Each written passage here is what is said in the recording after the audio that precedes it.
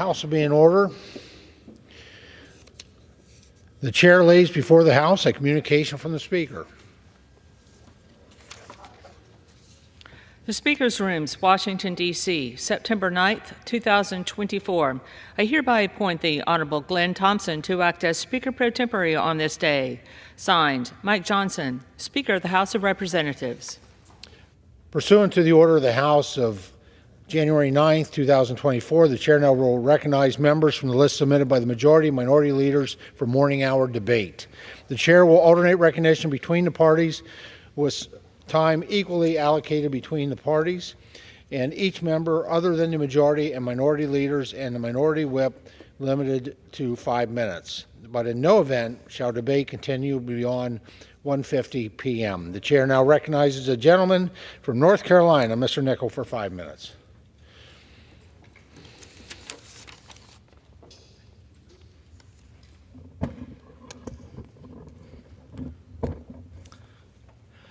Thank you, Mr. Speaker. I rise today in devastation and anger following the shooting at Appalachia High School, the deadliest outbreak of school violence in Georgia's history. As a father, I'm heartbroken. As a congressman, I'm beyond frustrated that our work to improve school safety can't keep pace with the gun violence epidemic that is plaguing our country. The time for thoughts and prayers is over. It's time for action. Our kids deserve much more from the United States Congress. Guns are the leading cause of death of children in this country. This isn't normal, and it shouldn't be. Our students, families, and communities deserve to feel safe from gun violence. That means taking action, not just talking about it, and I believe we can do that together with responsible gun owners. I'm a responsible gun owner. We want common sense measures too. Universal background checks, safe storage laws, and banning assault weapons. These are mainstream ideas supported by the vast majority of the American people. They're about saving lives. Let me be clear, Mr. Speaker. We will not accept mass murder and gun deaths to be the norm. Mass school shootings are not a fact of life. We don't have to live this way.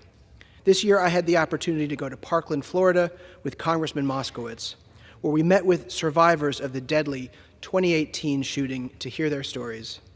They lived through their worst, and yet they keep pushing for change. But we've failed to do our part in the few short years since that horrific school shooting. Even when the majority of the American people agree on how to move forward.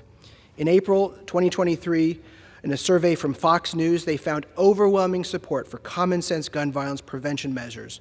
Over 80% of Americans support background checks, making 21 the legal age to buy guns, and requiring mental health checks on all gun buyers. In Congress, I'm part of the House Gun Violence Prevention Task Force and co-sponsor of the Bipartisan Background Checks Act. It's simple. If you want to buy a gun, you should have to pass a background check. That applies to sales between private parties, too. Right now, there are loopholes that lets guns slip into the wrong hands. That has to end.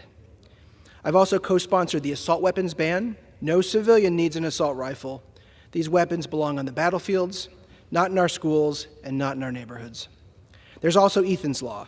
This is about accountability. It promotes the safe storage of firearms so they don't end up in the hands of kids. It's about being responsible for your weapon, for your family, and for your community. I support a ban on high-capacity magazines, and I support closing the boyfriend loophole. That's the one that lets domestic abusers buy guns. Domestic violence and gun violence are often linked. This loophole costs lives. And let's not forget mental health. We need to fund mental health care and expand access to it. But mental health alone isn't the issue. This is also about guns. We need to act now. We need to keep our kids, our neighbors, and our communities safe. No more delays. Over 40,000 people lost their lives to gun violence last year alone. No more excuses. Massacres carried out using the high-capacity magazines and bump stocks must end. No more indifference. Poor and minority communities cannot continue to be disproportionately impacted by gun violence. No more inaction. Over 20,000 Americans die by gun suicide every year, which is why we mark tomorrow, September 10th, Firearms Suicide Prevention Day. No more deadly outcomes. Domestic violence should never turn fatal because of easy access to guns. We've waited long enough. It's time to act. There's no question that gun violence is out of control, and it's time we face it head on. I'll work with anyone, Republicans, Democrats, and independents, to make sure that happens. It's not just about policy, it's about people. And people are dying. We can't wait any longer. Thank you, Mr. Speaker, and I yield back. Gentleman yields back. Chair now recognizes the gentleman from Pennsylvania, Dr. Joyce, for 5 minutes. Mr. Speaker, I rise to address the House and ask unanimous consent to revise and extend my remarks. Without objection. Mr. Speaker, as Congress returns to Washington to address the Biden-Harris administration's reckless spending, the American people are continuing to face consequences of runaway inflation. According to a recent Census Bureau survey, more than 35% of Pennsylvanians struggle to afford basic goods, gasoline, and groceries. With prices rising by more than 20% since President Biden and Vice President Harris took office, it is the American people who have been left to pay the bill for the administration's failed spending policies. Instead of working to lower prices and supporting American families, Vice President Harris championed reckless policies including subsidies for purchasing electric vehicles and a student loan bailout paid for by hard-working American citizens. America cannot afford another 4 years of far-left spending. It's time to put a stop to reckless spending that has brought on this inflation and once again return to the fiscal restraint and the strong economic policies put in place by President Donald J. Trump. Thank you.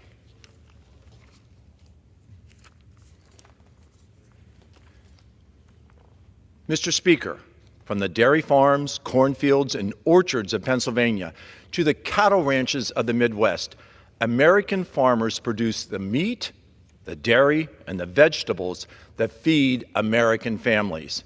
However, that food supply has been put in danger as the Chinese Communist Party affiliates have begun to purchase our farmland, creating a dangerous American security risk. By adding the Secretary of Agriculture to CFIUS, we can create the oversight that is needed to prevent our farmland from being purchased by the Chinese Communist Party. It's time to pass the Protecting American Agriculture from Foreign Adversaries Act to ensure that the CCP is not continuing to make purchases in the production, in the development, in the transportation, or storage of our food supply. Food security is national security. Shielding these assets from outside interference will help to ensure that the American interests are the top priority for the farming industry. Let's make sure that our fields are cared for by the American farmers and the American growers, and that our food security is preserved. Thank you, Mr. Speaker, and I yield. Gentleman yields back.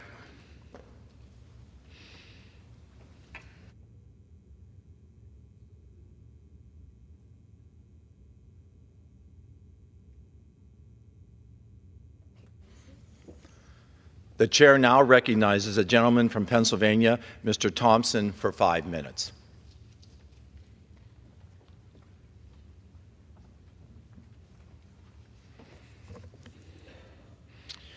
Thank you, Mr. Speaker. Mr. Speaker, I rise today to recognize the Alpha Fire Company of Center County, Pennsylvania.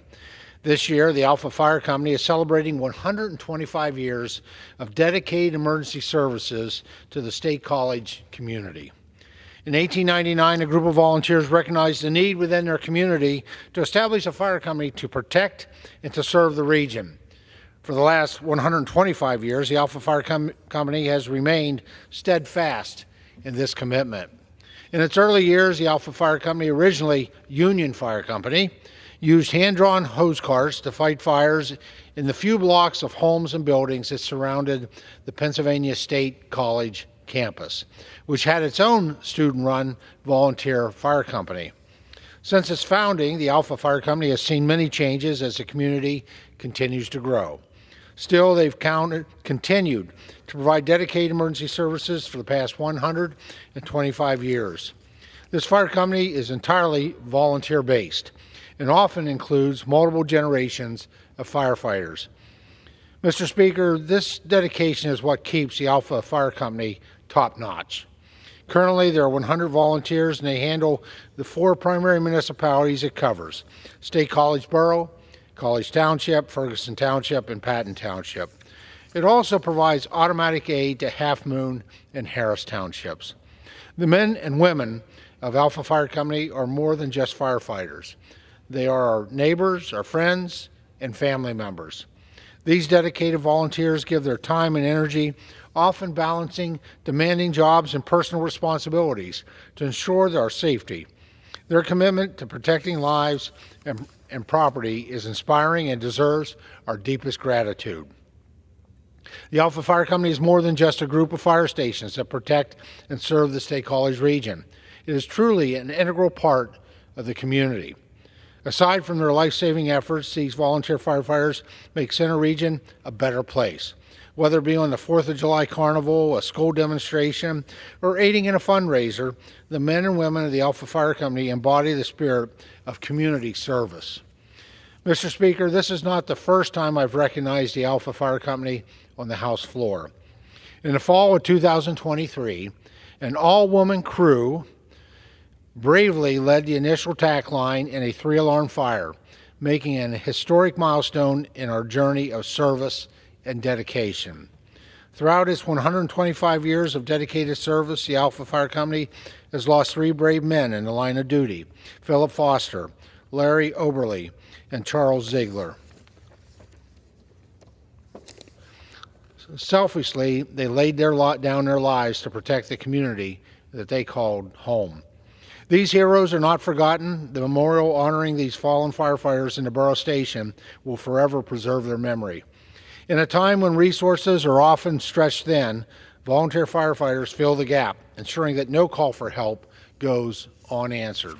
They are trained professionals who bring their skills, courage, and compassion to the front lines, whether it's battling blazes, responding to accidents, or providing assistance for medical emergencies. Over the past 125 years, the Alpha Fire Company has grown and evolved, continually adapting to the needs of our community. They have embraced advancements in technology and training, ensuring their brave men and women are prepared to handle any emergency with professionalism and expertise. I know firsthand the dedication and passion volunteer firefighters have for protecting their communities. I'm deeply grateful for the unwavering dedication and passion of the Alpha Fire Company volunteer firefighters in protecting our neighborhoods. Mr. Speaker, I'd like to thank Alpha Fire Company for their bravery, their service, and their commitment to our community, and congratulate them on 125 years of service. Thank you, Mr. Speaker, and I yield back the balance of my time. The gentleman yields. The chair recognizes the gentlewoman from Indiana, Ms. Houchin, for 5 minutes. Thank you, Mr. Speaker. I stand before you today to offer my congratulations to the Indiana Association of Rehabilitation Facilities on receiving an extraordinary milestone, 50 years of service. Over the past 5 decades, INARF has proudly represented its members who serve more than 50,000 citizens annually and employ nearly 15,000 dedicated professionals. INARF plays an indispensable role in our southern Indiana community, shaping the landscape of disability services to provide the highest quality of care and support for nearly 900,000 people with disabilities. Last month, I had the privilege of visiting one of our INARF member organizations, where I witnessed the vital work that they do. Their unwavering commitment ensures that everyone has the opportunity to thrive and to reach their full potential. As we celebrate 50 years of impact with our local disability service providers, I want to extend my sincere gratitude. Thank you for your tireless dedication to ensuring Indiana residents have access to the resources and services they need. I rise today to recognize a remarkable milestone, Litchkey Motors' 100 years of business in Aurora, Indiana. If you've ever driven along U.S. Route 50, you've likely seen the iconic 100-foot-tall round barn, the largest of its kind in the state. This impressive structure, built in 1901, took Clayton Litchkey 2 years to convert into a thriving business space, an achievement that amazed professional engineers and silenced his critics. Mr. Litchkey's journey reflects the spirit of that very barn. defying the odds and exceeding all expectations. Starting out as an apprentice mechanic earning little to no pay in exchange for learning the trade, he opened his own shop in June of 1924. His sheer determination kept the doors of Litchfield Motors open through the Great Depression, and his resilience carried the business through 4 devastating floods, including the infamous 1937 flood that reached the 2nd floor of the shop. In 1964, Litchfield Motors found its new home at the Round Barn, a symbol of the family's resilience and adaptability. Today, they hold the title of the oldest Mack truck distributor in the world, and their impact on the Aurora community is immeasurable. As we celebrate a century of Litchfield Motors, I stand here today to congratulate the Litchfield family on this tremendous achievement and thank them for being an invaluable part of our community. I rise today to congratulate the Decatur County Memorial Hospital for over 100 years of dedicated service to the people of our district and southern Indiana. Originally established as a memorial to honor Decatur County residents who bravely fought and lost their lives in World War I, this hospital embodies the care and spirit that rivals any institution in the nation. With a commitment to integrity, compassion, quality, and a deep sense of community, Decatur County Memorial Hospital continues to be a cornerstone of healthcare in our region. From its beginnings in a 16,000 square foot facility, the hospital has grown to include surgery, women's and rehabilitation centers across multiple locations, all while staying true to its mission of providing top-tier care to southern Indiana. Thanks to their dedication, the need for residents to seek care outside of our community has been greatly reduced. This past August, Decatur County Memorial honored its proud history and built upon its legacy by lowering a time capsule on campus, connecting the past, present, and future of this institution. As we reflect on its rich heritage and the sacrifices of those who have served, we are reminded of the enduring values that define this hospital. I look forward to the next 100 years of building upon these values. Thank you, Mr. Speaker, and I yield back. Gentlelady yields back. Pursuant to Clause 12A of Rule 1, the Chair declares the House in recess until 2 p.m. today.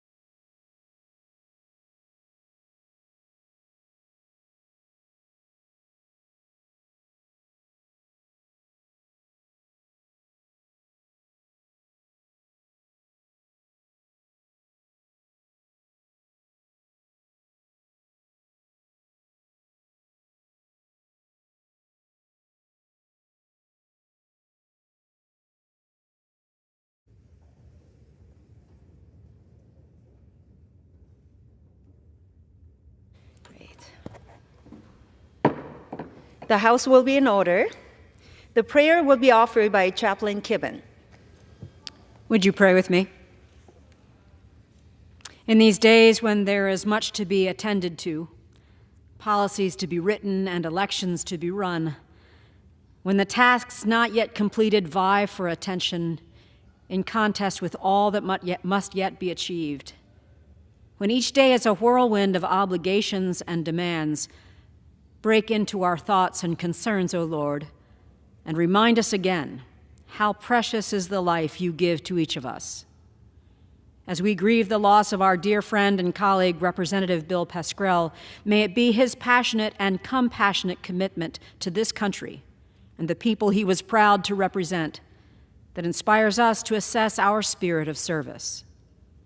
May it be his wry smile and playfully mischievous nature that reminds us to find reason to enjoy each moment. May it be his tender heart and gracious kindness that call us to love those with whom we labor in these chambers. God, our Creator, like trees planted by streams of water, may we each, like Bill Pascrell, yield fruit in our season. In the days that you give us, may our leaves not wither. In all that we do, may all be done for you. In this, may our lives prosper with the certainty of your favor. In your righteous name we pray. Amen. Amen. The chair has examined the journal of the last day's proceedings and announces to the House the approval thereof. Pursuant to Clause 1 of Rule 1, the journal stands approved. The Pledge of Allegiance will be led by the gentleman from Pennsylvania, Mr. Thompson. Pledge allegiance to the flag of the United States of America and to the republic for which it stands, one nation, under God, indivisible, with liberty and justice for all. Thank you. You may be seated. The chair will entertain requests for 1-minute speeches. Purpose does the gentleman from Pennsylvania seek recognition? Madam Speaker, request unanimous consent to address the House for 1 minute and to revise and extend my remarks. Without objection, the gentleman is recognized for 1 minute. Thank you, Madam Speaker. Madam Speaker, I rise today to recognize the Mansfield Area Girl Scout Centennial Year. The first Mansfield Area Girl Scout troop was founded 100 years ago in September of 1924. For the past century, the Mansfield Girl Scouts have played an instrumental role in the development of young women. The Girl Scouts are known for their emphasis on important values such as teamwork, integrity, and respect for others. These values foster an environment where girls can grow into strong, compassionate citizens. As co-chair of the Congressional Scouting Caucus and a Scoutmaster for the Boy Scouts, I deeply respect the Girl Scouts organization. The Mansfield Area Girl Scouts have a rich history of accomplishments and service. In recent years, these young women have raised thousands by selling their infamous Girl Scout cookies. Over the past 100 years, many Scouts from Mansfield have received a Gold Award, the highest achievement in Girl Scouts. Madam Speaker, I'm confident that the Mansfield Girl Scouts are guiding these girls to become confident young women, and I want to congratulate them on 100 years of scouting. Thank you, Madam Speaker, and I yield back the balance of my time.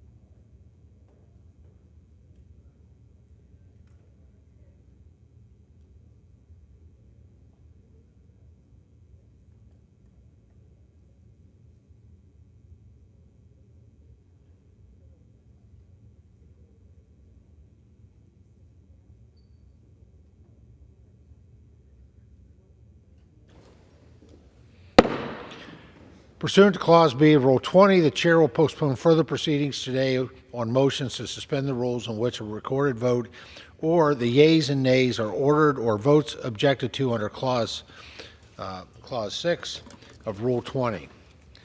The House will resume proceedings on the postponed questions at a later time. For what purpose does the gentleman from Oklahoma seek recognition? Mr. Speaker, I move to suspend the rules and pass the bill H.R. 7686 to amend the Research and Development, Competition and Innovation Act to clarify the definition of foreign country for the purposes of malign foreign talent recruitment restriction and for other purposes as amended. The clerk will report the title of the bill. H.R. 7686, a bill to amend the Research and Development, Competition and Innovation Act to clarify the definition of foreign country for purposes of malign foreign talent recruitment restriction and for other purposes. Pursuant to the rule, the gentleman from Oklahoma, Mr. Lucas, and the gentleman from Illinois, Mr. Caston, will each control 20 minutes. The Chair recognizes the gentleman from Oklahoma. It's unanimous consent that all members may have 5 legislative days to revise and extend their remarks and to include extemporaneous material on the bill H.R. 7686, the bill now under consideration. Without objection. Mr. Speaker, I yield myself as much time as I may consume. The gentleman is recognized. Thank you, Mr. Speaker. I'm pleased to be here today to support H.R. 7686, which helps strengthen our research security. Research theft is one of the single greatest threats to our competitiveness as a nation. It takes our hard-won innovation and puts it to work for our adversaries, hurting our economy and our national security. This is no idle threat either. The Chinese Communist Party has made it clear that they intend to surpass us as the global leader in science and technology. And they have no qualms about using intellectual property theft, forced technology acquisition, and other illicit means to do so. The CCP uses our intellectual property to advance their own research and keep them at the leading edge of new technologies. After acquiring our research, they use subsidies and regulation to benefit Chinese companies, making it difficult for U.S. companies to compete globally.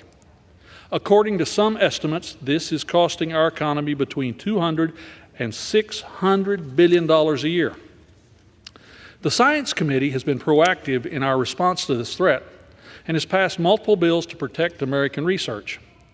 When we passed the CHIPS and Science Act in 2022, we included a number of provisions to halt the theft of U.S. innovation.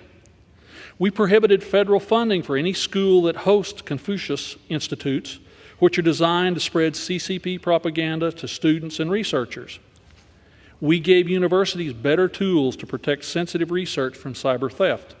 We created a dedicated office on research security at the National Science Foundation to help detect and combat foreign influence and theft. And we banned participation in malign foreign talent programs. These programs recruit researchers and provide funding, travel, and other benefits in exchange for access to research and intellectual property. We prohibited all federal agency personnel and any researcher receiving federal funding, from participating in these talent programs. As the government, labs, and universities began to implement this prohibition, it became clear that our definition of malign foreign talent programs needed to be updated. H.R. 7686 provides a clear, comprehensive definition that ensures that we are covering efforts by foreign countries of concern like China, Russia, North Korea, Iran. This clarification will make it easier for universities and federal research agencies to identify and address threats to our taxpayer-funded research. I want to thank Representative Garcia for his work on this important bill. Research theft is a broad threat that is difficult to extinguish, and it's challenging to protect our research while still maintaining helpful international scientific collaboration. I appreciate Representative Garcia's efforts to walk that line and provide our tools to stop research theft. And I encourage all of my colleagues to support this important bill, and I reserve the balance of my time. Gentleman reserves. The gentleman from Illinois is recognized. Mr. Speaker, I yield myself as much time as I may consume. Without objection. I rise today in support of H.R. 7686. Mr. Speaker, we recently celebrated the 2-year anniversary of the passage of the CHIPS and Science Act, and in those 2 years we have reinvigorated domestic semiconductor manufacturing and we're revitalizing the American scientific enterprise. The positive impact of that legislation can be felt in everyone's district, so we should be proud of this bipartisan accomplishment. In the same vein, as with all great legislation, we need to perform some legislative maintenance and improvements. The CHIPS and Science Act has many provisions focused on improving research security. One of those provisions, Section 10631, prohibits the distribution of federal research awards to individuals participating in foreign talent recruitment programs.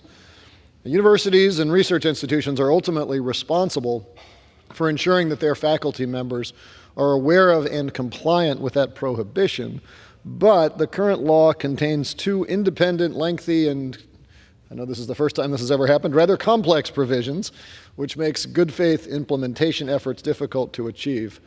We've heard that there is a need for clearer definitions specifically for the, quote, malign foreign talent recruitment program. H.R. 7686 amends the Research and Development Competition and Innovation Act to better clarify that definition. The need for this clarification has been affirmed by the National Science Foundation. The agency believes that this change will aid federal science agencies' work in ensuring compliance. Please, for all of my colleagues, please do keep in mind that this legislation is very sensitive in its nature. Even minor changes to these definitions can have decisive consequences that can make institutional compliance problematic. Both Democratic and Republican staff have worked surgically, shall we say, to ensure that this amendment makes the necessary corrections so that institutions can faithfully carry out these research security efforts. On that note, I'd like to state my enthusiastic support for this bill and reserve the balance of my time. Gentleman reserves. Gentleman from Oklahoma.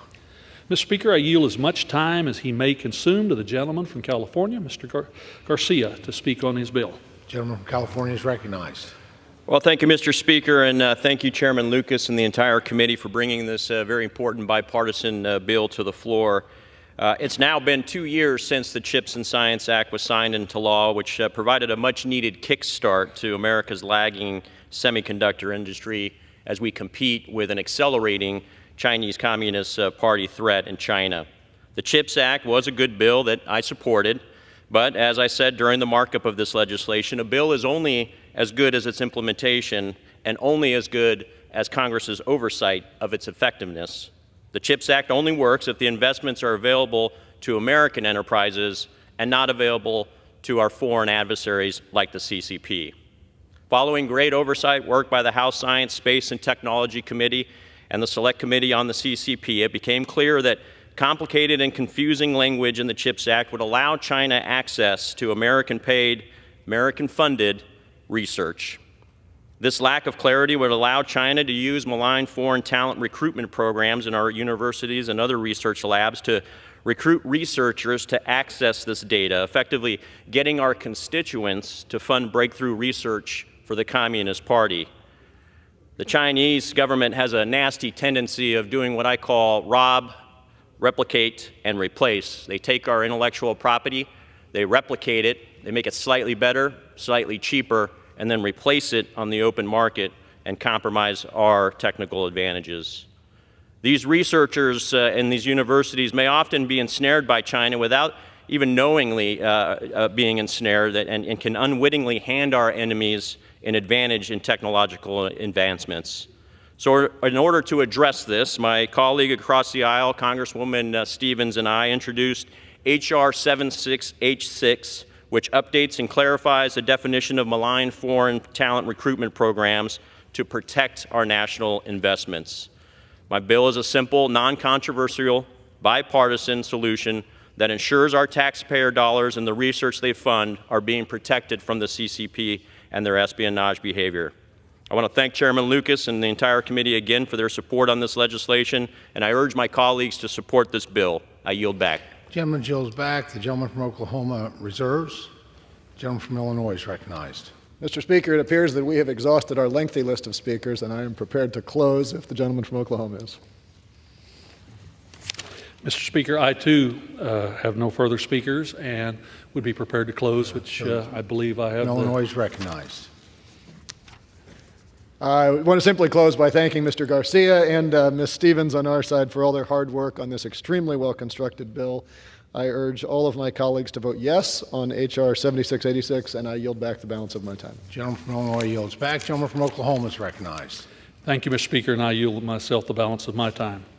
As you've heard today, H.R. 7686 is smart policy that will protect taxpayer-funded research from being stolen and misused by our adversaries. We want to give our scientific agencies and universities every tool they need to protect critical research.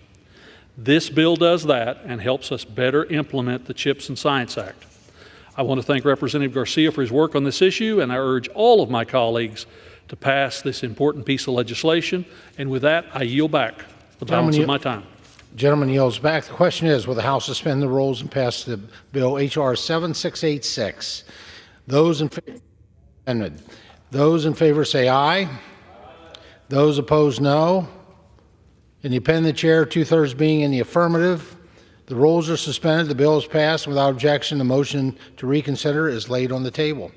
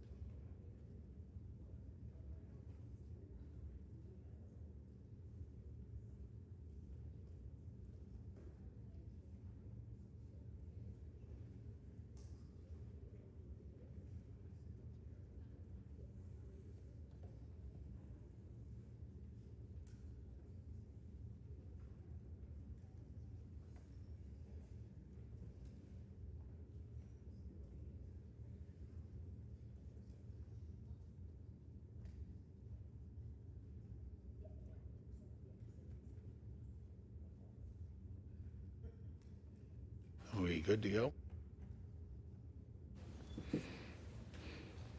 For what purpose does the gentlewoman from California seek recognition? Mr. Speaker, I move to suspend the rules and pass the bill, H.R. 510, the Chinese Currency Accountability Act, as amended. The clerk will report the title of the bill.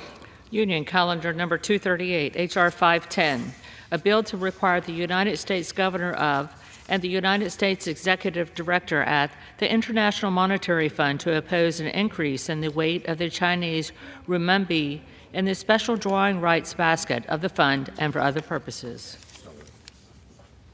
Pursuant to the rule, the gentlewoman from California, Ms. Kim, and the gentleman from California, Mr. Sherman, will each control 20 minutes. The chair recognizes the gentlewoman from California.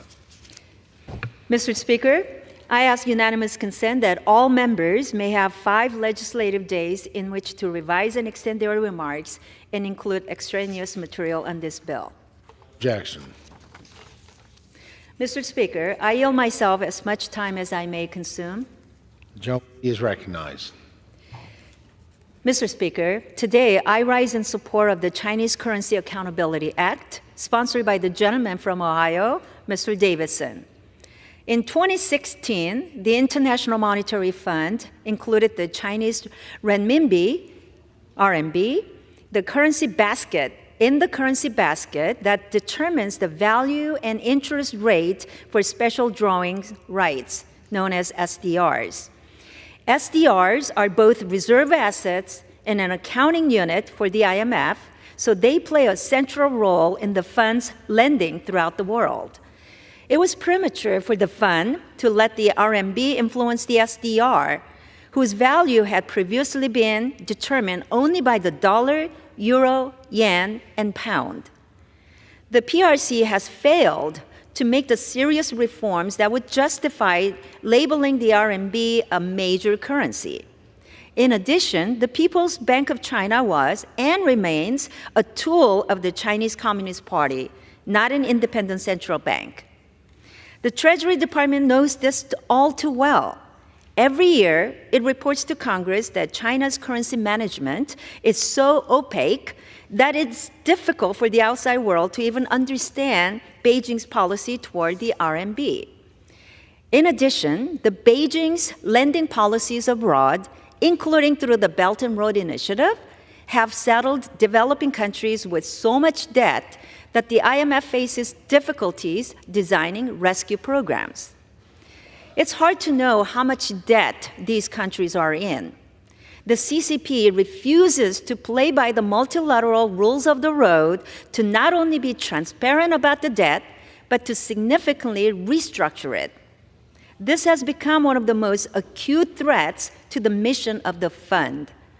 Nevertheless, in 2022, Treasury signed off when the IMF voted to increase the weight of the RMB in the SDR currency basket.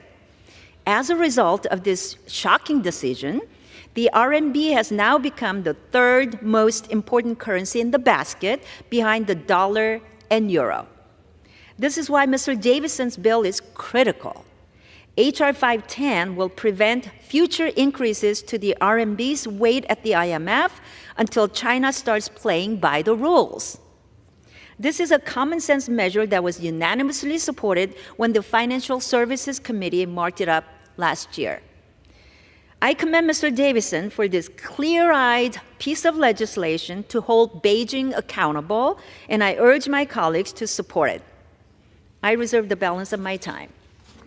The gentlewoman from California reserves.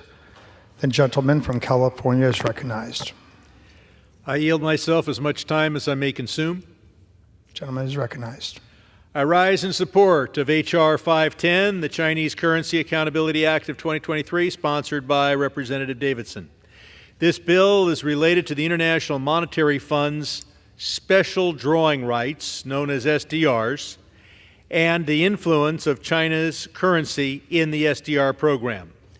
SDRs are international assets created by the International Monetary Fund, the IMF, to supplement member countries' foreign exchange reserves, and they can enable member countries to reduce their reliance on domestic or external debt when building those reserves. SDRs can be converted into government-issued currency, such as the dollar, the yuan, or the pound, assuming that there are not sanctions or other prohibitions that would prevent such financial transactions. The value of an IMF member's SDRs is defined by a basket of currencies, which are a mix of 5 globally important currencies, sometimes called fiat currencies, in that they are issued by governments, or in the case of a euro, an association of governments. Those 5 currencies that are behind the SDRs are the US dollar, the euro, the Chinese yuan, the Japanese yen, and the British pound. The key thing here is that the percentage of that basket that is comprised of the Chinese currency was increased in 2022 and now is at 12% of the total, compared to the US dollar, which is 43% of the total. The bill would require the Treasury Secretary to oppose at the IMF any future percentage increase in the weight of the Chinese currency in that SDR currency basket. The bill would allow a waiver of such provision to the executive branch should the Secretary of the Treasury be able to certify to Congress that China meets certain standards. Those standards include that China is in compliance with all its obligations under Article 8 of the Articles of Agreement of the IMF. Second, that there has not been certain reports submitted in the prior 12 months indicating that China is engaging in currency manipulation. And third, that China is adhering to the rules and principles of the Paris Club and the OECD arrangement on officially supported export credits. Now, I'll note that the Department of the Treasury has expressed some concerns about this bill, especially due to the fact that the Department of Treasury does not have visibility into China's confidential provisions of data to the IMF and may not be able to independently certify that China is complying with the IMF and other global obligations. As a result, China has indicated that it may be difficult to certify whether China has met the standards outlined in that bill that underlie the possibility of a waiver of its provisions. These are reasonable concerns. Democrats on the Financial Services Committee have urged our Republican colleagues to work to improve the bill before it's finally enacted into law. That might include allowing the Department of the Treasury to rely on certifications from the IMF as to whether China is meeting its responsibilities, looking at that confidential information that is provided by China to the IMF. But in any case, this bill moves us forward. I'm sure that through the legislative process, there will be some improvements. I urge my colleagues to support this bill, and I reserve the balance of my time. The gentleman from California reserves. The gentlewoman from California is recognized. Mr. Speaker, I yield as much time as he would consume to the gentleman from Ohio, Mr. Davison. The gentleman from Ohio is recognized. Thank you, Mr. Speaker. I rise in support of H.R. 510, the Chinese Currency Accountability Act. I was proud to introduce this measure last year, which the Financial Services Committee embraced with a vote of 40-0. The International Monetary Fund acts as the world's lender of last resort, and its special drawing rights serve as a unit of account for its activities. SDRs are also important reserve assets on the balance sheet of central banks. As such, SDR holdings can earn interest, and SDR liabilities can incur costs. Prior to 2016, both the value and interest rate of the special drawing rights was determined by major currencies issued by market economies and their central banks, overseen by democratic governments. There were the dollar, the euro, the yen, and the pound sterling. China is not a market economy. So it's astonishing that the International Monetary Fund, with the approval of the current Treasury Department, then decided to add the Chinese RMB to its currency basket. On a number of measures, the RMB was nowhere near the level of these other currencies, and of course, the Chinese central bank is the furthest thing from what one would call independent or representative of a market economy. This is still the case today. Even more bewildering was the 2022 decision to increase the RMB's weight, the proportion of influence it has within the currency basket. By this time, it was not only clear that China's exchange rate management remained subject to the whims of the Chinese Communist Party, but the IMF also knew that China's predatory lending to developing countries was putting the viability of IMF programs in jeopardy.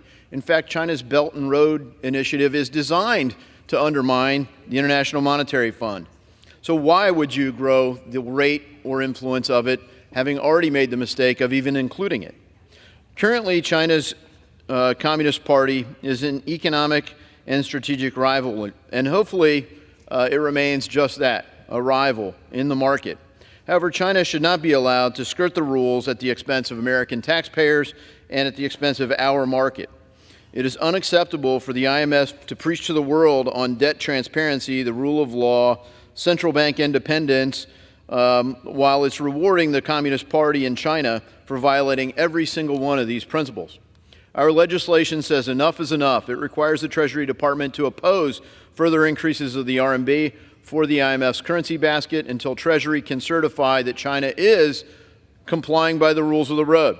As a member of the World Trade Organization and other international organizations, China is part of, if we follow the rules, China should be held to the same standards. But of course, they're not doing that. So it would include upholding China's obligations under the IMF's Articles of Agreement and complying with the same lending rules that other large economies have committed to. This also means China would have to take significant steps towards restructuring its Belt and Road loans so that they're not actually working to undermine the IMF. In other words, the Chinese Currency Accountability Act isn't just about holding China to different standards, but rather holding them to the exact same standards everyone else is held to. So I urge all of our colleagues to support this measure, and I yield the balance of my time. Or yield back to the gentleman. I reserve. The gentlewoman from California reserves. The gentleman from California is recognized. It's my understanding that the Republican side has no other speakers, so I will speak and after the conclusion of that yield my time. Mr. Speaker, I yield as much time as I may consume. In an effort to expand both its economy and global influence, China has been accused of manipulating its currency. Concerns about this abound and have been well expressed by Mr. Davidson. This is especially concerning when it regards items that affect Americans' interests at international institutions such as the IMF. This bill would empower the Department of Treasury to address that issue and, in effect, require them to address that issue. I think that it's going to be an effective tool for us to deal with China, an important nation that doesn't always play by the rules. So I urge my colleagues to support this bill, and I yield back the balance of my time. The gentleman from California yields back. The gentlewoman from California is recognized. Mr. Speaker, I would just urge my colleagues to support H.R. 510 and yield back the balance of my time. The gentlewoman yields back. The question is, will the House suspend the rules and pass Bill H.R. 510 as amendment? In favor say aye. Aye. Those opposed say no. In my opinion, of the chair, 2/3 being in the affirmative, the rules are suspended, the bill is passed. Without objection, the motion is reconsidered, is laid on the table.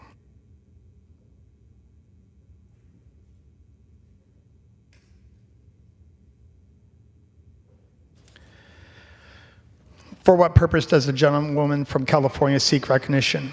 Mr. Speaker, I move to suspend the rules and pass the bill, H.R. 554, the Taiwan Conflict Deterrence Act, as amended.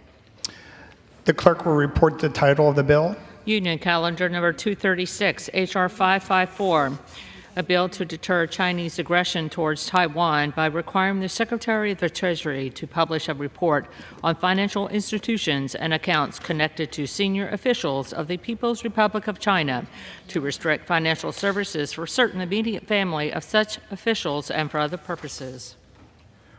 Pursuant to the rule, the gentlewoman from California, Ms. Kim, and the gentleman from California, Mr. Sherman, each will control 20 minutes.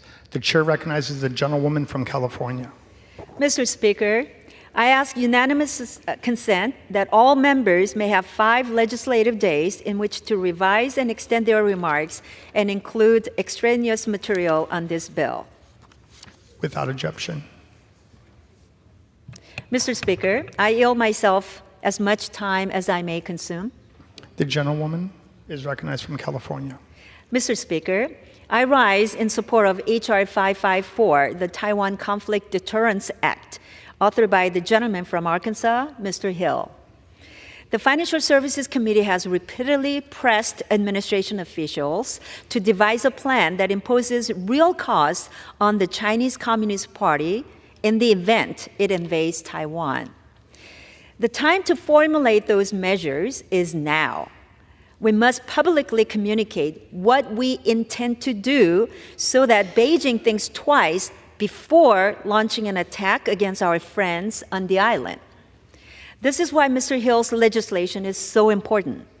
If Beijing chooses to invade Taiwan, this bill requires the Treasury Secretary to publish the ill-gotten gains of the Chinese Communist Party's top leadership, no matter where they may be held around the world.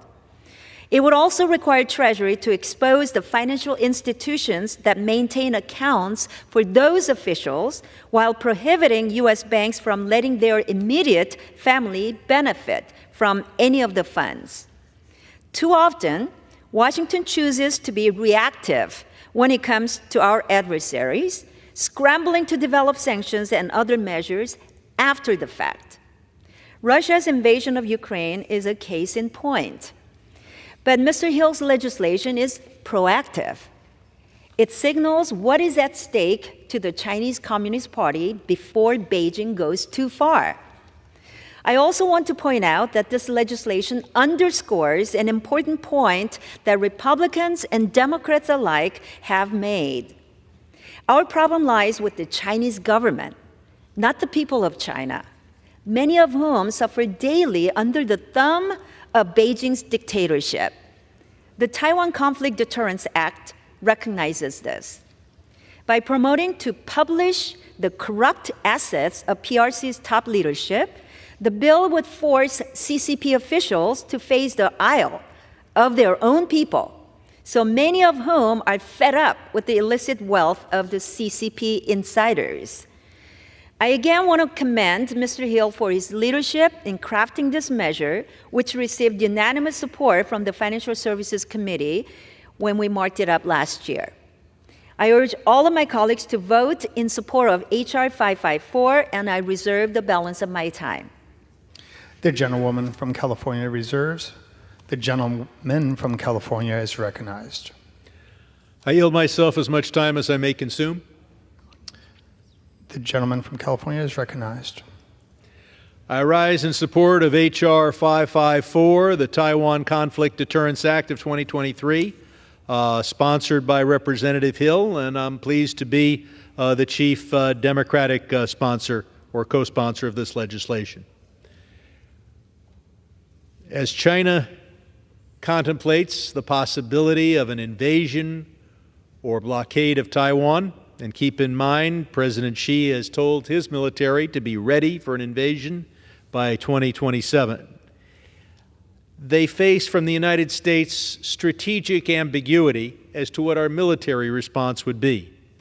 Now, President Biden has announced that he would respond militarily, but President Biden will be leaving office in a few months.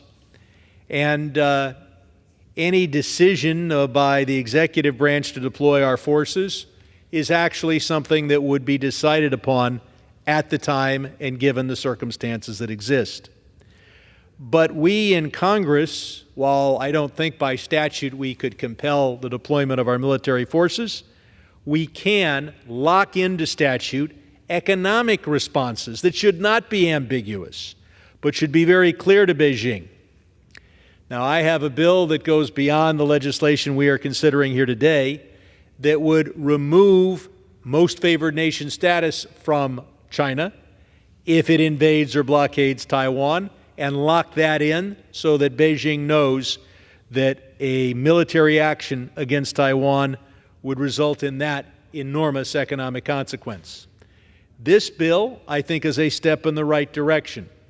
As the bill's title suggests, it is designed to put the government of China on notice that the United States is closely watching its increasing threats toward Taiwan, and it serves as a warning that the U.S. will respond economically and that is locked into statute should its aggression amount to a violation of Section 3C of the Taiwan Relations Act. And I'll point out that a violation of Section 3C would, of course, include an invasion or blockade, but could also involve other aggressive actions of a less significant nature. This is a tangible concern given Chinese military activity in the region appears to be escalating, as demonstrated by daily incursions undertaken by the Chinese military into Taiwan's air defense identification zone or across the median line of the Taiwan Straits. In May, China conducted a large-scale military exercise near the island of Taiwan intended to intimidate the Chinese people as they celebrated the inauguration of a new democratically elected president. This bill would put pressure on China to not go further by requiring a response of the U.S. government if its intimidation and coercion go to the point of triggering Section 3C of the Taiwan's Relations Act. Specifically, if there is a notification by the President under Section 3C of a threat resulting from the actions of the People's Republic of China and a danger to the interests of the United States arising therefrom, the bill would require the Secretary of the Treasury to create and to make public findings of a report on financial institutions and accounts that are connected to a select group of Chinese Communist Party officials. So this bill does not focus on retaliating against the Chinese government per se, but rather on individuals who are in that government. The report is intended to raise public awareness of the hidden and corruptly gained funds that are directly or indirectly controlled by such individuals. It's designed to undermine the support of the Chinese Communist Party and its level of support inside China once we publish the corrupt gains of some of its high-ranking officials.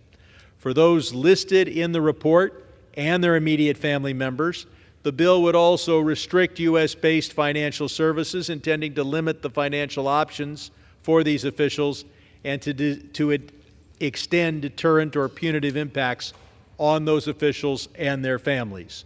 So worldwide, it's disclosure, and for assets in the United States, it is a freezing of those assets.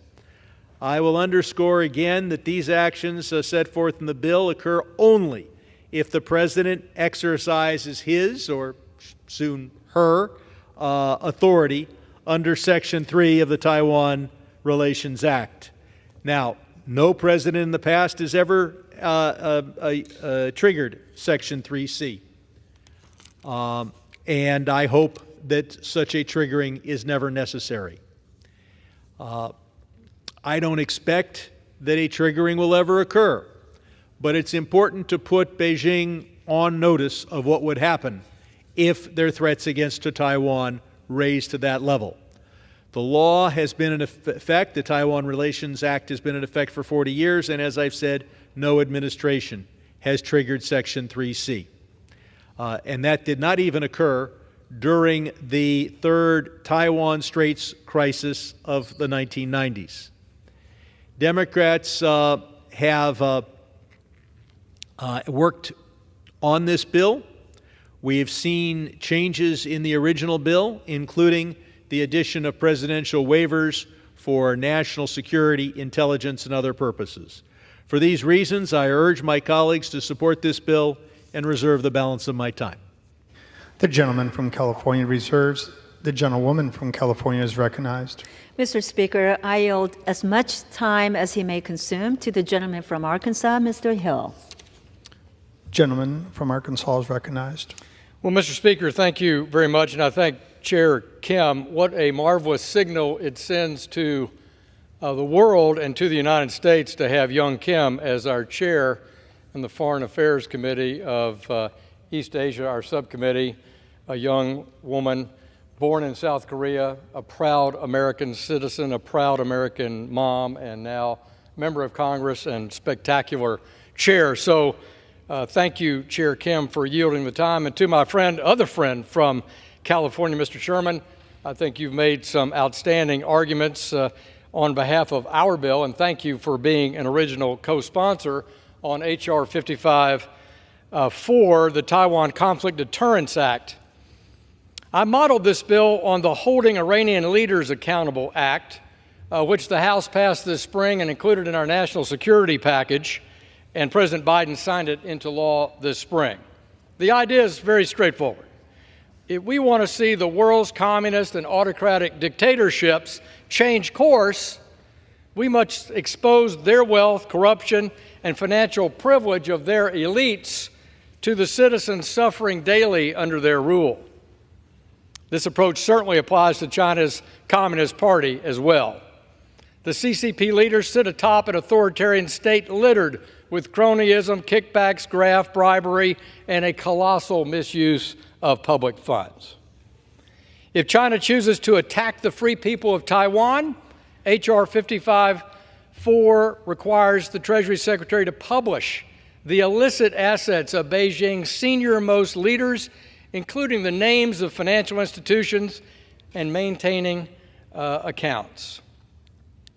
As Mr. Sherman noted, our 1979 recognition of the government in Peking, now Beijing, rests on the foundation that the future of Taiwan would be determined by peaceful means, and that any other method, including boycotts or embargoes, is considered a threat to peace and security in the Western Pacific. At a time when the Chinese youth face a 17% unemployment rate, and Xi has failed to deliver a social safety net, and families are battered by sinking real estate debt, let these corrupt officials explain to ordinary Chinese citizens how they acquired their riches on a government salary, even as they call on their public to support war across the Taiwan Strait. But this bill goes beyond just naming and shaming. It will also cut off access to the United States financial system for those CCP officials and their immediate family. This point's worth highlighting in order to convey the costs that Beijing will bear if they impose an embargo, boycott, or launch military action. Blocking Chinese leaders' use of the dollar will certainly be mirrored by restrictions from other major economies as well. And for Chinese officials whose families profit from their ill-gotten gains, they too will find the world becoming a much smaller place. In 2012, the Washington Post reported that most of China's Politburo Standing Committee have children or grandchildren studying here in the United States, including CCP Chairman Xi Jinping. Such privileges will be put in jeopardy if China decides to act against Taiwan. H.R. 55-4 guarantees it. Let me underline one other detail of this legislation which is central to how it works. The bill triggers reporting on China's leadership, but it also contains exemptions for those who cooperate with the United States. If Chairman Xi engages in hostilities against Taiwan, the asset report required by this bill might leave out a number of his colleagues. But is this because the Treasury Secretary simply targeted other individuals, or because the unnamed officials turned state's evidence, earning themselves an exemption from the U.S. sanctions? No one in the CCP will ever know for sure. By the same token, everyone covered by this bill has an incentive to turn against the Politburo if they determine to take aggressive action in violation of their commitments against Taiwan. Before it's too late for them and they see their finances laid bare. The legislation treats the CCP like the kleptocratic, centrally planned communist state that it is. The same way we frequently have defeated organized crime, sowing distrust and paranoia. We must do the same in Beijing if China moves against Taiwan. Mr. Speaker, as Mr. Sherman noted, no one wishes to see conflict involving Taiwan. But we want to deter China from their worst instincts of potentially taking hostile actions. We must signal those consequences clearly and early. Earlier this summer, Taiwan recorded 66 Chinese military planes operating around the island, setting a single-day record. 56 of those aircraft entered Taiwan's air defense identification zone. Last month, Taiwan's defense ministry reported to lawmakers in Taipei how Beijing is developing new weapons and tactics to pressure the island. It's up to Congress and the executive branch to communicate that war across the Taiwan Strait would destroy the global economy, impoverish the Chinese people, and now, thanks to H.R. 55-4, impose significant personal costs for the Chinese elite and high CCP members. But the time to do this is before the outbreak of any threats or hostilities. Again, I want to thank Chairwoman Kim. I want to thank my colleagues on the Financial Services Committee for endorsing this legislation during its markup, and I urge all our colleagues to support this bill with a yes vote, and I yield back to the chair. And I reserve. The gentlewoman from California reserves. The gentleman from California is recognized. I have no further speakers, and I'm prepared to close if the gentlewoman has no additional speakers, and she seems to be indicating that that is the case. I yield myself as much time as I may consume. I join the gentlewoman from California in a parallel career. She is our chair of the Foreign Affairs Subcommittee on Asia and the Pacific. I was once chair of that subcommittee, and we both serve on two committees Financial Services, Foreign Affairs. And I think that she has reflected an understanding of our situation with China. That situation is that we don't want to respond to an invasion or blockade of Taiwan. We want to prevent an invasion or blockade of Taiwan. And the way to do that is on three levels. Most important and most expensive for the United States is that we have very substantial military capacities in the South China Sea and the Pacific in general. And we have spent much time on this floor and literally hundreds of billions of dollars developing that capacity. Second, and an element that Congress should explore, is that we need to have locked into statute, broad-based and immediate economic consequences to the entire Chinese economy if, God forbid, their government invades or blockades. And that is why I am seeking co-sponsors for legislation that would say in the case of such an invasion or blockade, China would lose its MFN status. And third, in addition to the military and the broad economic, we need the focused personal economic consequences. And that is what this bill does. It provides that if China were to take such action against Taiwan as to trigger the Section 3C of the Taiwan Relations Act, that we would take two actions against their top officials. First, we would name and shame. We would publicize their assets, wherever they may be in the world. And then second, we would deny them and their immediate families access to the American financial system. So it is time for China to give up the idea of intimidating the people of Taiwan and to recognize that America's response will involve the military, will involve broad-based economic response, and will involve very personal economic disclosures and response. That is the way to prevent what could cause an incredible disruption in the world and even possibly a world war. And that is why Beijing needs to look at this bill and everything else that America would do and decide to put aside the idea of invading or blockading Taiwan. So I again urge my colleagues to support this important legislation and yield back the balance of my time. The gentleman from California yields back. The gentlewoman from California is recognized. Thank you, and I would like to thank my colleague and also gentleman from California for your support of this very important bill.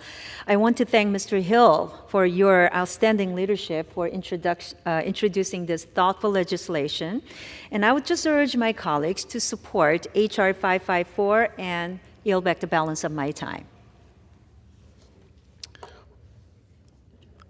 The gentlewoman from California yields back. The question is, will the House suspend the rules and pass Bill H.R. 554 as amendment? Those in favor say yea. Those opposed say no. In the opinion of the chair, 2/3 being in the affirmative, the rules are suspended, the bill is passed, and without objection, the motion is reconsidered, is laid on the table.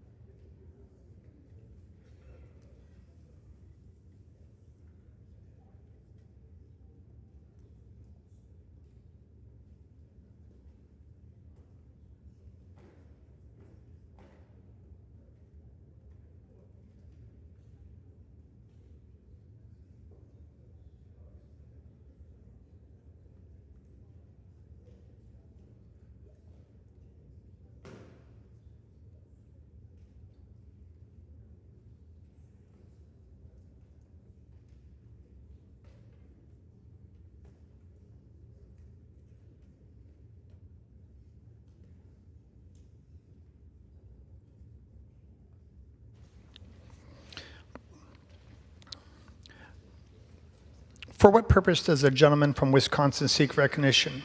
Mr. Speaker, I move to suspend the rules and pass H.R. 7592 to direct the Librarian of Congress to promote the more cost-effective, efficient, and expanded availability of the annotated Constitution and pocket part supplements by replacing the hardbound version with digital versions. The clerk will report the title of the bill. Union Calendar Number 529, H.R. 7592, a bill to direct the Librarian of Congress to promote the more cost-effective, efficient, and expanded availability of the annotated Constitution and pocket part supplements by replacing the hardbound versions with digital versions.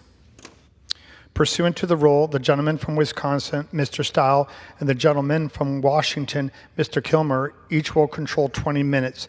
The chair recognizes the gentleman from Wisconsin. Mr. Speaker, I ask unanimous consent that all members may have 5 legislative days to revise and extend their remarks and submit extraneous material on the bill H.R. 7592. Without objection.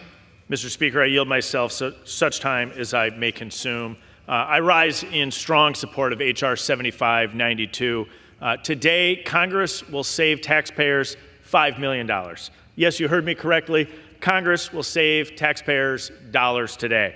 While our nation is running $32 trillion in debt and we have a long ways to go to get our country back on track, this is a good policy that will save taxpayers money.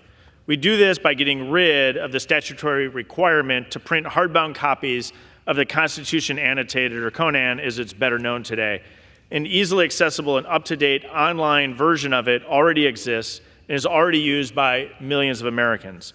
Continuing to print hardbound copies only wastes taxpayer dollars. It wastes the time of CRS staff who could better support the more pressing work of Congress. It's a positive step in modernizing Congress. At the beginning of the 118th Congress, the Committee on House Administration took the important step of working to modernize how Congress works.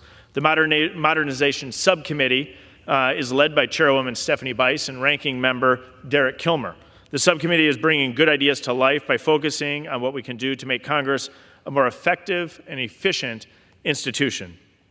I've argued that the work of modernizing Congress extends to Congress's support agencies. They need to work in a way that reflects how today's Congress works. The print requirement reflects how Congress worked 50 years ago, before the internet even existed. Today, the rules don't make much sense. We do ourselves a disservice when we require CRS to do work that's no longer necessary and no longer meets our needs. The more Congress can do to optimize tremendous resources like CRS, the better off Congress is, and H.R. 7592 moves us towards that goal.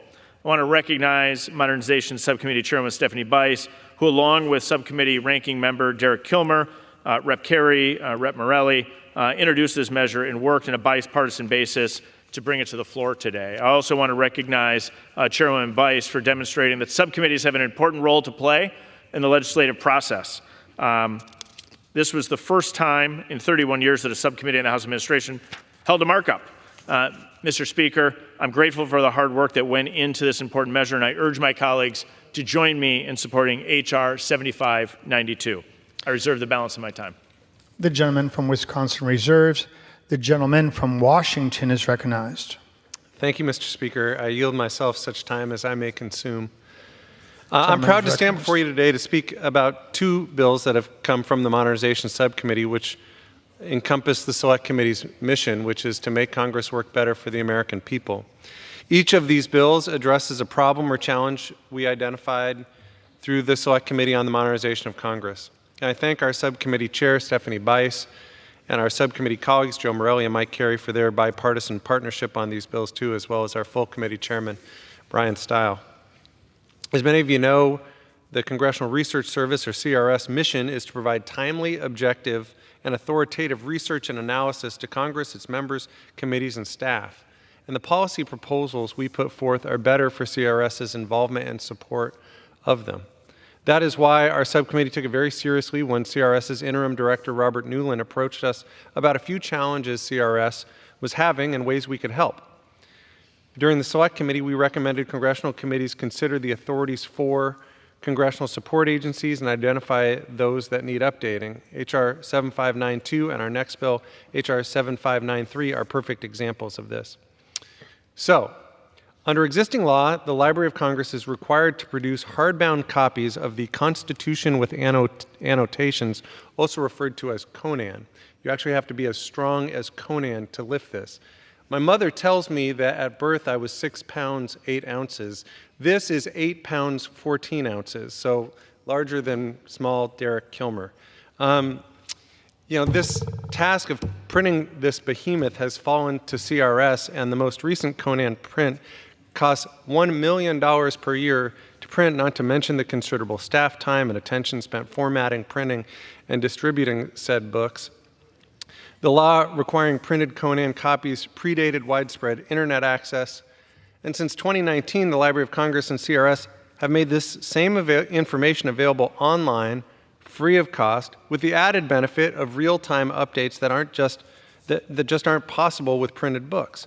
So this bill simply replaces the requirement for the Library of Congress and CRS to prepare hardbound versions of the Conan and replaces it with a requirement to prepare digital versions and publish them online instead, as they already have been doing. So through this bill, the American people can receive better and more up-to-date information online.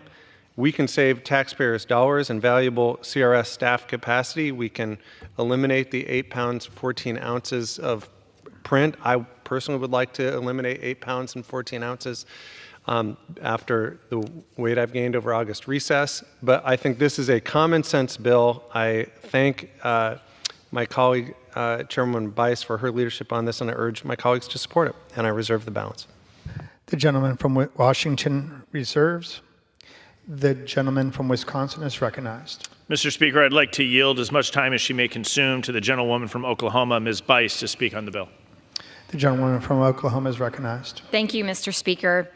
And as was mentioned by my colleague, Mr. Kilmer, this is the Constitution annotated, or Conan, as it is better known today. Its origins date back to 1797, when Congress passed legislation requiring that every member of Congress be provided a copy of the Constitution. These copies were then expanded to include Supreme Court case citations so that members could see which clauses of the Constitution the court used to decide those cases. But as the number of citations grew, members became frustrated with the new format. The hundreds of citations listed under each clause of the Constitution were useless to most of them because they had no idea what the cases were about and what the questions were before the court. So in 1921, Congress passed a resolution requiring reprints of the Constitution to include explanatory language that would make sense of all the case citations throughout. This requirement made the reprints much more useful to the members, and the format created then is one that is still used today. Initially, Conan was printed every 10 years or so, but by 1970, members began to complain that it was outdated almost as soon as it was printed. They addressed this by passing a resolution requiring that a paper-bound supplement to Conan be printed every 2 years, in addition to printing the hardbound version of the Conan every 10. And since 1972, that's what we've done. Print a hardbound version of Conan every 10 years and a paper-bound supplement every 2. Conan obviously has a rich history dating back over 2 centuries. The Constitution provides the framework for our government, and understanding that framework and how the Supreme Court has applied it to its decisions over the years is as essential today as it was over 200 years ago. Nothing about H.R. 7592 erases or changes this important history. In fact, the legislative history of Conan makes it clear that Congress has consistently prioritized up-to-date interpretation and analysis of court cases, and this resolution honors that long-standing tradition. Today, people rely on digital sources for the most up-to-date information. This is true whether we're talking about breaking news, airfares, restaurant reviews, or Supreme Court case citations. Conan is a case in point. According to the GPO, the number of print copies of Conan requested in 2012 by the House, Senate, and Joint Committee on Printing was just over 1,000. 10 years later, in 2022, the number of requested copies dropped to just 659.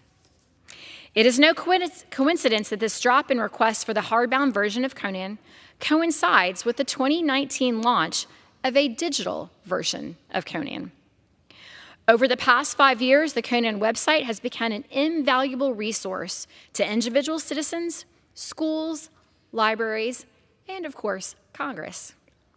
The user-friendly site has received more than 28 million visits ever since it was created and features hundreds of pages of constitutional analysis and content. The site is publicly accessible, easy to search, provides links to Supreme Court decisions, and, perhaps most importantly, it's updated in real time by CRS. All of this raises the question of why are we wasting taxpayer dollars printing this giant hardcover version of Conan along with paper-bound supplements when a superior digital version already exists. According to the CBO, replacing this version of Conan with the digital would reduce the Library of Congress's operating costs by millions over the next few years.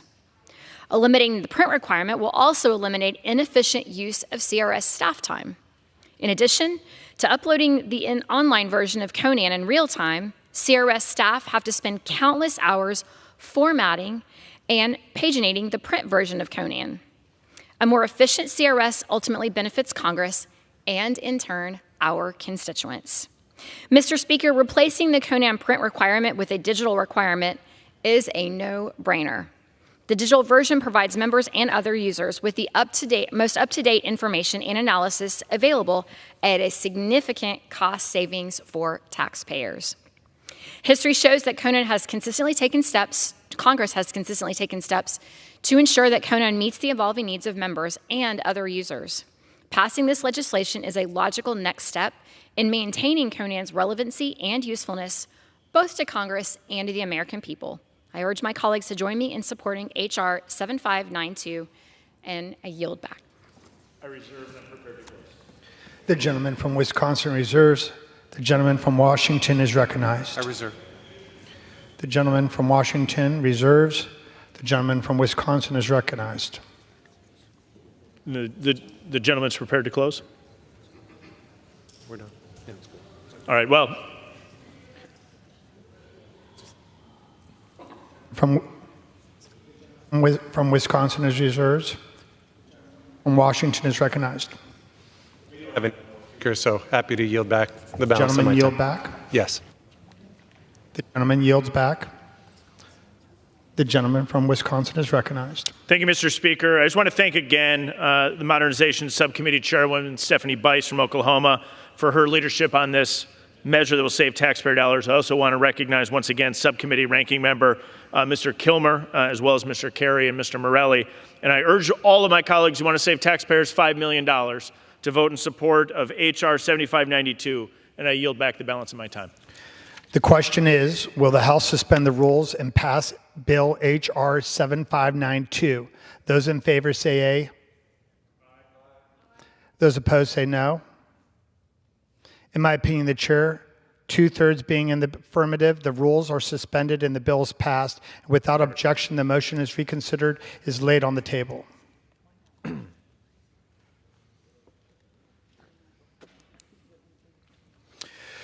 For what purpose does the gentleman from Wisconsin seek recognition? Mr. Speaker, I move to suspend the rules and pass H.R. 7593, the Modernizing the Congressional Research Services Access to Data Act. The clerk will report the title of the bill. Union Calendar Number 528, H.R. 7593, a bill to enhance the authority of the Director of the Congressional Research Service to obtain information directly from agencies of the federal government. Pursuant to the rule, the gentleman from Wisconsin, Mr. Stahl, and the gentleman from Washington, Mr. Kilmer, each will control 20 minutes. The chair recognizes the gentleman from Wisconsin. Mr. Speaker, I ask unanimous consent that all members may have 5 legislative days to revise and extend their remarks and to submit additional material on the bill H.R. 7593, the Modernizing the Congressional Research Services Access to Data Act. Without objection. Mr. Speaker, I yield myself such time as I may consume. I rise in support of H.R. 7593, the Modernizing the Congressional Research Services Act to Access to Data Act. Congress is a dynamic institution. The way it operates today is different from how it operated 50 years ago. And it's probably safe to say that 50 years from now, Congress will look quite different than it does once again today. The Committee on House Administration is working to modernize Congress. The Subcommittee on Modernization's mandate is to improve and update how Congress works on behalf of the American people. There's no expiration date on this work because society evolves. Congress must do the same. Congress must be capable of continually adapting to address both the issues of the day and Americans' needs. As Congress evolves, its support agencies must do the same. They must be capable of working in a way that reflects how Congress works. It's been over 50 years since Congress updated CRS's authorizing statute, and much has changed since then in terms of how Congress operates. The federal policy landscape has grown more and more complex, and back home, Americans are confronting a vast range of challenges and are increasingly seeking our help. As a result, members are relying on CRS more than ever for supporting their legislative and representational duties.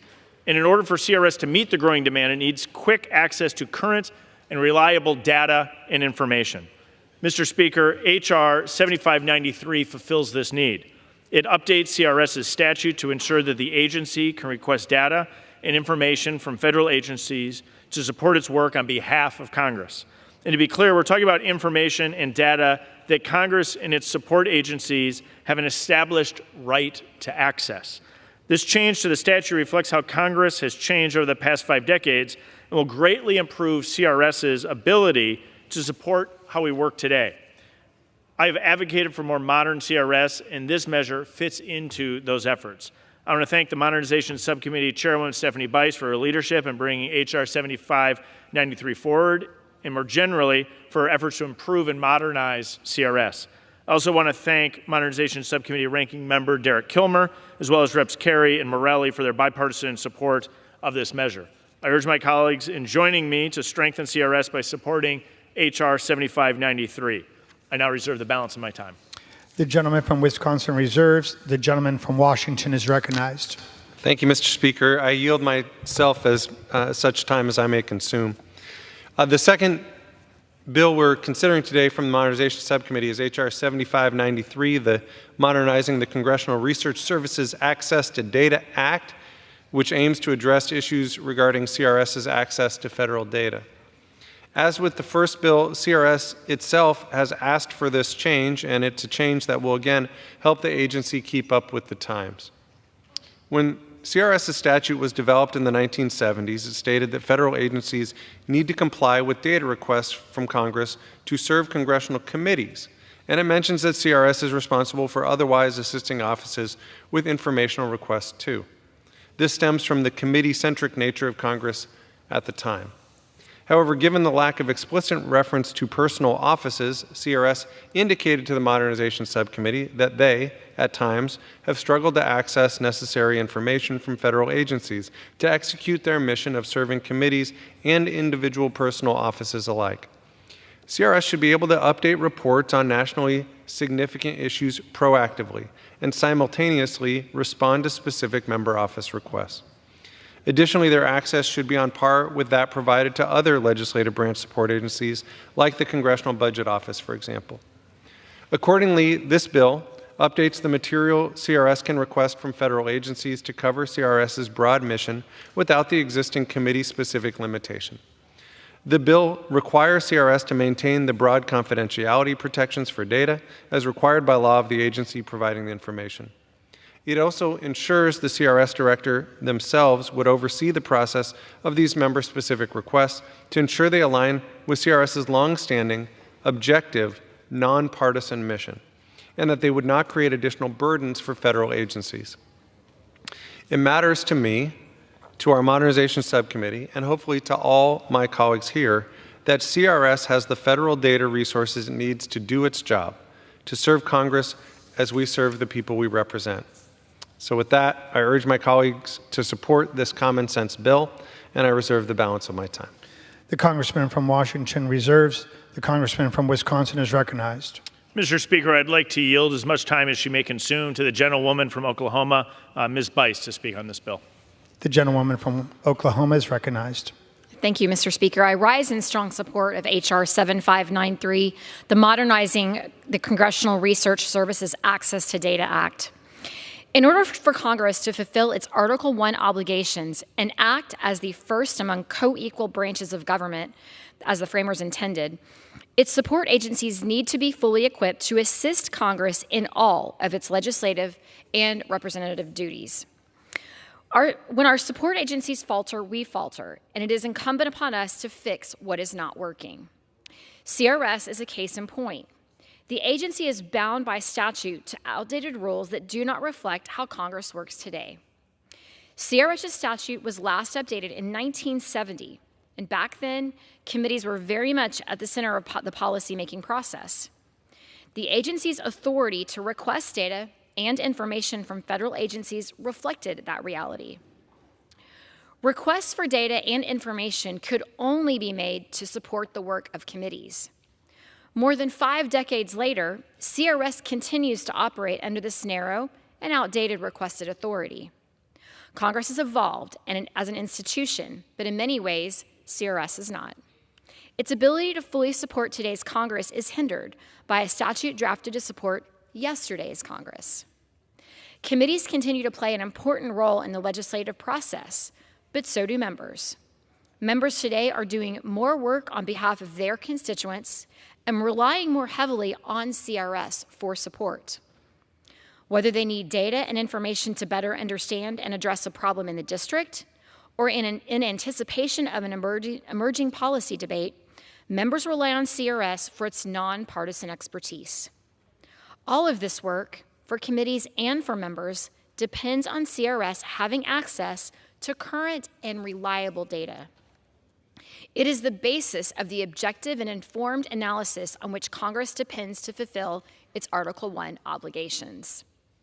When federal agencies are compelled to share data and information with CRS, only when it is requested on behalf of a committee, CRS is unable to fulfill its statutory obligation to support Congress in all of its duties. H.R. 7593 fixes this limitation by granting CRS the authority to secure information and data from federal agencies as necessary to carry out congressional requests. Not committee requests, but congressional requests. The fix is neither groundbreaking nor controversial.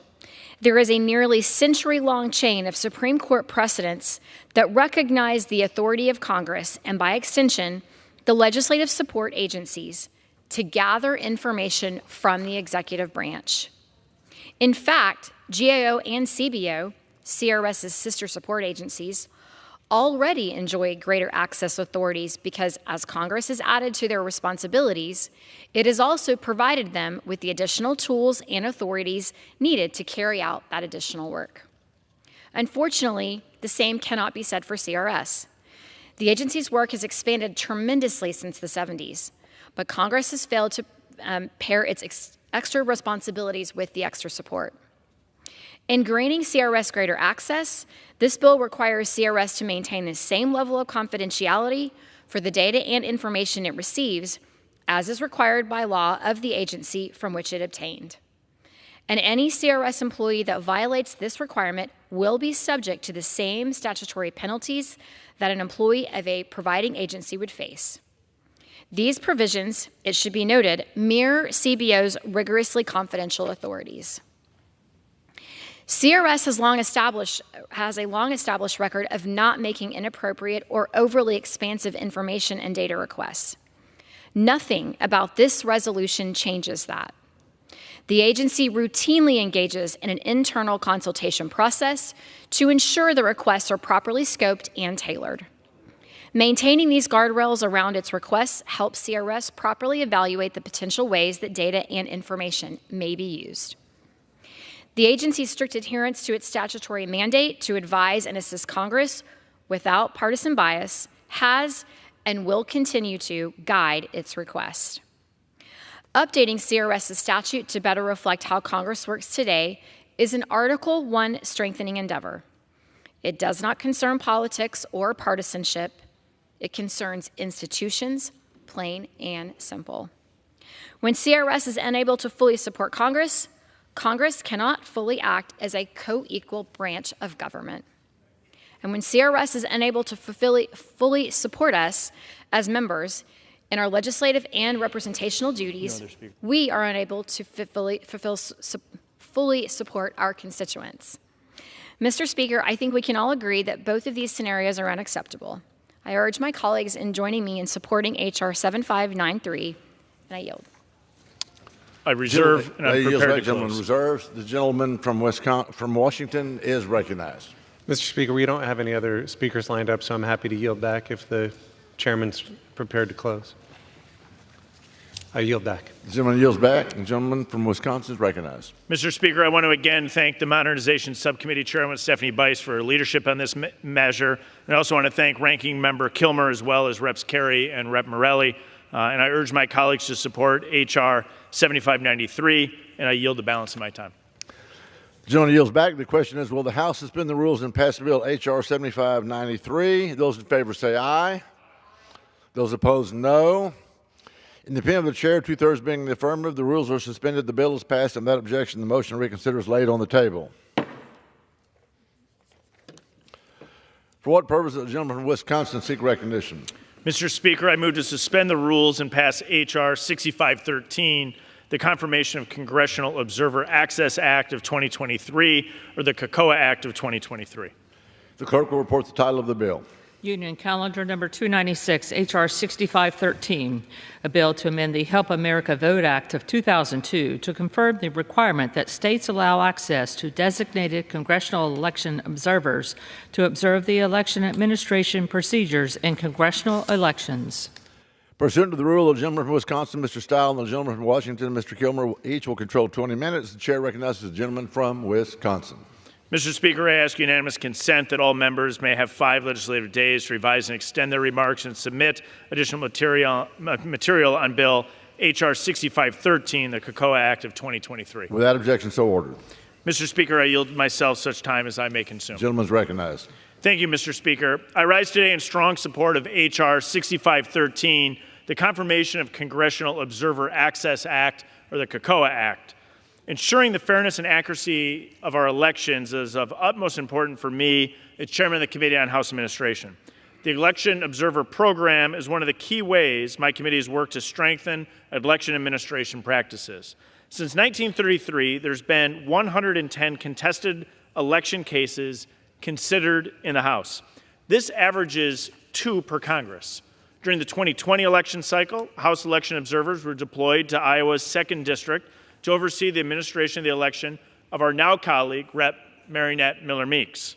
She went on to win the contested race by only 6 votes, and trained House election observers were instrumental in collecting on-the-ground factual information for Congress. The Constitution grants Congress the authority to be the judge of the elections, returns, and qualifications of its own members. It's under this constitutional authority that the House established the nonpartisan Election Observer Program. In the 2022 election cycle, observers were deployed to roughly 25 sites across the country. This long-running program has deployed trained congressional staff as election observers to sites nationwide with close congressional contests. Deploying election observers is much needed. Strong election integrity increases confidence and participation in our elections, which is a good thing. Providing a statutory citation for these election observers will monitor election administration practices to achieve the goal. Elections are partisan, but the administration of elections should never be partisan. I strongly urge my colleagues to support this bill. I'll reserve the balance of my time. The gentleman reserves. The gentleman from Wisconsin is recognized. Thanks, Mr. Speaker. I yield myself such time as I may consume. We're going to move you to Washington. The gentleman is recognized. I knew what you meant. Mr. Speaker, I rise today in support of H.R. 6513. I'm proud to say this measure is the byproduct of bipartisan agreement. Article 1, Section 5, Clause 1 of the Constitution grants Congress the authority to be the judge of the elections, returns, and qualifications of its own members. The House of Representatives serves as the final arbiter over any contest to the seating of any putative member-elect. Simply put, this measure, H.R. 6513, confirms Congress's constitutional authority to designated congressional staff to observe election administration procedures in congressional elections. I'm grateful to my colleague, Chairman Stile, for agreeing to address several concerns raised in committee with an earlier version of the text. For example, we were able to agree on the need to preserve the authority of local election officials to remove an observer who's being disruptive or interfering with the elections process, as well as the addition of language stating our sense that all House employees deployed as observers must adhere to the Code of Official Conduct while serving in this role. It's important to balance transparency with security, and at a time when election officials across the country have raised concerns about safety, security, and privacy, we should hold ourselves and our staff to the highest standards. We're glad to have worked with Chairman Stile and his staff to reach a bipartisan agreement, and with that, I urge my colleagues to support H.R. 6513. Thank you, Mr. Speaker, and I reserve the balance of my time. General reserved. The gentleman from Wisconsin is recognized. Mr. Speaker, I'd like to yield as much time as he may consume to the gentleman from Ohio, Mr. Kerry, to speak on the bill. The gentleman from Ohio is recognized. Mr. Speaker, I rise in strong support of my bill, H.R. 6513, the Confirmation of Congressional Observers Act, or COCOA Act of 2023. It will provide the statutory citation for the long-running, nonpartisan election observer program. This program has trained and equipped congressional staff to serve as election observers during close election contests. As we've seen or just heard, election contests can come down to just 6 votes. This critical program adds the added layer of accountability for the American people during those close contests. Ensuring our elections are fair, factual, and accurate is of utmost importance. I've been proud to work with my colleagues on the Committee on House Administration this Congress to strengthen our nation's elections. This program is a strong election integrity measure, and I encourage all of my colleagues to support it. I yield back the balance of my time. The gentleman yields back. The gentleman from Wisconsin. I reserve, and I'm prepared to close. Reserves. The gentleman from Washington is recognized. Thank you, Mr. Speaker. I want to thank the lead sponsor of the bill, Mr. Kerry, both for his leadership on this bill and for his partnership on the Modernization Subcommittee. We have no further speakers, so I yield back the balance of my time. The gentleman yields back. The gentleman from Wisconsin is recognized. I further encourage the strong support of H.R. 6513, the Confirmation of Congressional Observer Act. I encourage my colleagues to vote yes, and I yield back. The gentleman yields back. The question is, will the House suspend the rules and pass the bill H.R. 6513? Those in favor say aye. Those opposed say no. In the opinion of the chair, 2/3 being in the affirmative, the rules are suspended. The bill is passed, and without objection, the motion to reconsider is laid on the table.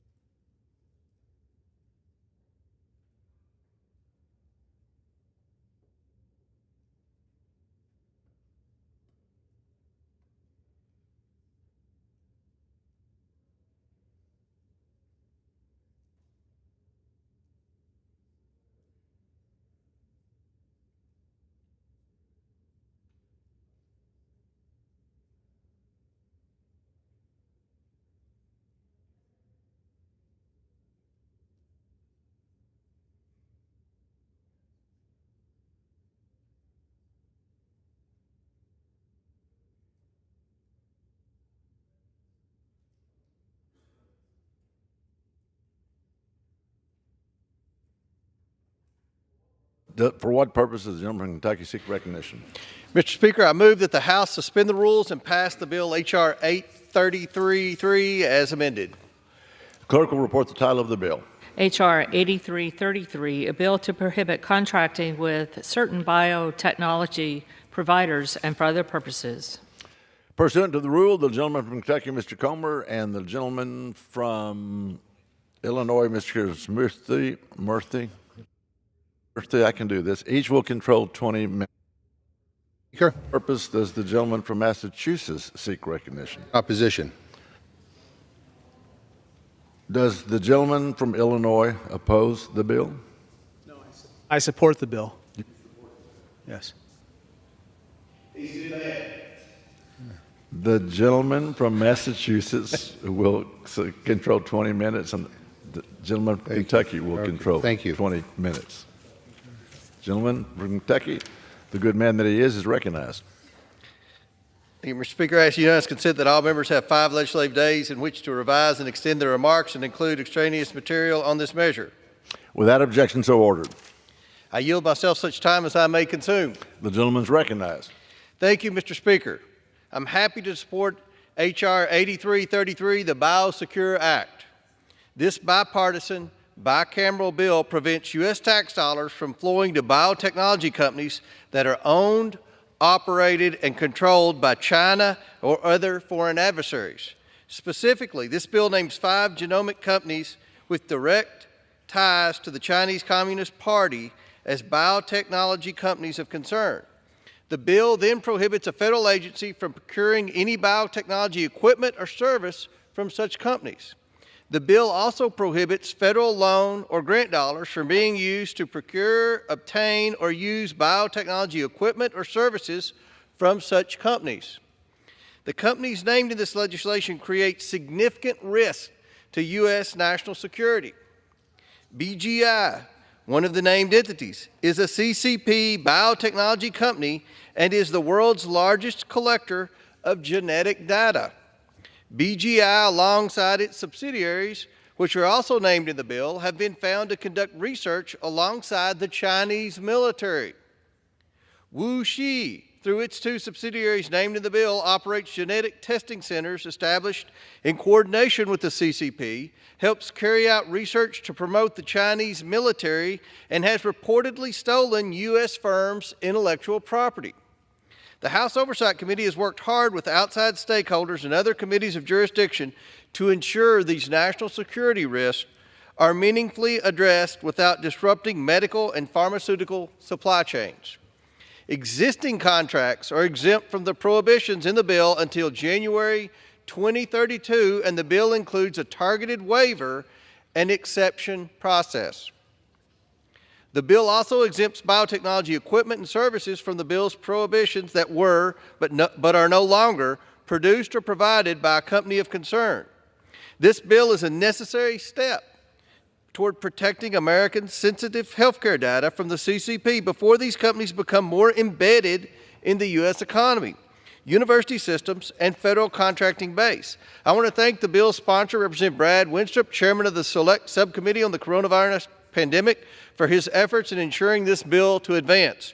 I also want to thank the Select Committee on the Chinese Communist Party, Chairman John Molinar and Ranking Member Raj Krishnamurti, both original co-sponsors, as well as the House Oversight Committee's Ranking Member Jamie Raskin and the Senate Homeland Security Committee Chairman Gary Peters and their staff for their hard work on this legislation over the past year.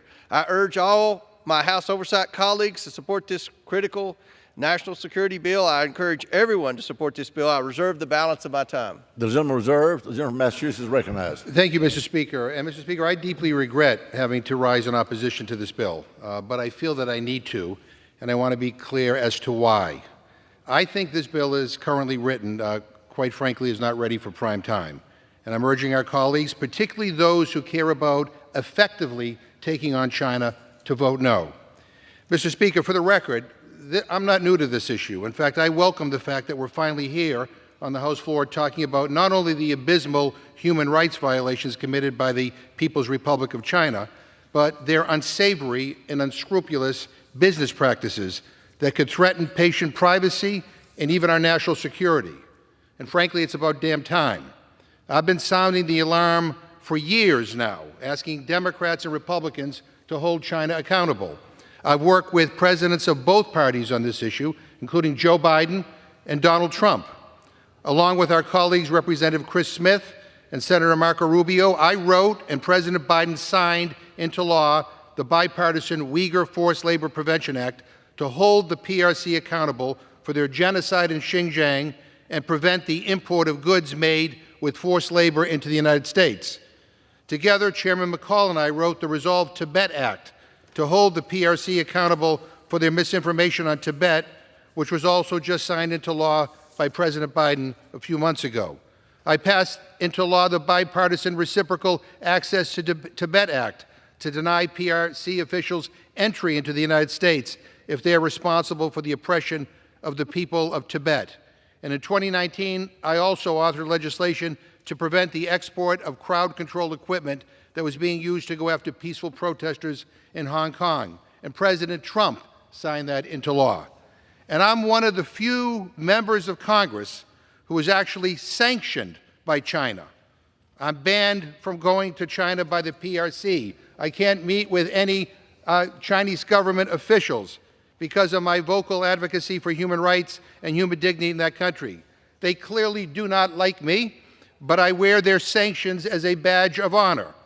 All of this is to say that my record on this issue takes a back seat to nobody.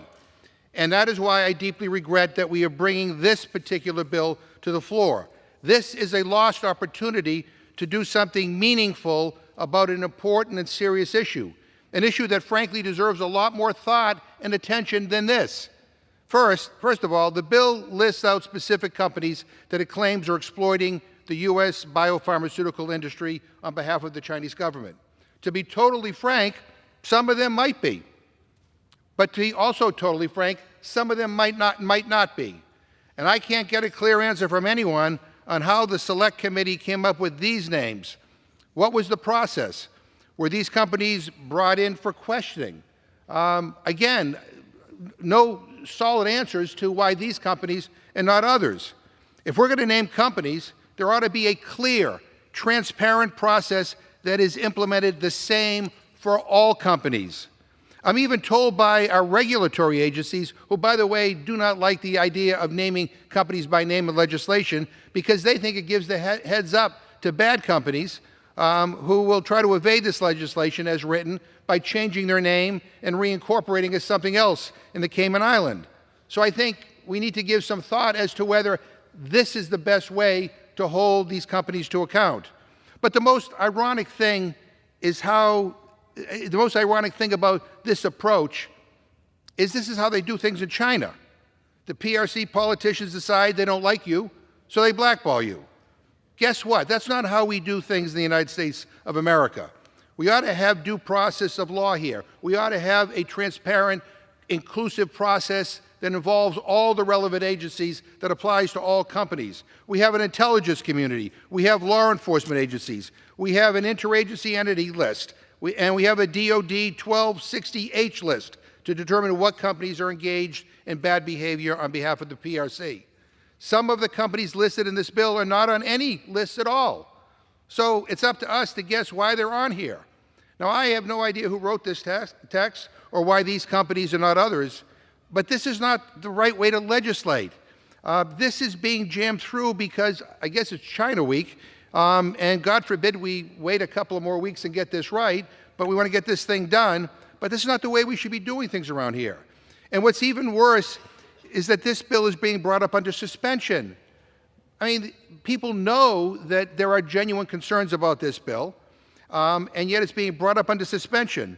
So we have no opportunity to amend it or to make improvements. No process through the Rules Committee, no amendments, nothing. I mean, believe me when I say I really, really believe we could get to yes on a bill to hold bad companies accountable and to protect the American people. I think we could get yes to a bill that would not only have my support, but the support of everybody in this chamber. This is just take it or leave it. And I think the best thing for all of us to do is to leave it and go back to the drawing board and to come up with something better that we can get to the floor in the next several days, the next couple of weeks. Look, I've spent my entire career standing up to the Chinese Communist Party and to the PRC, and I have the battle scars to prove it. And yes, I do have a company in my district that is actually named in this bill. But that's not the only reason why I'm here. I'm here because I care about these issues. I have cared about these issues for a long time. And yes, I did my due diligence on the company in my district and asked why they were included. Like, not a radical question, not a tough question, and nobody can really tell me. I get a different answer every time I'm asked. Not in a classified setting, not in an unclassified setting. Nobody can still give me a straight answer. In fact, I've been given multiple conflicting reasons. This should be easy. This company is on a list because they are doing X, Y, and Z, and we have the proof. I've never heard that. Maybe it applies to, maybe some of the concerns apply to some of these companies. I have no idea. And nobody, including the people who wrote this bill, can give me a clear answer on the basic question, like why some entities are named and others are not. And then once they are named in this bill, the 5 companies that are named, I'm told that it is literally impossible for them to get off the list. So if one of these 5 companies does not belong on the list, too bad. Congress doesn't like you, and that's that. Let me be crystal clear. If a thorough interagency review concludes that any of these named companies, including the one in my district, are engaged in behavior that endangers our national security or violates people's privacy, I will be the first to say, shut them down. But without that process, again, this is how they do things in China. It shouldn't be how we do things in the United States. So I strongly urge a no vote. And I pledge that if this bill is defeated, or if my friends pull it, I will proudly work to come up with a better bill that will actually get the job done and not create a slippery slope that we should not be going down. We have other standing committees that should have been involved in drafting this bill, quite frankly, that have expertise on these matters. Foreign Affairs, Energy and Commerce, Ways and Means, Homeland Security, Intelligence. They should have been consulted and at the table here. It should have been more than the Select Committee and the Oversight Committee. Let's do this in a better way. Let's create a fully vetted list that goes through an interagency process, not a flawed bill that has major enforcement problems that I believe will actually hurt us in opposing PRC's activities. So let's pull this bill or defeat this bill, and let's get this right. We have an opportunity to get it right. Let's get it right, and we get it to the floor in a matter of days. With that, I reserve my time. The gentleman reserves. The gentleman from Kentucky is recognized. Mr. Speaker, I yield 5 minutes to the gentleman from Illinois, Mr. Krishnamurti. The gentleman from Illinois is recognized for 5 minutes. Mr. Speaker, I rise today in support of the bipartisan H.R. 8333, the Biosecure Act. Simply put, this bill prevents American taxpayer dollars from flowing to foreign adversary biotech companies of concern. The bill creates a process by which the executive branch will develop a list of entities, review and modify this list at least annually, and formulate implementation guidance for all federal agencies. Further, the bill has an even number of Democratic and Republican co-sponsors and received a thumping 40-to-1 markup in the Oversight Committee. Human rights groups strongly support this bill as well. Fundamentally, this bill is about protecting Americans' genomic data, their healthcare data, and sensitive IP on America's most innovative and cutting-edge medicines.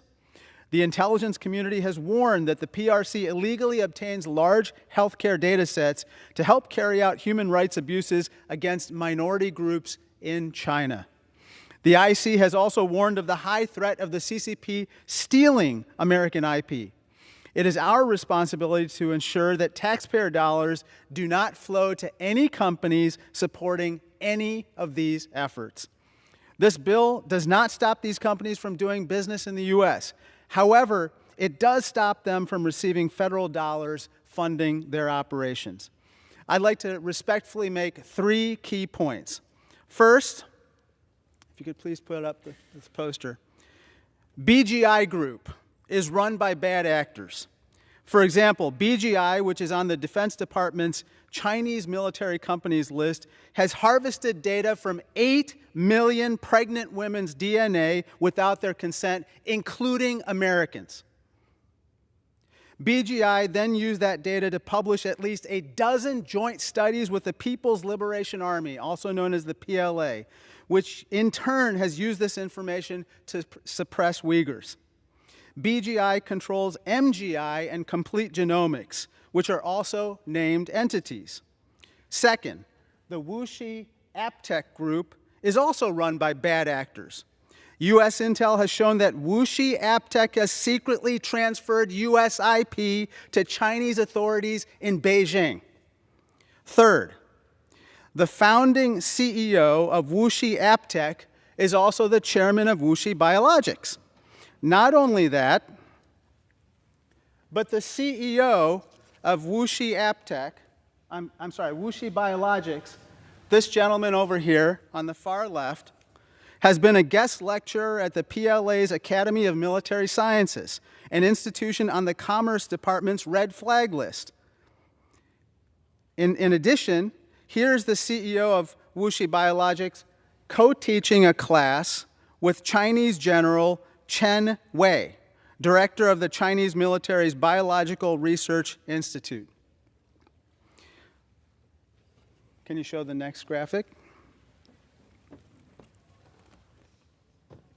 Here's a picture of the CCP party cell embedded at Wuxi AppTech.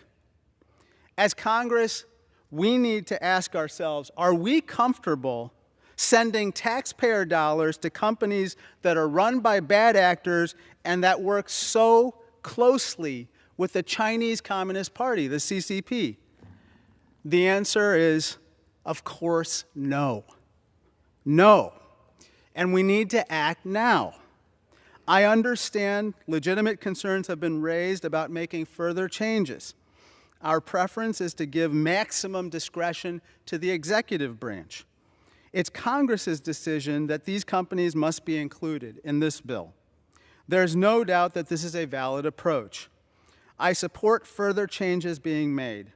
I'm voting yes to move this process along because on balance, a yes vote is the right vote. Mr. Speaker, I urge the passage of this legislation, the Biosecure Act, to protect American genetic data and to protect American drug supply chains. And I reserve the balance of my time. Does the gentleman yield back?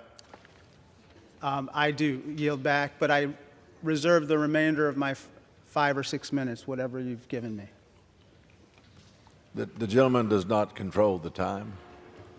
I reserve. The gentleman from Kentucky reserves. The gentleman from Massachusetts, you are recognized. Yeah, first of all, Wuxi AppTech and Wuxi Biologics are two separate entities. But again, I was hoping to get some more clarity, and this is what puzzles me as to why Wuxi Biologics is on this list. I was told at one point that they were on the list because the Department of Commerce had them on the unverified list. So I actually had a conversation with the Department of Commerce to try to understand all these different lists. And they tell me that it's not uncommon for companies to be on the unverified list, especially in the aftermath of COVID, because it was hard to do the investigations. But then they sent me a statement in which Wuxi Biologics was removed from the unverified list. So then I said, well, it must be on another list. So they said they had this thing called the entity list. So I asked them, I said, they must be on the entity list if they're named in this bill. And the entity list is made up of foreign individuals, companies, and organizations deemed a national security concern, subjecting them to export restrictions and licensing requirements for certain technologies or goods. So it must be on that list. And the Commerce Department said, no, they're not on that list. I said, okay, so they're not on the unverified list, and they're not on the entity list. Is there any other list out there? Well, there is another one out there, the DOD. It's the Section 1260H list. Are they on that list? And I'm told, no, they're not on that list either. I mean, this is the Section 1260H list is made up of Chinese military companies operating directly or indirectly in the United States in accordance with the statutory requirement of Section 1260H of the National Defense Authorization Act for fiscal 2021. So they're not on any of those lists. They're not on any of those lists. And then here's the deal. If they don't belong in the underlying legislation, there's no way to get off the list. There's no way for them to get off the list.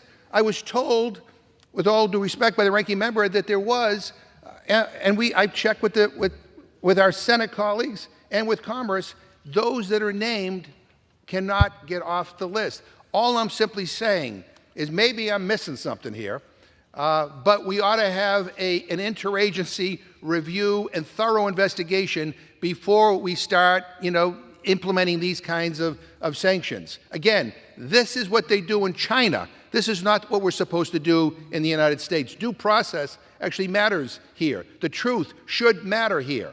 And again, some of these companies absolutely may belong on this list, but I'm just simply saying I've got questions that have not been answered either in a classified or unclassified setting, and have certainly not been satisfied by members of the committee. And with that, I reserve my time.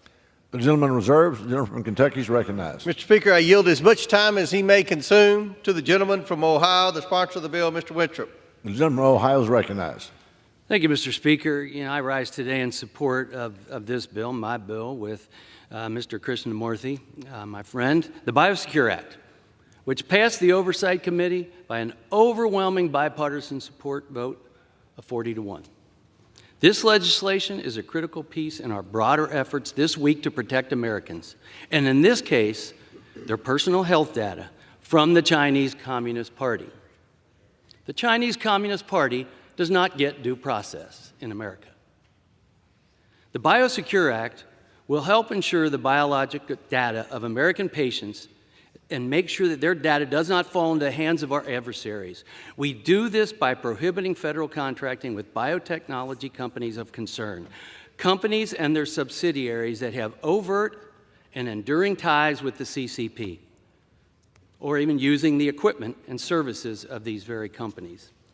Our government has acted to keep the CCP out of our telecommunication networks and communication platforms. Now we must act to keep them away from our genomic and health data. China has publicly stated their desire to dominate the global biotechnology market by 2035. This is incredibly concerning given the Chinese Communist Party's national intelligence laws, which require Chinese firms to share any requested data with the CCP. The existence of that law is enough to drive us forward with this bill, because that law includes biotech companies that collect, test, and store American genomic data. That's why they are named, because that is the risk to the American people and our national security. This legislation affects companies like the Beijing Genomics Institute, known as BGI, a Chinese company that's collected DNA from millions around the world and used that data without consent for genomic projects conducted by the Chinese military. A 2021 Reuters report found DNA data collected from BGI's prenatal test on women outside China has also been stored in China's government-funded gene database. Another Chinese company, Wuxi AppTec, has sponsored events with China's military, reportedly with IP reportedly stolen from the U.S., and jointly operated genetic collection sites with Chinese military. Further, as was mentioned before, the chairman of Wuxi AppTec is a board member of Wuxi Biologics and a known member of the CCP. And he's publicly mentioned many times about the central role of the CCP in Wuxi Group's activities. We have worked to ensure this bill provides an appropriate and workable off-ramp for American companies and our government to decouple with CCP-aligned biotech firms. This is about protecting Americans from an adversary that will leave no stone unturned to get an upper hand over the United States of America and our people. Time and time again, these biotech companies have proven they are more than willing to do the bidding of the CCP. It's a proven relationship. We can't at the same time allow them to collect the private health information of millions of Americans. I've spent 25 years as an Army physician and combat surgeon. I spent 10 years now on the House Permanent Select Committee on Intelligence. Guess what? We don't bring our adversaries in for questioning. It doesn't work that way. As a matter of fact, when I've tried to do that, Mr. Speaker, on the Select Subcommittee on the pandemic, I asked the Chinese ambassador about certain scientists in China we would like to speak to. They didn't respond. It's time for Congress to take this step towards securing our national health security for every person in America, in every district of America.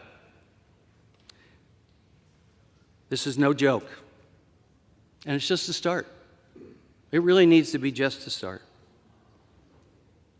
And when my colleague said that he's not against this bill just only because he has a company wants to build in his district, but I guess it must be one of his reasons.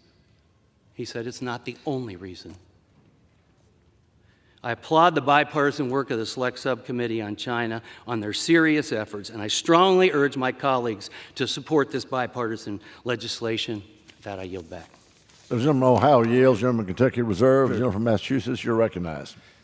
Yeah, this is a very strange debate, Mr. Speaker. You know, again, are we all comfortable moving forward in a way that doesn't require any thoughtful or interagency investigation or process? And a process with integrity, by the way, will result in any of the bad actors getting on a list. I mean, that's what an interagency process is supposed to be about. And our friends still haven't really told me the criteria they use to get people on their blacklist, except the gentleman from Ohio just said, you know, if I want to say that you are bad, then you are on the list. That is not the way we do things in the United States. And I hope we never will do that in the United States. That's the way they do things in China. And again, as I said it before, WuXi Biologics is distinct from WuXi AppTec. But in this, I guess, during China Week, anything with the Chinese name is somehow suspect and somehow bad. I would also say I want to ask unanimous consent to insert into the record an article from Inside Health Policy entitled "Cutting Foreign Ties Could Lead to Drug Supply Chain Disruptions, Industry Warns."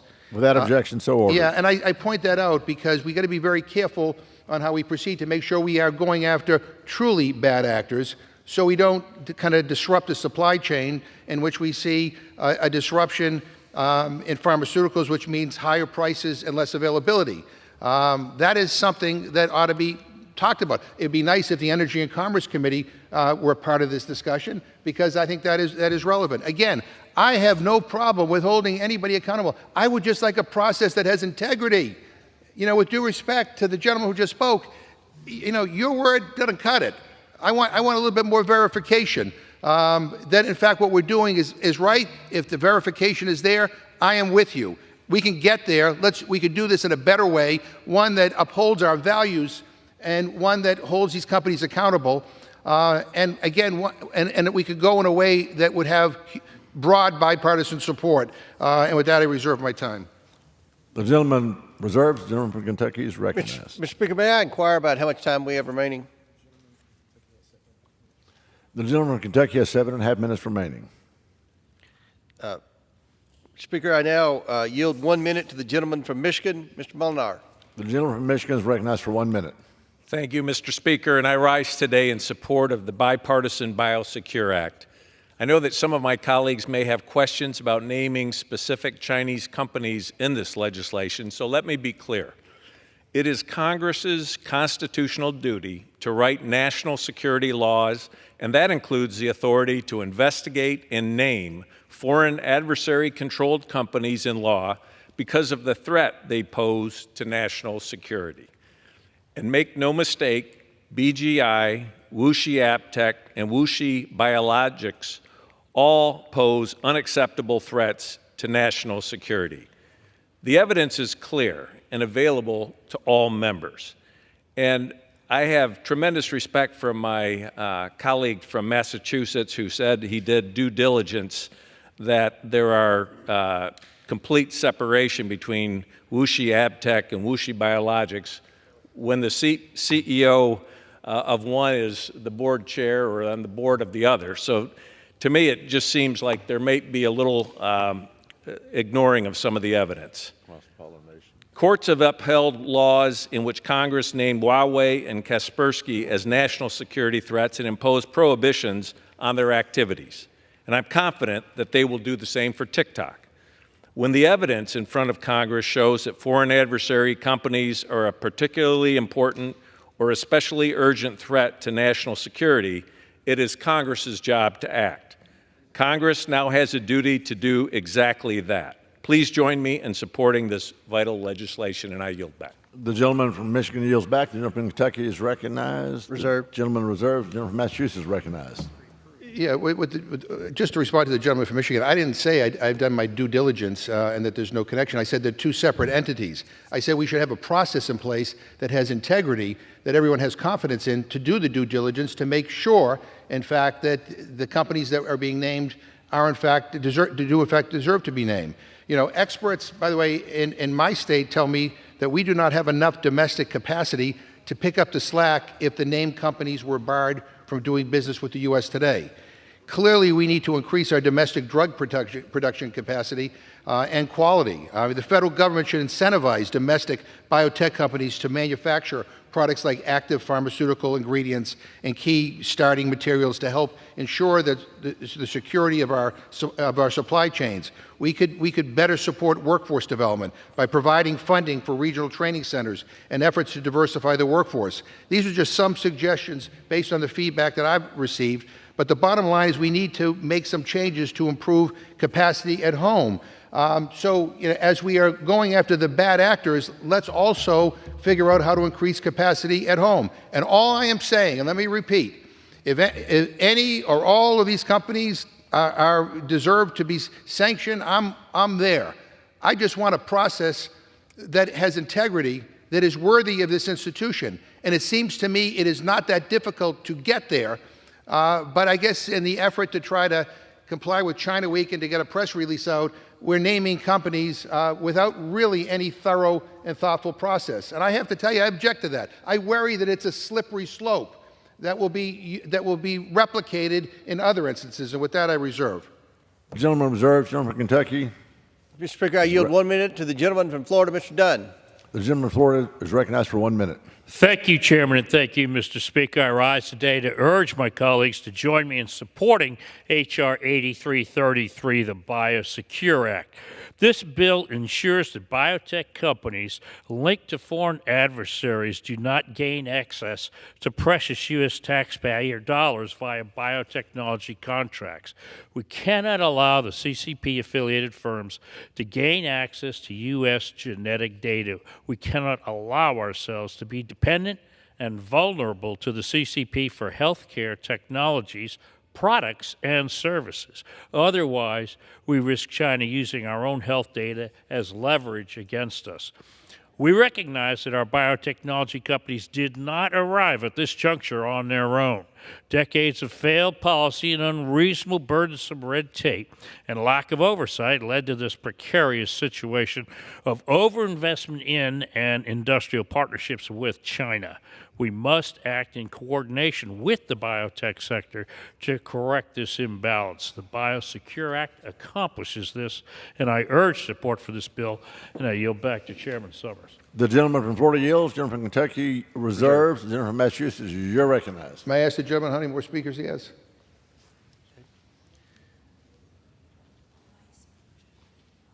Mr. Speaker, I yield 2 minutes.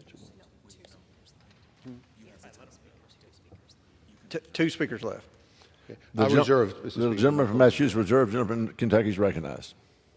I now recognize the gentlelady from Oklahoma for 1 minute. The gentleman yields 1 minute to the lady from Oklahoma. She's recognized. Thank you, Mr. Speaker. I rise today in strong support of the bipartisan Biosecure Act, which I am proud to be a co-sponsor of. And I reiterate the bipartisan piece of this because I think the integrity of the China Commission is being questioned here, and it shouldn't be. It's a bipartisan bill. As a member of the National Security Commission on Emerging Biotechnology, we've looked at ways to strengthen America's bioeconomy while countering malign foreign influence, which this bill seeks to do. It is no secret that China is attempting to dominate the global biotech market. While this is concerning, even more so is the fact that the Chinese Communist Party utilizes laws which require Chinese firms to share data requested by the CCP, including those of biotech companies which collect, test, and store American genomic data. It is unacceptable for U.S. taxpayer dollars to ever subsidize biotech companies of our foreign adversaries. This act is a necessary step in protecting the privacy rights of Americans and our national security interest. Moving forward, we must take steps to promote growth, stability, and innovation in the biotech industry. America can and should lead in this sector. And with that, I yield. The gentleman yields back. The gentleman from Kentucky reserves. The gentleman from Massachusetts recognized. Well, let me just yield myself a few seconds here, Mr. Speaker. I should point out for the record that WuXi Biologics did a third-party audit, which indicates that they don't contain any biogenetic information. And again, all I'm asking for here is a process that is above question. And I do think there is something to be said to make sure that we get it right. And this idea that we may not get it right, and it's too bad for a company, it's too bad for the people who work there, it's too bad for the supply chain, and we'll see prescription drugs go up for no reason, just because we're lazy. You don't want to do a full audit? I'm sorry. We Democrats and Republicans should agree that process matters. Again, we are not China. We are the United States of America. We do things in a transparent and open way. And I don't think it's unreasonable to be here saying we ought to have a thorough process that these companies are subjected to and that all others are. And if any of these companies or any others are deemed to be in collaboration with the Chinese Communist Party or the PRC or whoever else you don't like, and they're sharing sensitive information or behaving in a way that is unscrupulous and in violation of our laws, then we should hold them accountable. There is no question about that. It is about this bill and about the lack of process and the lack of transparency. I reserve. The gentleman reserves. The gentleman from Kentucky is recognized. Mr. Speaker, I yield 45 seconds to the gentleman from Illinois, Mr. Krishnamurti. The gentleman from Illinois is recognized. Thank you, Mr. Chair.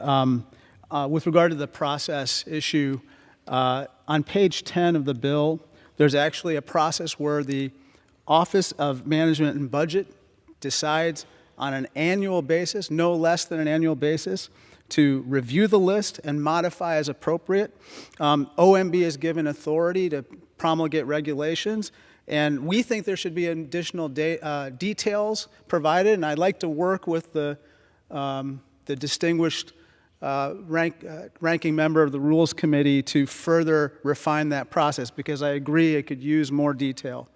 Secondly, I just want to point out, again, WuXi Biologics, the chair of WuXi AppTech is the chair of WuXi Biologics. Gentleman's time's expired. That is why so many groups... 15 seconds. The gentleman's yielded 15 seconds. You're recognized. That is why it's so disturbing to so many to see the CEO, the current CEO of WuXi Biologics, co-teaching a class with a Chinese general at the Biological Engineering Research Institute, the current CEO of WuXi Biologics actually being on the faculty of a PLA-affiliated institution. That's why the International Campaign for Tibet and Uyghur human rights groups strongly support this bill. Gentleman's time I has yield back. expired. The gentleman yields back. The gentleman from Kentucky is recognized. Mr. Speaker, I have no further questioners and prepared to close. The gentleman reserves. The gentleman from Massachusetts is recognized. Mr. Speaker, how much time do I have remaining? The gentleman from Massachusetts has 4 minutes. I yield myself the remaining time. The gentleman is recognized for the remaining time. Yeah. This is so disappointing, Mr. Speaker, that we are here having this debate. And with all due respect to the gentleman from Illinois, the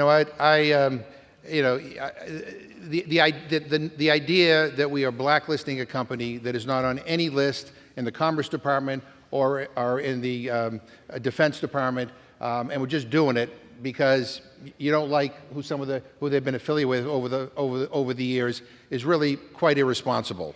Companies ought to be sanctioned that have done something wrong. WuXi Biologics did a third-party audit. I mean, again, they contain no biogenetic information. That's what the audit revealed. But it doesn't really make any difference. And by the way, they can't get off the list. They can't get off the list because of the way you wrote this bill. There's no remedy for them if you are wrong. I mean, really? That's what we do in Congress? You know, you don't like the name of a company. It's a Chinese name, and so automatically they have to be guilty of all the worst things that you can think of. Some of these companies might, but some of them might not be. And I'm going to tell you, that's why process matters. I mean, all of us, Democrats and Republicans, should want a thorough process so we come here and we're speaking with one voice. Again, some of these companies that the gentleman has put in his bill may, in fact, it may be justified. But let's do the process. Let's get this right. Why is that such a controversial thing? The only thing I can think of is because you're trying to rush to comply with China Week and not trying to get legislation right. Look, committees of jurisdiction, the Intelligence Committee, the Foreign Affairs Committee, the Ways and Means Committee, the Energy and Commerce Committee, all of them should be at the table working with you on this legislation. But they weren't. This is not the way we should address this very serious matter. I have been talking about the issue of China's unscrupulous business activities for years and years and years. I want to get this right. I want to get it right in a way where we can't be accused of just blacklisting companies because we don't like their last name. There is a better way to do this. And quite frankly, we tried to work with you on a better way, but you had no interest in working with us on a better way. I regret that because I wouldn't be here today, and I think you'd have a unanimous vote. But I think people are concerned about the process, and process matters. We are not China. We are the United States of America. We are better. We are transparent. We employ and embrace open processes for the world to see. And if any of these companies are engaged in activities that are objectionable, let's hold them accountable, but it should be as the result of a thorough process. And again, I will close by saying I'm one of the few people here who is sanctioned by China, who cannot travel there. My family can't travel there, according to their press release. So they don't like me at all. And the reason why they don't is because we have passed legislation that has been effective, that has worked. We have an opportunity to do that here. No amendments. I mean, you bring this bill that really that has all these, incredible consequences to the floor. No amendments allowed. No input from other committees. Here, take it or leave it. Well, you know what? We ought to leave it and go back to the drawing board and get this right. We could figure this out in a matter of days. We get this right. Let's do it. Let's do it, and let's do it in a way that holds China to account. The final thing I'm going to say is what we've been hearing from the regulatory agencies is that by naming these companies in a bill, you're giving them the heads up.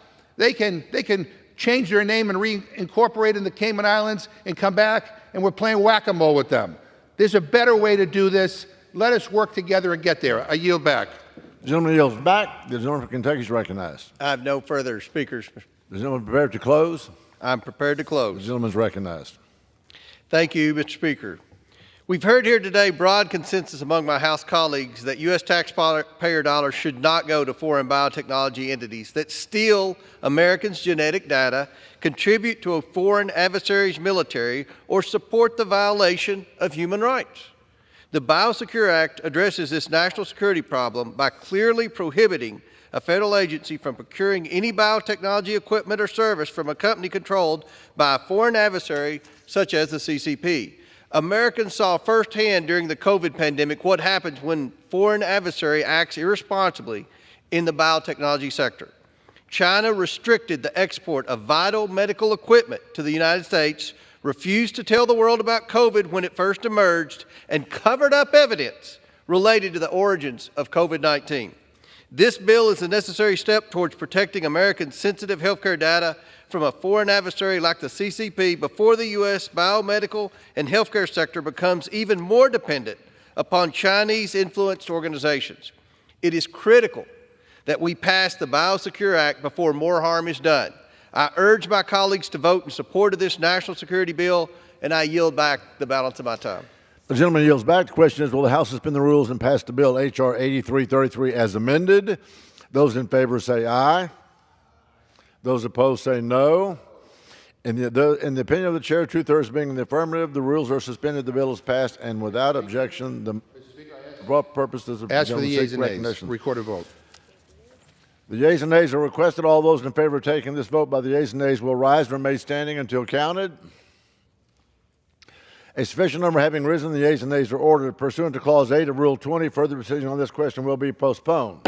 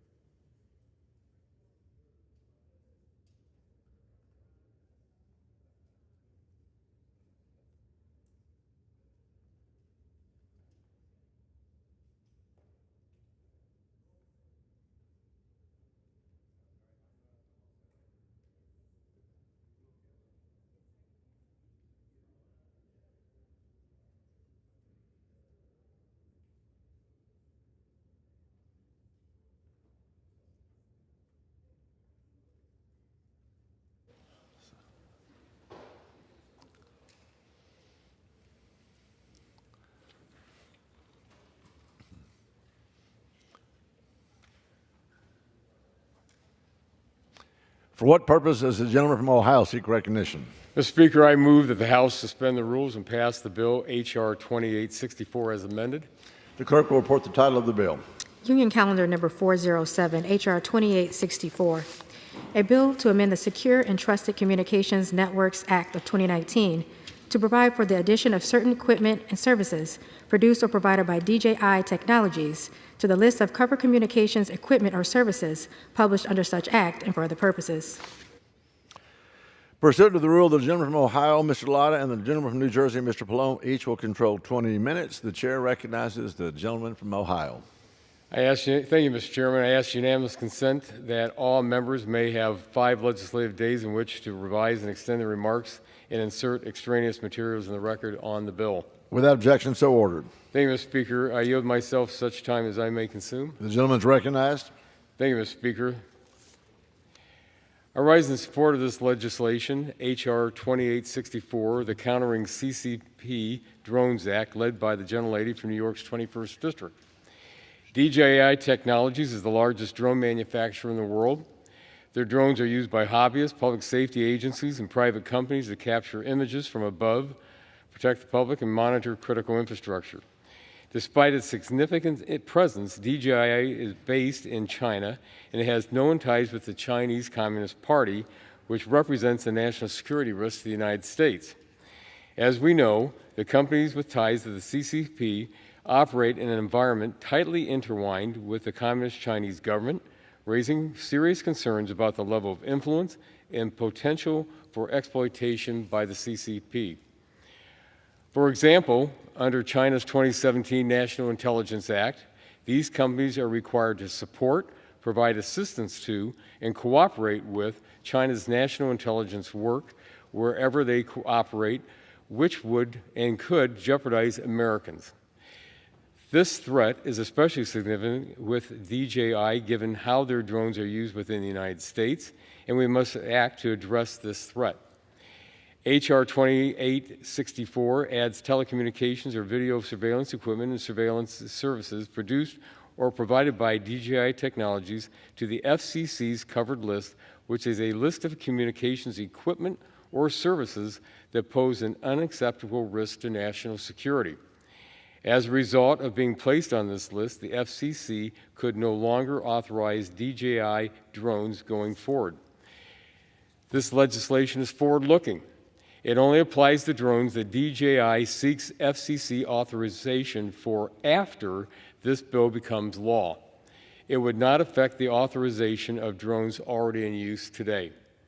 It is imperative we move forward with these efforts to remove the threat posed by DJI. I urge my colleagues to support H.R. 2864, and I reserve the balance of my time. The gentleman reserves. The gentleman from New Jersey is recognized. Thank you, Mr. Speaker. I yield myself such time as I may consume. The gentleman is recognized. Mr. Speaker, I rise in support of H.R. 2864, the Countering CCP Drones Act. Our country's communications networks help support many parts of our daily lives and play an essential role across almost every sector of our economy. Robust networks allow Americans to have easier access to doctors, teachers, and job opportunities, and they're also vital to our nation's critical infrastructure, public safety systems, supply chains, and government functions. And this is unlikely to change anytime soon. In fact, as technology advances, our networks are only expected to become even more embedded in everyday life.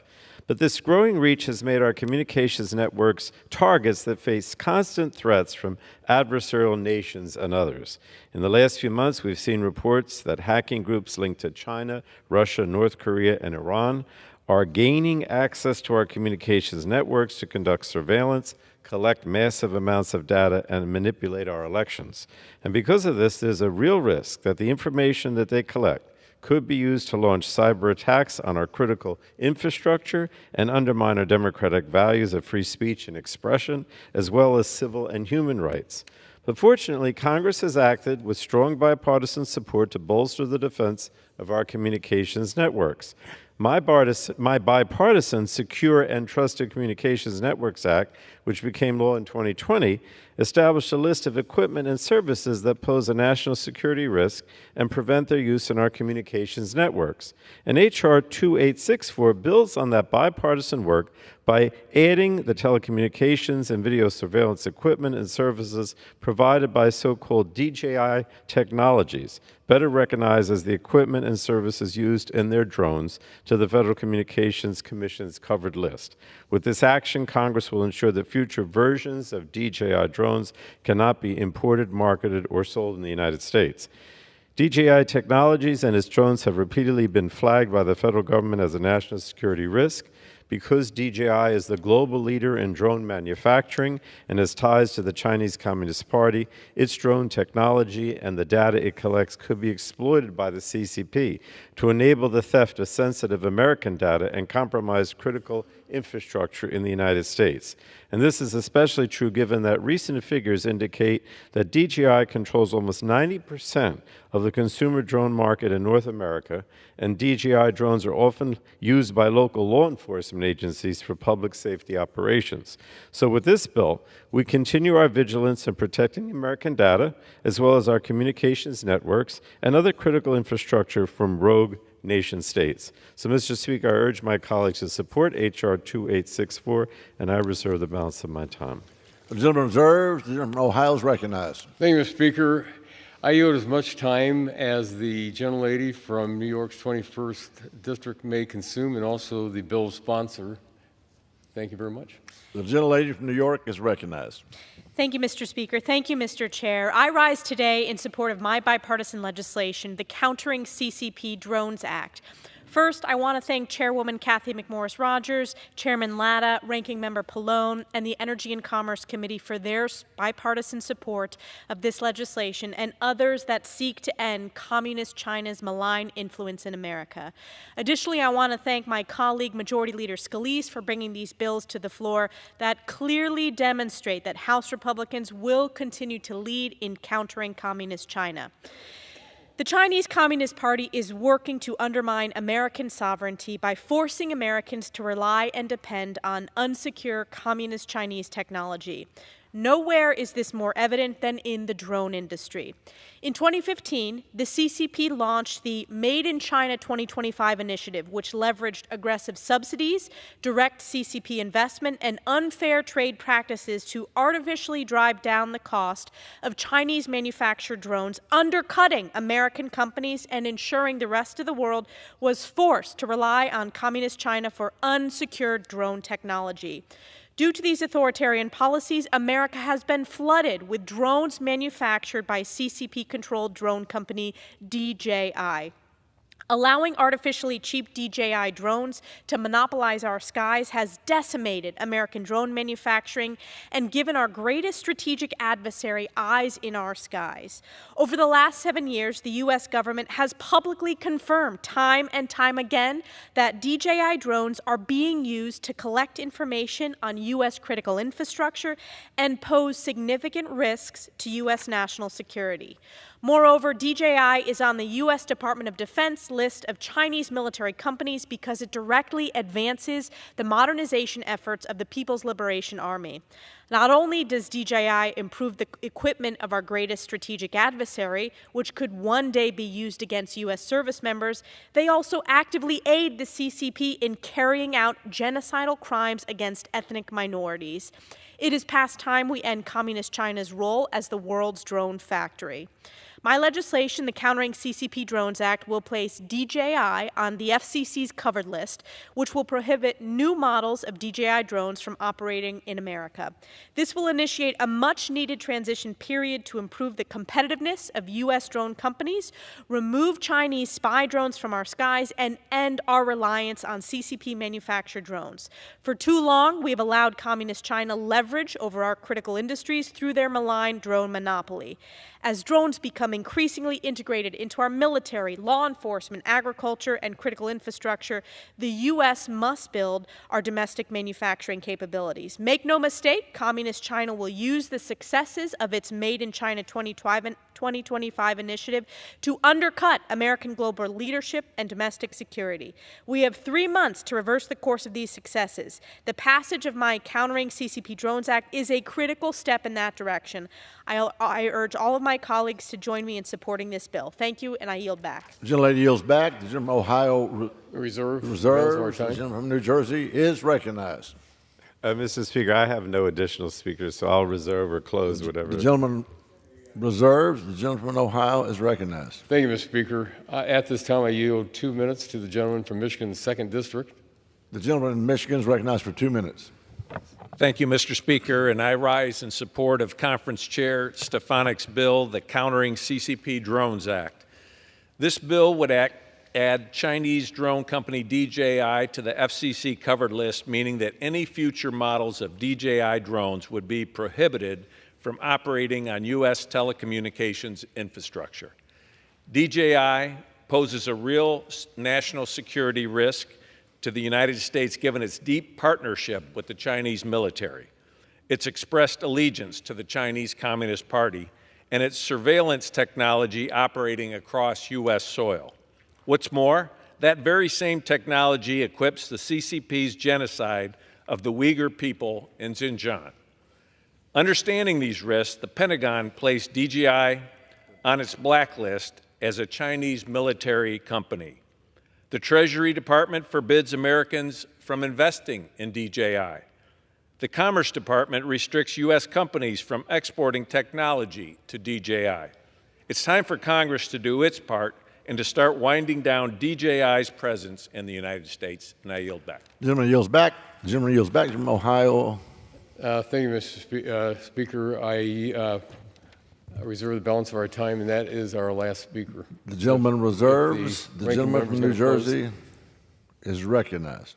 Thank you, Mr. Speaker. I would simply urge support for this legislation on a bipartisan basis and yield back. The gentleman yields back. The gentleman from Ohio is recognized. Thank you, Mr. Speaker. And I further urge support of H.R. 2864. This bill again came out of the Energy and Commerce Committee 43-0. And I urge passage of the legislation and yield back the remainder of my time. The gentleman yields back. The question is, will the House suspend the rules and pass the bill H.R. 2864 as amended? Those in favor say aye. Those opposed say no. In the opinion of the chair, 2/3 being in the affirmative, the rules are suspended. The bill is passed, and without objection, the motion to reconsider is laid on the table. The chair will receive a message. Mr. Speaker, messages from the President of the United States of America. Mr. Speaker, Madam Secretary. I am directed by the President of the United States to deliver to the House of Representatives messages in writing. For what purpose does the gentleman from Ohio seek recognition?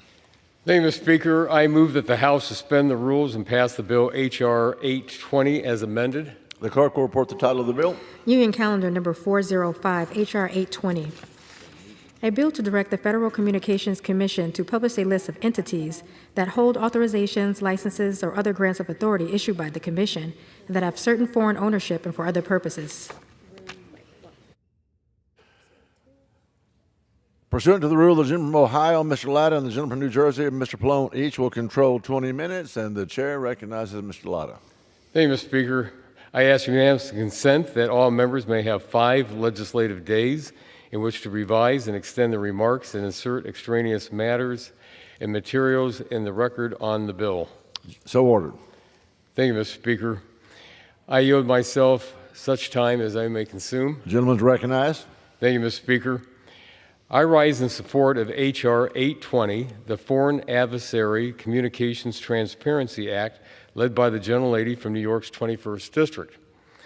The Chinese Communist Party and other foreign adversaries present security threats to our critical infrastructure. Entities with ties to these countries could be called upon to support and assist their national intelligence work, jeopardizing the security of American data and communications networks. As a result, the presence of their equipment in our networks pose a significant threat to our national security.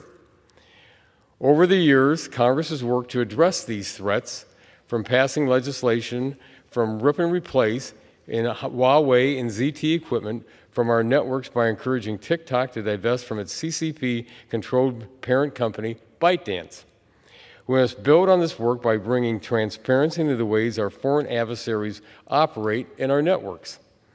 This legislation requires the FCC to annually publish a list of entities with ties to our adversaries: Communist China, Russia, Iran, and North Korea, that hold a license, authorization, or other authority granted by the FCC. Understanding which adversaries are present in our communications networks, as well as the threat they pose, is necessary to strengthen our networks. I want to thank the gentlelady from New York's 21st District for her leadership on this bill, and the chair of the Energy and Commerce Committee for her leadership moving this bill to the floor. I urge my colleagues to support H.R. 820, and I reserve the balance of my time. The gentleman reserves. The gentleman from New Jersey is recognized. Thank you, Mr. Speaker. I yield myself such time as I may consume. The gentleman is recognized. And Mr. Speaker, I rise in support of H.R. 820, the Foreign Adversary Communications Transparency Act. Last week, the Department of Justice indicted 2 Russian nationals over payments made to several extreme right-wing American influencers in an attempt to tip the scales in our nation's upcoming elections. This is an extremely disturbing and essentially stark reminder of the length that foreign adversary countries will go to use our media and communications networks to disrupt and divide us, weakening our country for their own benefit. Whether it's through social media, equipment, or the communications networks itself, we have seen these operations time and time again, which is why we must stay vigilant to minimize these risks or avoid them altogether. So today we're taking additional action to stay ahead of these risks. H.R. 820 will shed some light on the investments of foreign adversaries in our country's communications networks. Every day, these networks carry Americans' most sensitive personal data, so we must have a clear understanding if any foreign adversary countries or the companies operating within those countries are investors in our communications networks. And this is critically important because, unfortunately, we have too often seen foreign adversary governments or those beholden to them target these networks and the devices and applications running on top of them as a way to disrupt our daily lives or to conduct espionage campaigns. And any communications network with ties to China, Russia, North Korea, and Iran magnifies this target and endangers our national security interests. So H.R. 820 helps address these concerns. This bipartisan bill would require the Federal Communications Commission to publish a list within 4 months indicating any entities with ties to China, Russia, North Korea, and Iran, and then hold wireless and undersea cable licenses that power our country's mobile and fixed communications networks. The bill would also require the FCC to issue rules in 18 months to help us find out, basically, any foreign ownership information for the remaining authorizations, licenses, and grants that the agency issues. The FCC would then publish on its list any additional entities with ties to China, Russia, North Korea, and Iran, no later than 1 year after the new rules are adopted. And the FCC would also need to update this entity list annually. So with this bill, we continue to secure our communications networks and protect Americans from rogue nation states seeking to use our networks against us. This bill would also help us better protect our allies, as they too rely on our global undersea cable network for broadband services. So, Mr. Speaker, I urge my colleagues to support H.R. 820, and I reserve the balance of my time. The gentleman reserves. The gentleman from Ohio is recognized. Thank you, Mr. Speaker. I yield as much time as she may consume. The bill's sponsor, the gentlelady from New York's 21st District. The gentlelady from New York is recognized. Thank you, Mr. Speaker. And once again, I rise today in support of bipartisan legislation, the Foreign Adversary Communications Transparency, or FACT Act. I want to thank again our E&C Chairwoman, Cathy McMorris-Rogers, Chairman Latta, Ranking Member Pallone, and the entire committee for their support. Additionally, I also want to take the time to thank the previous chair of the Select Committee on the CCP, Mike Gallagher, the current chair, Chairman John Molinar, and the Ranking Member, Raja Krishnamurthy, for their work this Congress in advancing public awareness of the dire threat that Communist China poses to America's prosperity and passing critical legislation to counter that critical threat. Communist China is using every tool at its disposal to conduct a coordinated campaign to surveil and collect information on Americans. One of the ways that the CCP is doing this is through infiltrating our telecommunications and technology markets. Despite this clear and present threat posed by Communist Chinese-controlled telecommunications company, many still maintain authorities to operate in the United States. Even worse, while some CCP-controlled companies like Huawei and ZTE have been publicly identified, there are other communist Chinese telecom and tech companies that have not yet drawn public scrutiny. My Bipartisan FACT Act will provide much-needed transparency into the level of Communist China's infiltration into our technology sector. The FACT Act will require the Federal Communications Commission to publish a list of companies who both hold FCC authorizations and have any ownership by foreign adversarial governments, including China, Russia, Iran, and others. This public disclosure will help to shine a light on the malign access and influence Communist Chinese companies have inside our tech and telecom markets. We cannot allow companies controlled by the CCP or other foreign adversaries to have unfettered and unknown access to our telecommunications infrastructure. This legislation will give Americans much needed transparency and will pave the way for future action to counter these adversarial-owned listed companies. I urge my colleagues to join me in supporting this bipartisan bill to counter the influence of Communist China and other foreign adversaries on America's telecommunications infrastructure, and I yield back. The gentlelady yields back. The gentleman from Ohio reserves. Mr. Speaker, I reserve, and also just to the ranking member, we have no other speakers on our side, so we're prepared to close. The gentleman reserves. The gentleman from New Jersey is recognized. Thank you, Mr. Speaker. I would again urge support for this important legislation to protect us on a bipartisan basis, and I yield back the balance of my time. Gentleman yields back. The gentleman from Ohio is recognized. Thank you, Mr. Speaker. This legislation came out of the Energy and Commerce Committee, 44-0. Shows the absolute how important this legislation is, and I urge support of H.R. 820 and yield back the remainder of my time. Gentleman yields back. The question is, will the House suspend the rules and pass the bill H.R. 820 as amended? Those in favor say aye. Those opposed say no. In the opinion of the chair, 2/3 being in the affirmative, the rules are suspended, the bill is passed, and without objection, the motion to reconsider is laid on the table. For what purpose does the gentleman from Ohio seek recognition? Thank you, Mr. Speaker. I move that the House suspend the rules and pass the bill H.R. 7589. The clerk will report the title of the bill. Union Calendar Number 420, H.R. 7589. A bill to direct the Secretary of Commerce, acting through the Assistant Secretary of Commerce for Communications and Information, to conduct a study of the national security risk posed by consumer routers, modems, and devices that combine modem and router, and for other purposes. Pursuant to the rule, the gentleman from Ohio, Mr. Latta, and the gentleman from New Jersey, Mr. Pallone, each will control 20 minutes. The chair recognizes the gentleman from Ohio. Mr. Speaker, I ask unanimous consent that all members may have 5 legislative days in which to revise and extend the remarks and insert extraneous materials in the record on the bill. Without objection, so ordered. Mr. Speaker, I yield myself such time as I may consume. The gentleman is recognized. Thank you, Mr. Speaker. I rise in support of my legislation, H.R. 7589, the Routers Act.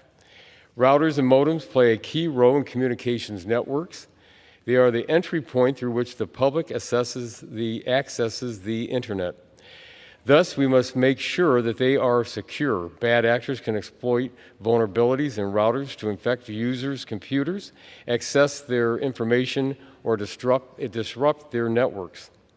National security agencies, including the Director of the National Intelligence, Director of Justice, the Department of Homeland Security, have reported on the threat posed by the vulnerability in routers and how some communist Chinese party-sponsored hackers have used these vulnerabilities to launch attacks. We should take these matters and reports seriously. Further, we know that companies with ties to the CCP could be forced to support China's intelligence activities. We can imagine how they could use vulnerabilities in their equipment to aid these efforts. That is why I'm pleased to sponsor the Routers Act, which would direct the Secretary of Commerce, through the Assistant Secretary of Communications and Information, to study the national security risk posed by routers and modems produced by companies with ties to foreign adversaries. This study will help Congress understand the scope and risk of this threat and will inform whether we need to remove this equipment from our networks. This legislation bolsters our bipartisan efforts to remove untrusted equipment from our communications ecosystem. In the past 4 years, We passed the Secure and Trusted Communications Network Act to remove Huawei and ZTE equipment from our networks, and we passed the Secure Equipments Act, which prohibits the Federal Communications Commission from authorizing equipment from untrusted vendors. Today's legislation builds on this work. I want to thank our chair, the gentlelady from Washington, and the members of the Energy and Commerce Committee for a strong bipartisan vote for this legislation back in March. It is imperative we move forward with these efforts to mitigate the widespread availability of this equipment. I urge my colleagues to support H.R. 7589, and I reserve the balance of my time. Gentleman from Ohio reserves. Gentleman from New Jersey is recognized. Thank you, Mr. Speaker. I yield myself such time as it may consume. The gentleman is recognized. Mr. Speaker, I rise in support of H.R. 7589, the Removing Our Unsecure Technologies to Ensure Reliability and Security Act, or the Routers Act. And this bill is an important step to provide Americans with the confidence to trust that the devices they use in their homes to connect to the Internet are free from the influence of our foreign adversaries. H.R. 7589 accomplishes this objective by requiring the Secretary of Commerce, acting through the Assistant Secretary of Commerce for Communications and Information, to study the national security risks posed by routers and modems found in American homes that are manufactured or sold to entities with ties to our foreign adversary countries. And the Secretary must also deliver a report to Congress of a study within 1 year.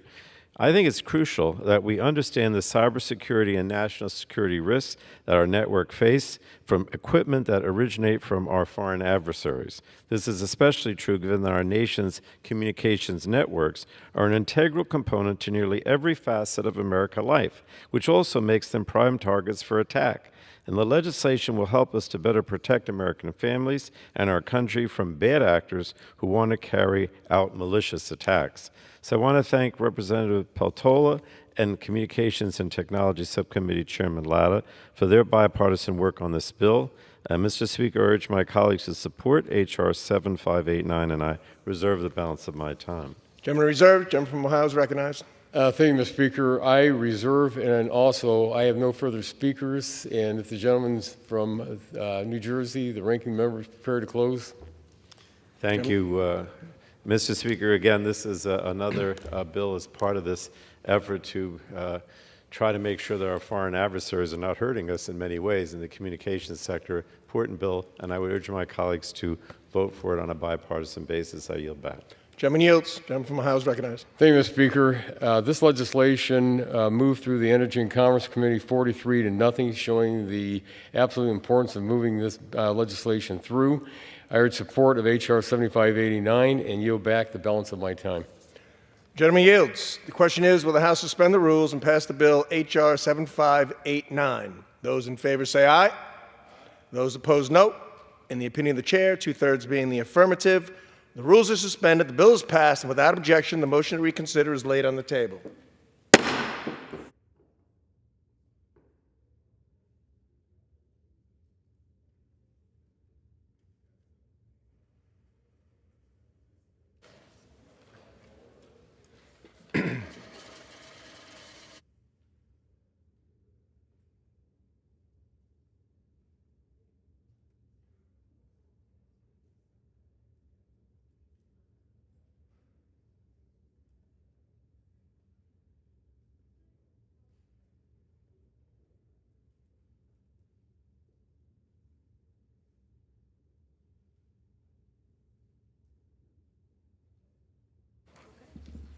Give me a sec.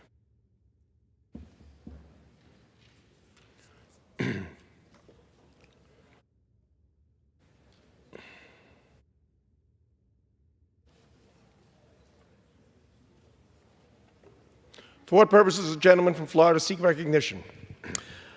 Mr. Speaker, I move to suspend the rules and pass H.R. 8631, the Decoupling from Foreign Adversarial Battery Dependence Act. The clerk will report the title. Does the gentleman call up the bill as amended? Does the gentleman call the bill as amended? H.R. 8631 as amended? H.R. 8631 as amended? I'm sorry. The Decoupling from Foreign Adversarial Battery Dependence Act. Is the gentleman calling moving to as amended? In amendment. As amended. As amended. The clerk will report the title of the bill. Union Calendar Number 530, H.R. 8631, a bill to prohibit the Secretary of Homeland Security from procuring certain foreign-made batteries and for other purposes. Pursuant to the rule, the gentleman from Florida, Mr. Jimenez, and the gentleman from Maryland, Mr. Ivey, each will control 20 minutes. The chair recognizes the gentleman from Florida. Thank you, Mr. Chairman. Mr. Speaker, I ask unanimous consent that all members have 5 legislative days to revise and extend the remarks and to include extraneous material in H.R. 8631, the bill now under consideration. Without objection. I yield myself as much time as I may consume. The gentleman is recognized. Thank you, Mr. Speaker. I rise today in support of my bill, H.R. 8631, the Decoupling from Foreign Adversarial Battery Dependence Act. Our world is increasingly reliant on battery technology, from the smartphones in our pockets to the energy storage systems that power our homes and businesses. This dependence underscores a larger issue. Our nation is becoming increasingly reliant on foreign adversarial entities for the materials and technologies that power these devices, which poses grave risk to our nation's security and economic stability. As it stands, Communist China produces approximately 80% of the world's batteries and roughly 70% of the world's lithium-ion batteries. These staggering numbers leave U.S. supply chains vulnerable and our nation's security at risk. Recently, the United States House Select Committee on Strategic Competition between the United States and the Communist Chinese Party, a committee that I'm a member of, uncovered information that revealed that at least 2 of the world's top battery manufacturers, CATL and Gotten High-Tech, are affiliated with Xinjiang Production and Construction Corporation, a paramilitary and CCP-owned entity that is expressly named in the Uyghur Forced Labor Prevention Act statute due to its egregious forced labor practices. Specifically, XPCC has been accused of assisting the CCP's policy in Xinjiang that implemented comprehensive surveillance, detention, and indoctrination that targeted Uyghur Muslims and other ethnic minority groups that the CCP is attempting to eradicate.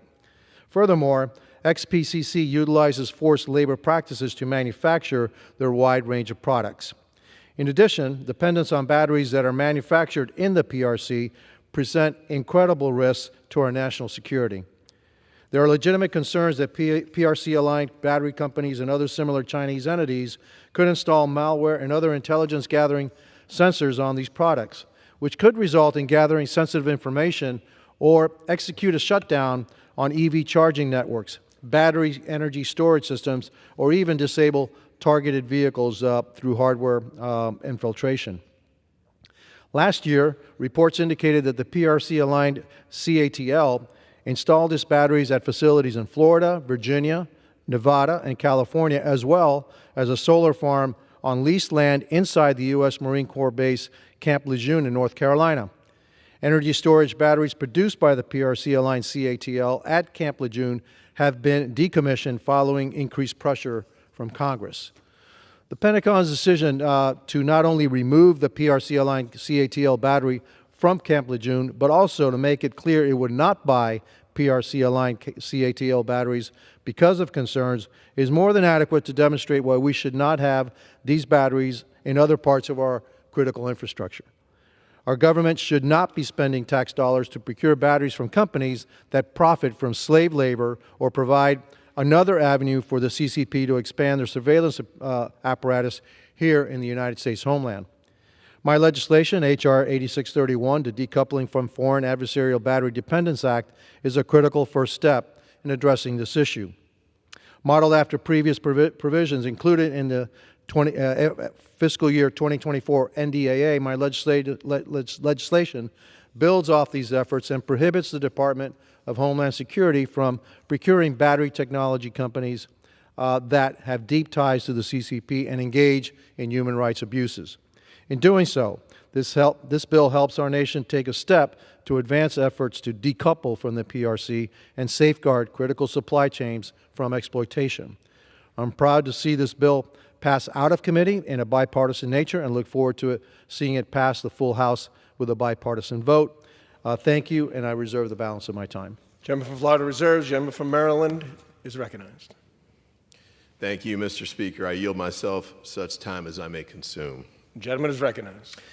My fellow Democrats and I strongly support the intent of this bill, which is to reduce our reliance on global adversaries and build up an industrial manufacturing base in the United States by prohibiting DHS from procuring batteries from certain Chinese companies. And I'm grateful the committee included Ranking Member Thompson's amendment to the original bill, which expands the number of companies subject to the prohibition.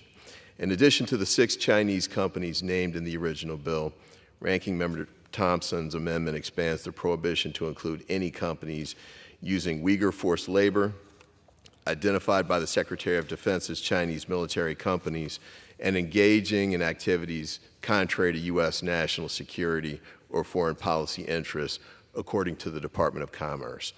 I also thank the committee for including Representative Swazi's amendment, which requires DHS to produce a report on the potential impacts and the costs associated with carrying out this bill before the prohibition goes into effect. The report will help DHS and Congress manage any unanticipated negative consequences from this bill. While these amendments have made the bill better, there are lingering concerns, including how a ban on Chinese-made batteries will impact DHS's ability to buy American-made electric vehicles, since most American EVs producers use Chinese-sourced batteries. The bill could also further be improved by requiring DHS to identify ways to foster job creation and economic growth here at home and ensure the inclusion of economically disadvantaged individuals and small businesses when purchasing batteries. With that, Mr. Speaker, I reserve the balance of my time. Gentleman reserved. Gentleman from Florida is recognized. Mr. Speaker, I yield as much time as he may consume to the gentleman from Michigan, Mr. Molinar. Gentleman from Michigan is recognized. Thank you, Mr. Speaker. I rise today to support Representative Jimenez's Foreign Adversarial Battery Dependence Act to protect taxpayer dollars from growing our dependence on CCP-controlled battery technology. As Representative Jimenez noticed, the House Select Committee on China has investigated the world's cutting-edge battery manufacturers in China. There is indisputable evidence that 2 CCP-aligned battery makers, Goshen and CATL, Cattle, are deeply connected to forced labor and the ongoing genocide in China. Goshen and Cattle plan to build factories in the United States and thereby grow our dependence on their slave labor-tainted supply chains. For my colleagues that care deeply about embracing next-generation energy technologies, I would just say this. We need America to lead when it comes to new energy sources, not China. We cannot lead by following. Buying Chinese technology will only dig ourselves further into dependence on the CCP. I urge all of my colleagues to vote in favor of this important legislation and to protect our critical supply chains. Thank you, and I yield back. Gentleman yields back. The gentleman from Florida is recognized. Mr. Speaker, I have no further speakers, and I'm prepared to close after the gentleman from Maryland closes. Gentleman reserves. Mr. Speaker, I yield myself the balance of my time. The gentleman is recognized. Republicans and Democrats alike recognize the threat posed by China and stand unified in defense of our national and homeland security. H.R. 8631 is an imperfect, but it is a step in the right direction, and I urge my colleagues to support it. With that, Mr. Speaker, I yield back the balance of my time. Gentleman yields. Gentleman from Florida is recognized. Mr. Speaker, I yield myself the balance of my time. Gentleman is recognized. Thank you, Mr. Speaker. We cannot continue to surrender dominance over our critical supply chains to our geopolitical rivals. Communist China will exploit any economic or security vulnerabilities that could be created from the Department of Homeland Security reliance on lithium-ion batteries. To put an end to this dependence and to take important steps in decoupling from the CCP, I urge yes vote on H.R. 8631. Thank you, and I yield back the balance of my time. Gentleman yields. The question is, will the House suspend the rules and pass the bill H.R. 8631 as amended? Those in favor say aye. Those opposed, no. In the opinion of the chair, 2/3 being the affirmative, the rules are suspended, the bill is passed, and without objection, the motion to reconsider is laid on the table. For what purpose does the gentleman from Florida seek recognition? Mr. Speaker, I move to suspend the rules and pass H.R. 8663, the Detect Fentanyl and Xylazine Act of 2024, as amended. Does the gentleman call up the bill as introduced? Call the bill as introduced or as amended? Correct. Not as amended. Not amended. Not amended. The clerk will report the title of the bill. Union Calendar Number 531, H.R. 8663. A bill to require the Science and Technology Directorate in the Department of Homeland Security to develop greater capacity to detect, identify, and disrupt illicit substances in very low concentrations. Pursuant to the rule, the gentleman from Florida, Mr. Jimenez, and the gentleman from Maryland, Mr. Ivey, each will control 20 minutes. The chair recognizes the gentleman from Florida. Mr. Speaker, I ask unanimous consent that all members have 5 legislative days to revise and extend their remarks and to include extraneous material on H.R. 8663, the bill now under consideration. Without objection. I yield myself as much time as I may consume. The gentleman is recognized. Mr. Speaker, I rise in strong support of H.R. 8663, the Detect Fentanyl and Xylazine Act of 2024. As the catastrophe at our southern border has continued to spiral out of control, the trafficking of fentanyl and other drugs has reached critical levels, putting Americans and law enforcement officials at risk. The unchecked drug flow has devastated families and communities across the country, and the Committee of Homeland Security has uncovered throughout the course of the past 2 years these devastating lack of enforcement at the southern border. While our brave law enforcement and frontline border personnel do their best to interdict, they do not always have the tools and resources to effectively do so. H.R. 8663 will improve drug detection accuracy through DHS Science and Technology Directorate research and providing critical equipment for federal, state, local, tribal, and territorial law enforcement dealing with fentanyl, xylazine, and other deadly drugs. I commend my colleague, Mr. Lilloda of New York, for his work on this legislation. I urge all members to support it, and I reserve the balance of my time. Gentleman reserves. Gentleman from Maryland is recognized.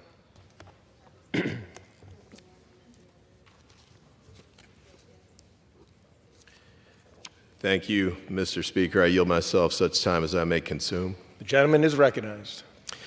H.R. 8663, the Detection, Equipment, and Technology Evaluation to Counter the Threat of Fentanyl and Xylazine Act, is a critical piece of legislation that empowers the DHS Science and Technology Directorate to enhance the ability of all levels of law enforcement to detect and disrupt illicit substances.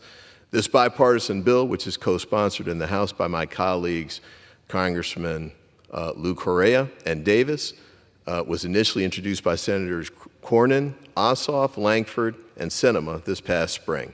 The bill mandates the development of advanced technology such as portable drug detectors that require minimal sample handling, equipment capable of separating complex drug mixtures into identifiable components, and the use of artificial intelligence to identify emerging threats. These innovations are designed to improve the efficiency and accuracy of drug detection efforts, providing law enforcement with the tools they need to stay ahead of traffickers and safeguard our communities. While this bipartisan bill is undeniably a step forward in combating the widespread issue of illicit substances like fentanyl and xylazine, it is essential to recognize that its impact goes far beyond the narrow scope of any nation's involvement, including China's. The challenges of detecting these dangerous drugs are global in nature, and the solutions proposed by this bill address a broad spectrum of threats that law enforcement faces across the United States. This bill primarily is a response and provides comprehensive benefits in bolstering our national security and public health infrastructure. Therefore, we strongly support the bill's objectives, and we resist the effort to politicize any aspect of this critical issue, especially given the complexity and widespread nature of this act. So with that, I urge my colleagues to support this legislation, and I reserve the balance of my time. Gentleman reserves. Gentleman from Florida is recognized. Speaker, I yield as much time as he may consume to the author of the legislation, the gentleman from New York, Mr. Lilloda. Gentleman from New York is recognized. I want to thank the gentleman from Florida. Mr. Speaker, the United States of America, the greatest nation the world has ever known, is facing an unprecedented crisis as deadly drugs like fentanyl and xylazine devastate our communities. It is imperative that our leaders here in Congress work together to confront this epidemic and to save lives. Last year, there were over 107,000 drug overdose deaths. Of those deaths, over 81,000 involved opioids. Based on prior year statistics, we estimate that fentanyl was responsible for nearly 90% of all synthetic opioid-related deaths. That's almost 73,000 fentanyl deaths in just 1 year. These staggering statistics are not just numbers. They represent real lives lost, real families shattered, and real communities that are forever changed for the worse. It's the biggest cause of death of Americans ages 18 through 45, and it does not discriminate. It doesn't discriminate based on race. It doesn't discriminate based on your economic class. It kills in each of our districts 170 fentanyl deaths per congressional district per year on average. Even more troubling is xylazine, known on the streets as tranq, is now being mixed with fentanyl, making the drug even more deadly and more difficult to detect. We must do more to get these dangerous substances off of our streets and ensure our law enforcement officers have every tool and resource necessary to combat this crisis effectively, which is why I was proud to introduce the Detect Fentanyl and Xylazine Act, a bipartisan bill that will do just that. This legislation is not just a response to the ever-growing threat of illicit narcotics like fentanyl and xylazine. It is a critical step in our fight to protect our communities and to save lives. Too many Americans have experienced the devastation caused by illicit drugs like fentanyl and xylazine. These substances have infiltrated our neighborhoods, torn families apart, and claimed countless lives across our great nation. From Long Island to Los Angeles, no community has been spared. And for far too long, illegal drug smugglers have made it their mission to poison our street with these illicit substances. And every day, our law enforcement officers, those on the front lines of this battle, are forced to confront these threats with often outdated and inadequate tools. This is why this legislation is so important. The Act will authorize the Department of Homeland Security to conduct critical research and development, testing, and evaluation of state-of-the-art detection equipment. This legislation will also empower federal, state, local, and tribal law enforcement agencies with the best technology available to detect and intercept even the smallest amounts of these dangerous substances. This legislation will also create an important new statutory responsibility for the Science and Technology Directorate at DHS to focus on 3 key areas. 1, developing portable detection equipment. 2, improving technologies to separate complex mixtures. And 3, leveraging artificial intelligence and machine learning. But let me be clear, this is not just about equipment and technology. This is about the lives that we have a duty to protect. It's about ensuring that a child does not lose a parent to a lethal dose of fentanyl. It's about preventing the next wave of overdose deaths that leaves yet another community in mourning. And it's about making sure that every law enforcement officer has the tools they need to safely and effectively do their job. I want to thank my friend from the other side of the aisle and fellow Homeland Security Committee member, Congressman Lou Correa, for partnering with me in introducing this critical bipartisan legislation, and Senators Cornyn, Ossoff, and Sinema for their partnership in the Senate in this vital legislation. I also want to thank the coalitions of organizations representing law enforcement professionals, public health advocates, and local governments across the nation who have endorsed this legislation. I urge all of my colleagues to vote yes on the Detect Fentanyl and Xylazine Act. Let's give our law enforcement the resources they need. Let's protect our communities, and let's save lives. Thank you, and I yield back. Gentleman yields. Gentleman from Florida is recognized. I have no further speakers. I'm prepared to close, and I reserve. Gentleman reserves. Gentleman from Mr. B is recognized. Thank you, Mr. Speaker. I yield myself the balance of my time. Gentleman is recognized. Republicans and Democrats alike recognize the challenges facing law enforcement in the detection of dangerous drugs like fentanyl. H.R. 8663 is a step in the right direction, and I urge my colleagues to support it. With that, Mr. Speaker, I yield back the balance of my time. Gentleman from Maryland yields. Gentleman from Florida is recognized. I yield myself the balance of my time. Gentleman is recognized. As more and more Americans are negatively impacted by fentanyl and other deadly drugs, it is important to take steps to mitigate and detect the flow of these drugs over our borders. I urge passage of H.R. 8663, which will develop a greater capacity to detect, identify, and disrupt illicit substances. Thank you, and I yield back the balance of my time. The gentleman yields back. The question is, will the House suspend the rules and pass the bill H.R. 8663? Those in favor say aye. Those opposed, no. In the opinion of the chair, two-thirds being the affirmative, the rules are suspended, the bill is passed. Without objection, the motion to reconsider is laid on the table.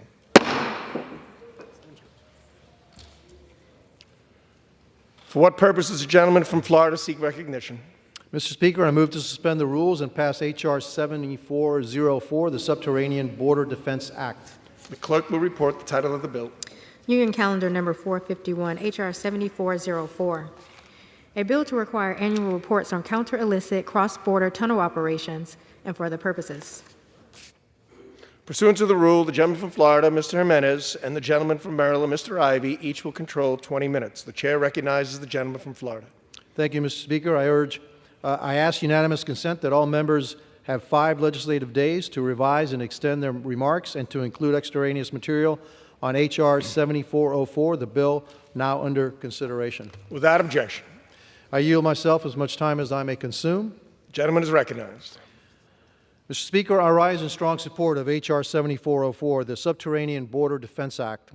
Due to President Biden, Vice President Harris, and Secretary Mayorkas' collective failures and refusal to secure our border, transnational criminal organizations are unchecked in their efforts to infiltrate into the United States.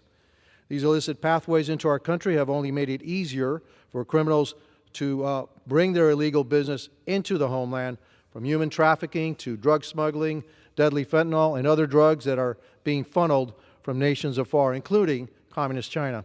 H.R. 7404 will require DHS to provide annual reports on its efforts to counter illicit tunnel operations. I commend my colleague from Arizona, Mr. Crane, for his leadership on this effort and urge strong support for the measure. Thank you, and I reserve the balance of my time. Gentleman reserves. Gentleman from Maryland is recognized. Thank you, Mr. Speaker. I yield myself such time as I may consume. The gentleman is recognized. Mr. Speaker, I rise in support of this bill because we should have more oversight and information on the threat of tunnels going under our borders and the actions our government is taking to counter them. Tunnels are used by transnational criminal organizations looking to make a profit, and most of the people using them are not Chinese. Over the past 30 years, cartels have created illegal tunnels under border walls and barriers to smuggle people and drugs into this country and send out money and firearms, including assault weapons. Since 1990, law enforcement has discovered more than 230 tunnels across U.S. borders. These tunnels can be sophisticated. In 2019, CBP discovered a tunnel near the San Diego, California, and Tijuana, Mexico border that was over 3/4 of a mile long. This bill simply creates an annual reporting requirement to keep Congress informed on the DHS efforts to counter illicit cross-border tunnels and hold bad actors accountable. The information this bipartisan piece of legislation requires will help inform Congress of the situation on the border and what authorities or resources might be needed. With that, Mr. Speaker, I've reserved the balance of my time. Reserves. Gentleman from Florida is recognized. Thank you, Mr. Speaker. I yield as much time as he may consume to the author of the legislation, the gentleman from Arizona, Mr. Crane. The gentleman from Arizona is recognized. Thank you, Mr. Speaker. I rise today to speak in favor of my bill, the Subterranean Border Defense Act, a bipartisan piece of border security legislation that I've introduced alongside Congressman Correa from California. Effective border security is created by overlapping deterrence. That's something we desperately are lacking at our southern border. The Subterranean Border Defense Act would help us address the growing threat of illicit cross-border tunnels by requiring annual reports to Congress on counter-tunnel operations, fortifying our security system at the border. Put simply, this would help us ensure that Congress has the necessary data to forge another much-needed layer of defense. As transnational criminal organizations continue to grow in both size and sophistication, illicit cross-border tunnels along the southwest border of the United States represent significant and growing threat to national security. Congress must address this deadly threat and ensure U.S. Customs and Border Patrol protection has the resources needed to acquire counter-tunnel technology. Since 1990, officials have discovered more than 140 tunnels that have breached the U.S. border, with an 80% increase in the tunnel activity occurring since 2008. Over the years, CBP has worked to combat these tunnels as part of their overall strategy. In fact, the United States conducts research, development, and test activities with Israel, who must contend with a vast network of Hamas tunnels originating in the Gaza Strip.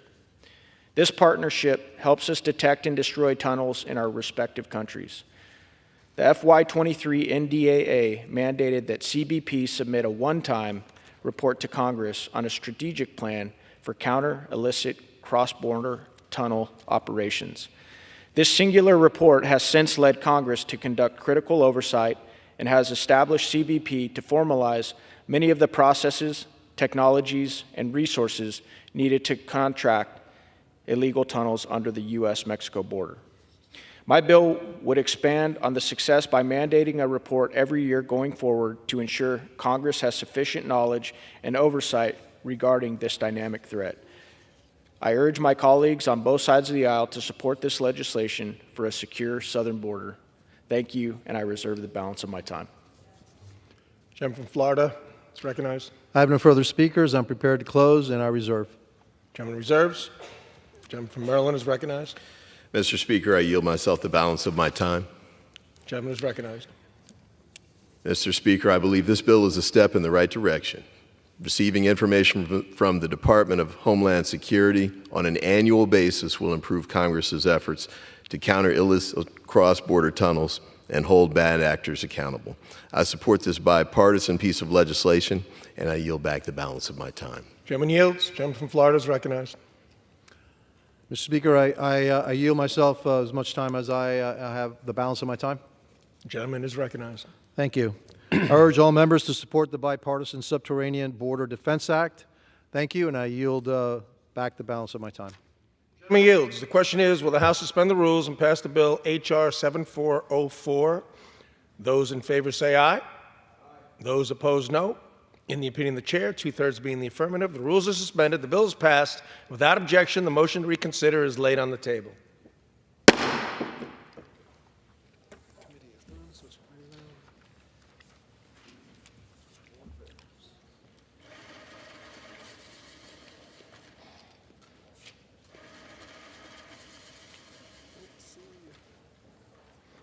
Andy Barr's up.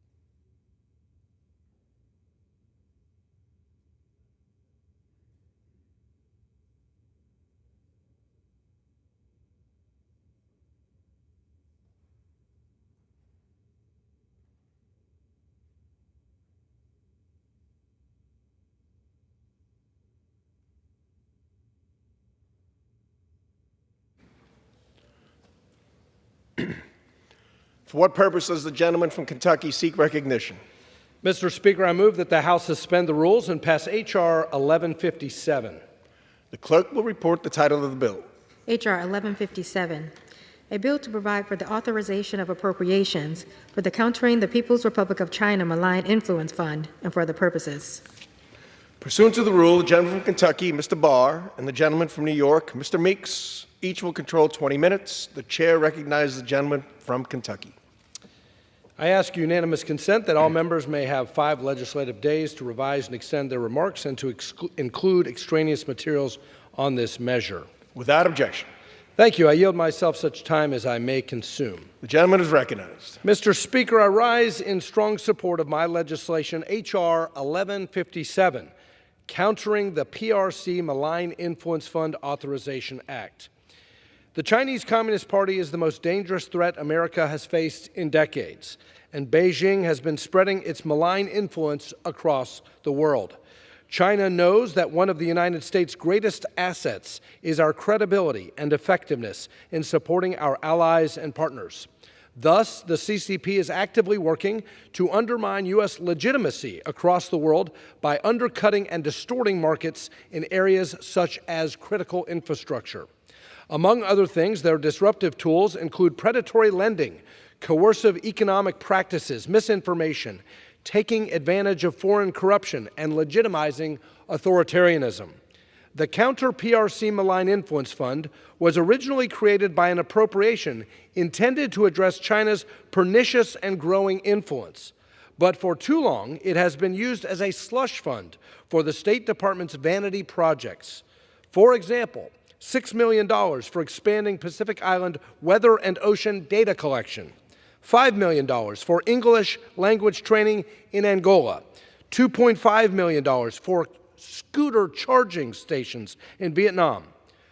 While some may argue that funding for these types of activities can counter the PRC by meeting the wish lists of our partners experiencing PRC pressure, there are other organizations like the Development Finance Corporation and USAID that are already able to meet these types of needs with their own appropriated and authorized funding. The bill before us today will create specific statutory guardrails so that our taxpayer dollars are used strategically and effectively to counter the CCP's malign influence. It specifies the aims and duties of the fund, requires consultation with Congress before funds are obligated, and mandates an annual report on the fund's activities. This is basic congressional stewardship of taxpayer dollars. The bill received bipartisan support when it was marked up by the Foreign Affairs Committee last year. While we will never be able to, nor want to outspend the PRC dollar for dollar, we must ensure that every ounce of funding is going the farthest to counter this generational threat. I urge my colleagues to support my bill, the Countering the PRC Malign Influence Fund Authorization Act, and I reserve the balance of my time. The gentleman reserves. The gentleman from New York, Mr. Meeks, is recognized. Thank you, Mr. Speaker, and I rise in support of H.R. 1157, and I yield myself as much time as I may consume. The gentleman is recognized. There's a strong bipartisan support in Congress for the Countering the People's Republic of China's Malign Influence Fund because it is the primary pool of funding for USAID and State Department projects to compete with China on the global stage. Given this bipartisan consensus on the importance of the fund, I had hoped we could engage in a bipartisan process for this bill. Instead, most of our recommended changes to the bill were not accepted when this bill was rushed to a markup at the very start of this Congress. And when offered an amendment to increase the fund's authorization from $325 million to $400 million per year, the same amount requested by the Biden-Harris administration, every Republican on our committee, unfortunately, voted against it. Is that being tough on China? I don't think so. In briefing after briefing, our committee has learned that the administration is laser-focused on addressing the China challenge and is utilizing the fund effectively to counter PRC disinformation, build resilience against the PRC's malign influence, and provide nations around the world with alternatives to China's extractive development framework.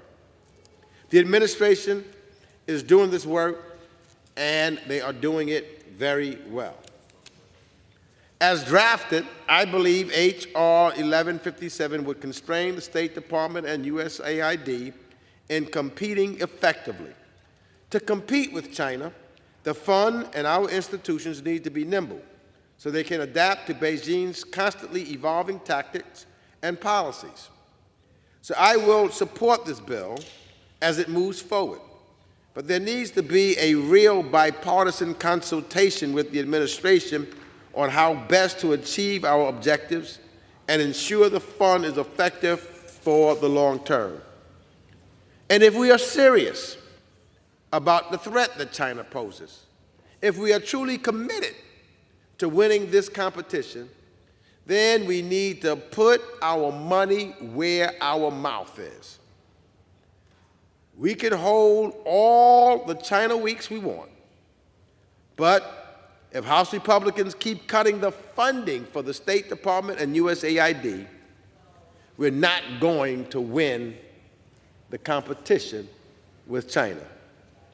We are in a global competition for influence with China, and if you want to win it, you cannot do it on a middle power budget. China is putting its money up. We want to compete. We don't want to just talk about it. We need to put ours up so that we can not just compete, we can win. And with that, I reserve the balance of my time. Gentleman reserves. Gentleman from Kentucky is recognized. I have no additional speakers, and I reserve the right to close. Gentleman reserves. Gentleman from New York is recognized. I have no further requests for time either, and I'm prepared to close. The gentleman is recognized. Again, I use myself as much time as I may consume for the purposes of this closing.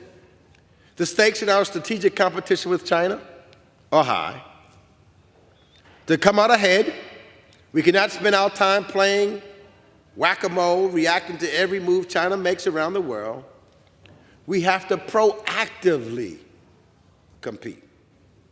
That means sticking to our values, because they are better than the values of the Chinese Communist Party. It means listening to our partners, our friends, our allies, and their needs, not forcing them to choose. It means building resilience to China's malign influence by strengthening governance and the rule of law. And crucially, it means providing real, sustainable alternatives to China's financing, China's infrastructure, and development assistance. To achieve these goals, and to do it effectively, we need more than just rhetoric. We need creative thinking, a willingness to experiment, and a commitment to sustain American engagement and diplomacy. All of this requires a clear strategy, a nimble State Department, and a USAID apparatus, and again, dare I say, money. Not just for this fund, but for our broader foreign operations and assistance also. So as we move forward with authorizing the Countering People's Republic of China's Malign Influence Fund, we need to remember that this is a long game. This is a long game. The game is not in the fourth quarter. If America wants to win it, we must sufficiently invest. We must invest in our strengths as well as our tools of competition. We are the greatest nation in the world, with the greatest resources in the world. Let's do so that we can continue being the leaders of the world. And with that, I yield back the balance of my time. Gentleman yields. Gentleman from Kentucky. I yield myself the balance of my time. Mr. Speaker, in closing, I want to thank Chairman McCall and Ranking Member Meeks for working with me to move this important legislation to the floor. And I share many of the comments that my friend, the Ranking Member from New York, just stated. We do need to invest. We need to invest in the tools of diplomacy that we have to counter PRC malign influence in the world. We need to support the China Transformational Exports Program with the Export-Import Bank. We need to support the Development Finance Corporation. We need to support USAID where it can help, Peace Corps where it can help, and soft power. We need diplomacy. We need forward deployed foreign service personnel. But we have to remember that we cannot counter, and we should not attempt to counter, Communist China by becoming more like China. We have a $35 trillion national debt, Mr. Speaker. Spending money like drunken sailors without any accountability, without any effective strategy, is not effective diplomacy in countering the malign influence from China. And so while I certainly do support the PRC Malign Influence Fund, for goodness sake, we're the Congress. We control the purse strings. Let's do our job. Let's create an authorization, put some guardrails around it, and not allow the administration to spend this country into bankruptcy. That's the fastest way to lose the competition to China. Let's put some parameters around this PRC Malign Influence Fund and direct those scarce taxpayer resources effectively so that they actually do the job that the taxpayers deserve, and we actually win this fight. Spending our country into oblivion is what communists do. We don't do that. Our ace in the hole is that we're capitalists. We do not misallocate resources. That's why we need this bill. All of us agree American taxpayer dollars should be used more effectively to counter China's disruptive, predatory influence around the world. But let's do it smart, Mr. Speaker. Let's do it the smart way. I urge all members to vote in favor of H.R. 1157, and I yield back the balance of my time. The question is, will the House suspend the rules and pass the bill H.R. 1157? Those in favor say aye. Those opposed say no. In the opinion of the chair, two-thirds being in the affirmative, the rules are suspended, the bill is passed, and without objection, the motion to reconsider is laid on the table. Ask for the yeas and nays. For what purpose? On that, I ask for the yeas and nays.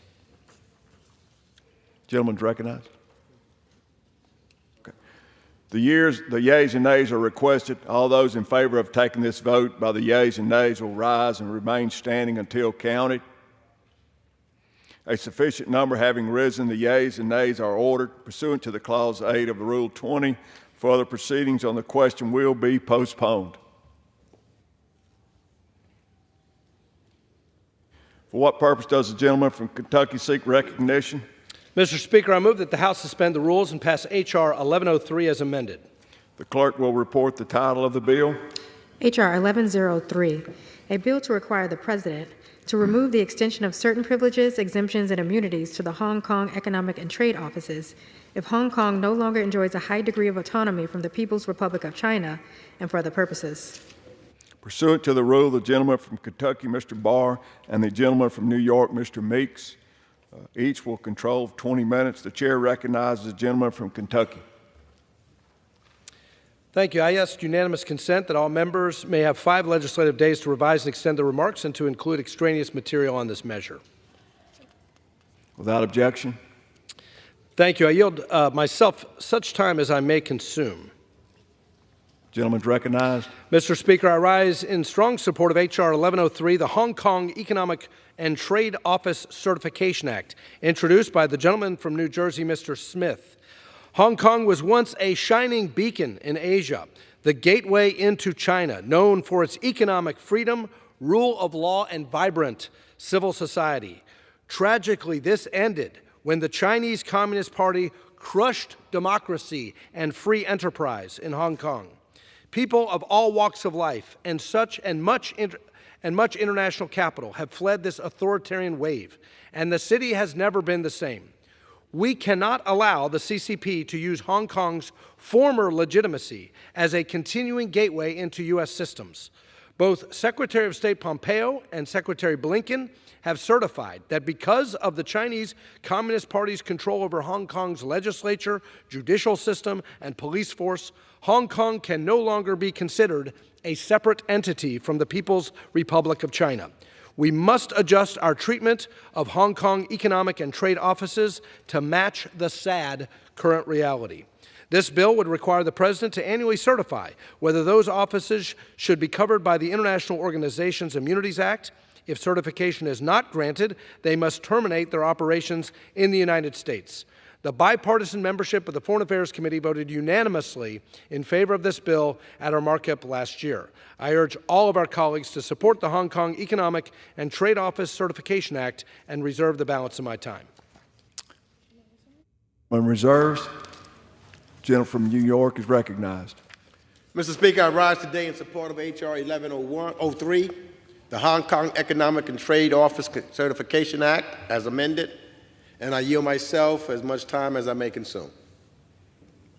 This bill recognizes that Beijing has ripped apart any credible notion of Hong Kong's autonomy and has undone the one country, two systems framework.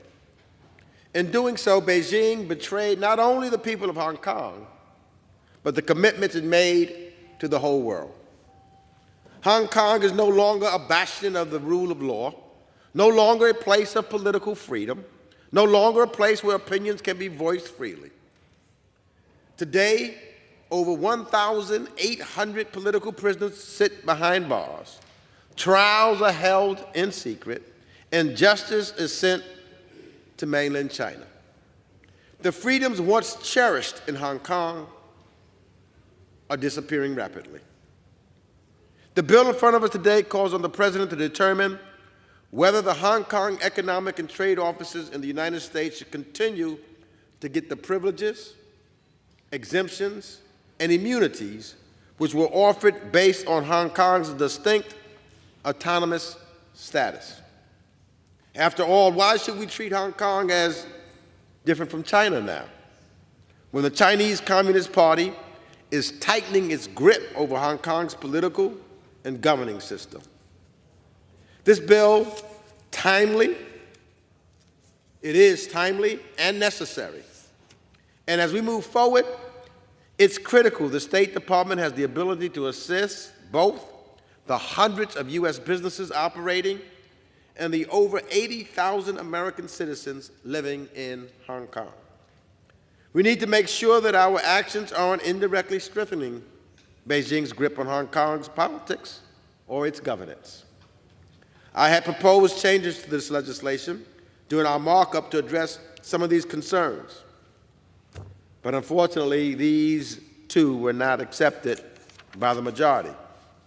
So after this bill passes, I hope that the executive branch and Congress can consider these issues together in a bipartisan manner so that we have one voice, and so that with that one voice, we may hold Beijing and Hong Kong accountable and protect American interests with one voice. But I want to finally thank, though, Representative Chris Smith for all of his hard work on this bill, as well as Representative Jim McGovern for introducing this important piece of legislation. And in that spirit, I encourage all of my colleagues to support this bill, and I reserve the balance of my time. Gentleman reserves. Gentleman from Kentucky. Mr. Speaker, I yield 5 minutes to the gentleman from New Jersey, Mr. Smith, a tireless champion for human rights, the chairman of the Foreign Affairs Subcommittee on Global Health, Global Human Rights, and International Organizations, and the author of this bill. I thank my good friend for yielding. Recognized. And thank him for his leadership. I want to thank Mr. Meeks and, of course, Chairman McCall. As the prime author of the Hong Kong Human Rights and Democracy Act, which I first introduced in 2014, when the umbrella revolution was occurring, we saw, many of us, that if we did not take definitive actions, Hong Kong would be lost. Well, unfortunately, Congress refused for years to bring up that bill. And we did get it enacted into law, but it was a day late and a dollar short. But this legislation, 1103, is a necessary next step in tangibly demonstrating our solidarity with the persecuted citizens of Hong Kong. I want to thank Jim McGovern, my friend and colleague, for co-sponsoring. It is a bipartisan bill. And again, I appreciate Mr. Meek's statement just a moment ago.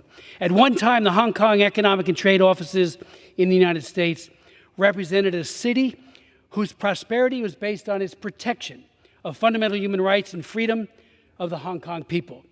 The U.S. gifted these offices, commonly known as HKIDOs for short, with diplomatic privileges and immunities on the assumption that Hong Kong would remain free from communist rule. But 3 years after the CCP imposed the national security law on Hong Kong, we must deal with this new reality. The Hong Kong all of us knew, loved, and respected is gone. The city that was once a bastion of freedom in a sea of oppression is now governed by the CCP puppets who have become as repressive as their masters in Beijing. Hong Kong unjustly detains political prisoners at a rate only surpassed by a handful of dictatorships such as Belarus and Burma. There are over 1,000 political prisoners in Hong Kong today. Renowned pro-democracy figures like Jimmy Lai. I actually chaired a hearing where he heard from his son, Sebastian, pleading with the world to speak up on behalf of his father. He is now languishing in prison. Joshua Wong, who we all met with during the great days when it looked like democracy was going to be protected, he too is languishing, as well as Tony Yi Chow and so many others who are living in these horrible gulags in Hong Kong. But most of Hong Kong's political prisoners actually are unknown. They are university and high school students, medical workers, first responders, lawyers, teachers, moms and dads, business people, journalists, and municipal policymakers, jailed and sometimes tortured for peacefully demonstrating and organizing to protect democracy and human rights. The HKIDOs are complicit in persecuting them. These offices serve as Beijing's propaganda arm in the United States, defending and dismantling the freedom of Hong Kong and obscuring the truth. In addition, HKIDOs help the Chinese Communist Party track exiled Hong Kong activists in our own country. Anna Kwok, the executive director of the Hong Kong Democracy Council, testified at one of my China hearings and made very clear that they are using these so-called economic leaders to track individuals and to hold family members and the like responsible back in the PRC, as well as to put bounties on these individuals. This must stop, Mr. Speaker. The United States should not be granting diplomatic privileges and immunities to a network of communist spies and propagandists. I spent a whole day reading each of the 3 HKIDO websites. It was filled to overflowing with lies and deception, especially about the National Security Act, which is as draconian as any law has ever been enacted. So I do hope that members will support this. And even during last year's Asia-Pacific Economic Cooperation Summit in San Francisco, who was organizing the counter-protests to the wonderful men and women of Hong Kong who were simply demanding freedom and democracy? Yes, it was the HKIDO there. I urge members to support it and yield back. Gentleman yields. I have no additional speakers and reserve the right to close. Reserve. Gentleman recognized. I have no remaining speakers, and therefore I will be ready to close. Gentleman recognized to close. Thank you. And I yield myself as much time as I may consume for the purpose of closing. Over the last year alone, Mr. Speaker, we've seen Beijing and Hong Kong authorities crack down further on dissent and free expression at home and abroad. In March, they enacted national security legislation under Article 23 of the Basic Law to once again fundamentally erode the rights and freedoms of Hong Kongers. And I am also especially concerned about Beijing's use of transnational repression on the shores, our shores, where we have seen democracy advocates, including a U.S. citizen, charged under the national security law with rewards offered for their capture. This bill right now is necessary.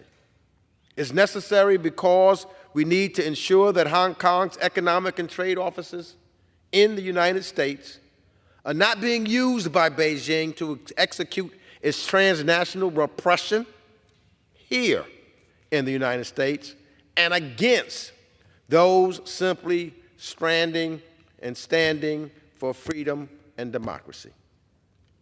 So I hope all of our colleagues will join all of us here on the floor in supporting this timely and important bill, and I yield back the balance of my time. Gentleman yields. Gentleman's recognized. Mr. Speaker, I yield myself the balance of my time for the purpose of closing.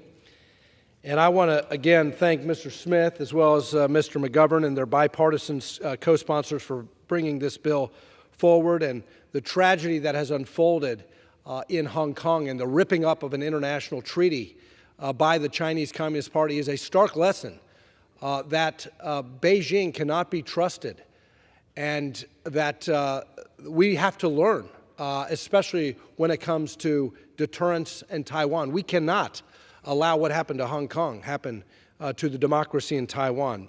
We also cannot allow the Chinese Communist Party to use Hong Kong's economic and trade offices as a backdoor into the United States. They must not be able to use the preferential treatment previously afforded to the city and society they continue to brutalize and oppress. And for these and many other reasons, I urge all members to vote in favor of H.R. 1103, and I yield back the balance of my time. Gentleman yields. The question is, will the House suspend the rules and pass the bill H.R. 1103 as amended? Those in favor say aye.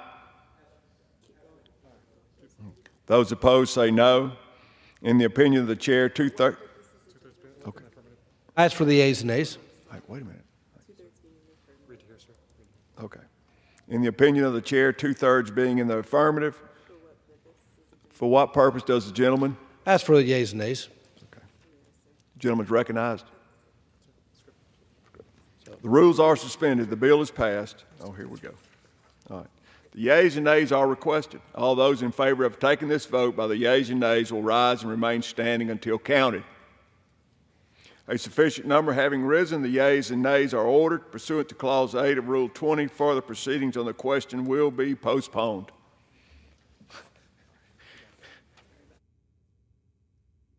For what purpose does the gentleman from Kentucky seek recognition? Mr. Speaker, I move that the House suspend the rules and pass H.R. 8361 as amended. The clerk will report the title of the bill. H.R. 8361, a bill to impose sanctions with respect to economic or industrial espionage by foreign adversarial companies and for other purposes. Pursuant to the rule, the gentleman from Kentucky, Mr. Barr, and the gentleman from New York, Mr. Meeks, will each control 20 minutes. The chair recognizes the gentleman from Kentucky. I ask unanimous consent that all members may have 5 legislative days to revise and extend their remarks and to include extraneous material on this measure. Without objection. I also ask unanimous consent to place into the record letters between committees of referral on this bill. Without objection. Thank you. I yield myself as much time as I may consume. Mr. Gentleman's recognized. Thank you, Mr. Speaker. I rise in strong support of H.R. 8361, the Economic Espionage Prevention Act, introduced by my colleague and friend from Georgia, Mr. McCormick.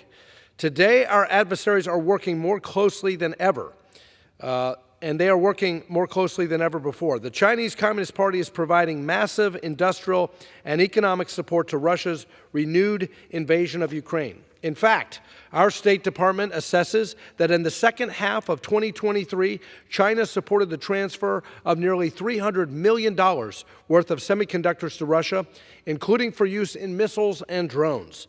Deputy Secretary of State Kurt Campbell said, quote, "I think we have assessed over the course of the last couple of months that Russia has almost completely reconstituted militarily, with the support of China in particular," unquote.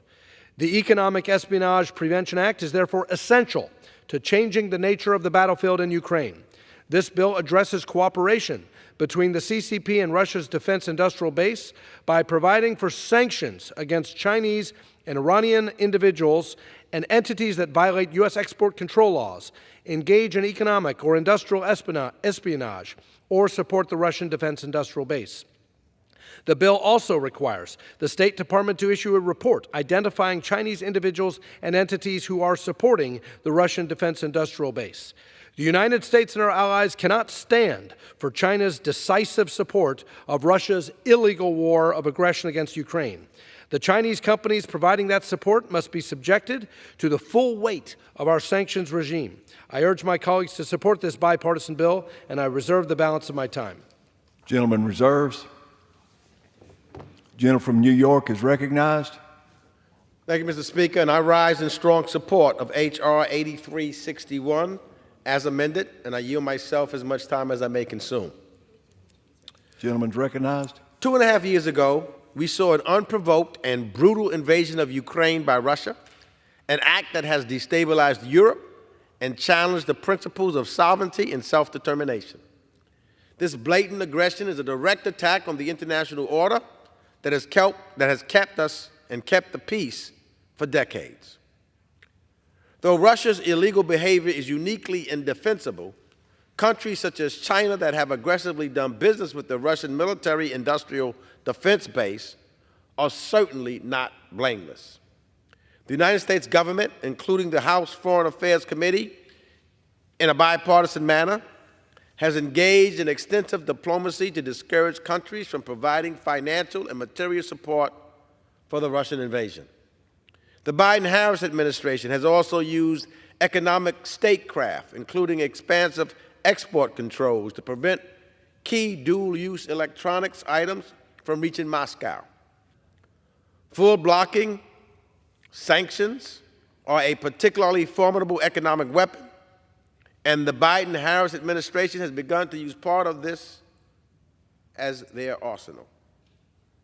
Bipartisan support for this legislation affirms that position, and financial sanctions must be on the table. And finally, by imposing sanctions on the PRC and other entities who are fueling Russia's military machine, we send a clear message.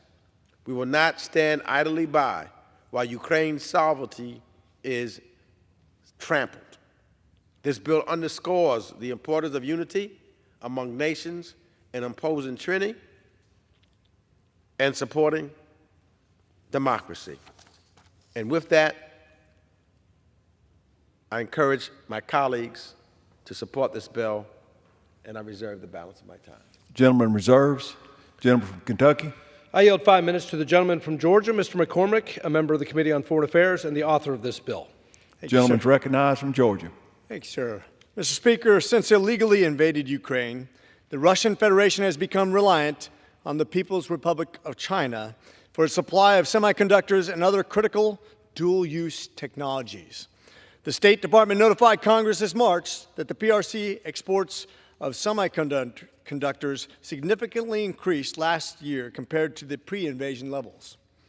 These semiconductors are critical to aspects of the Russian war effort, including electronic warfare, command and control, and targeting.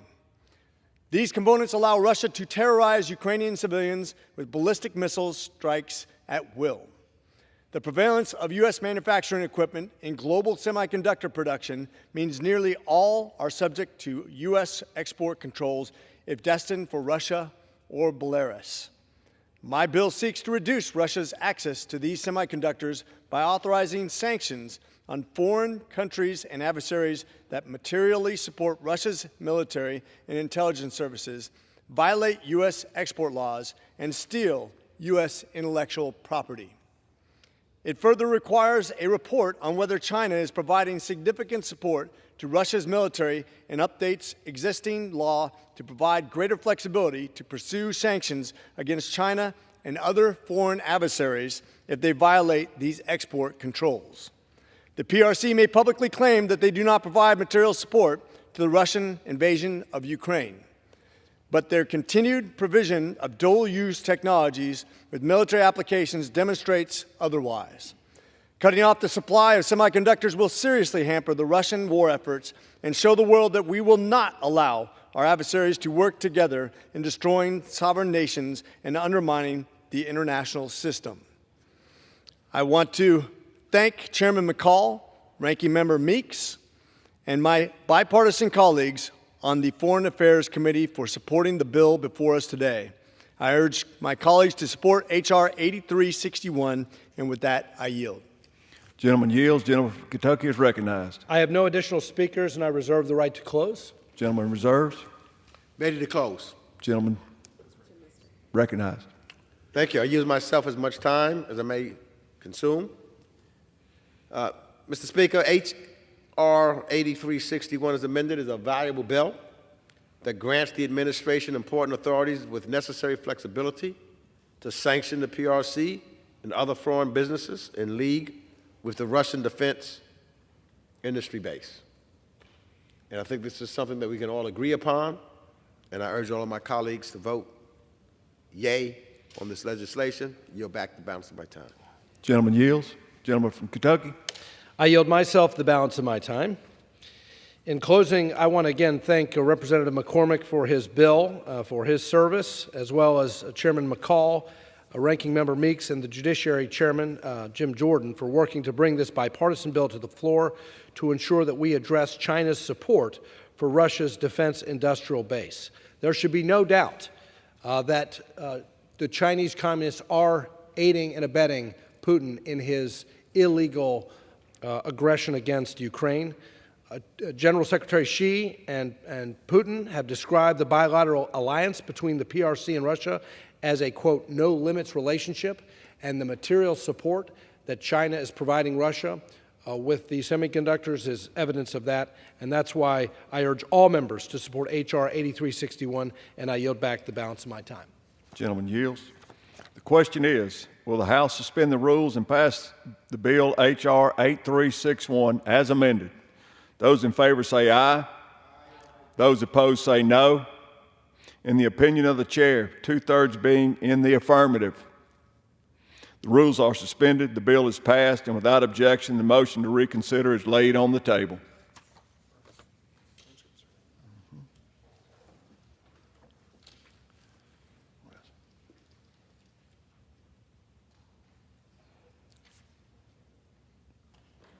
Gentleman from Kentucky is recognized. For what purpose does the gentleman from Kentucky seek recognition? Mr. Speaker, I move that the House suspend the rules and pass H.R. 5245 as amended. The clerk will report the title of the bill.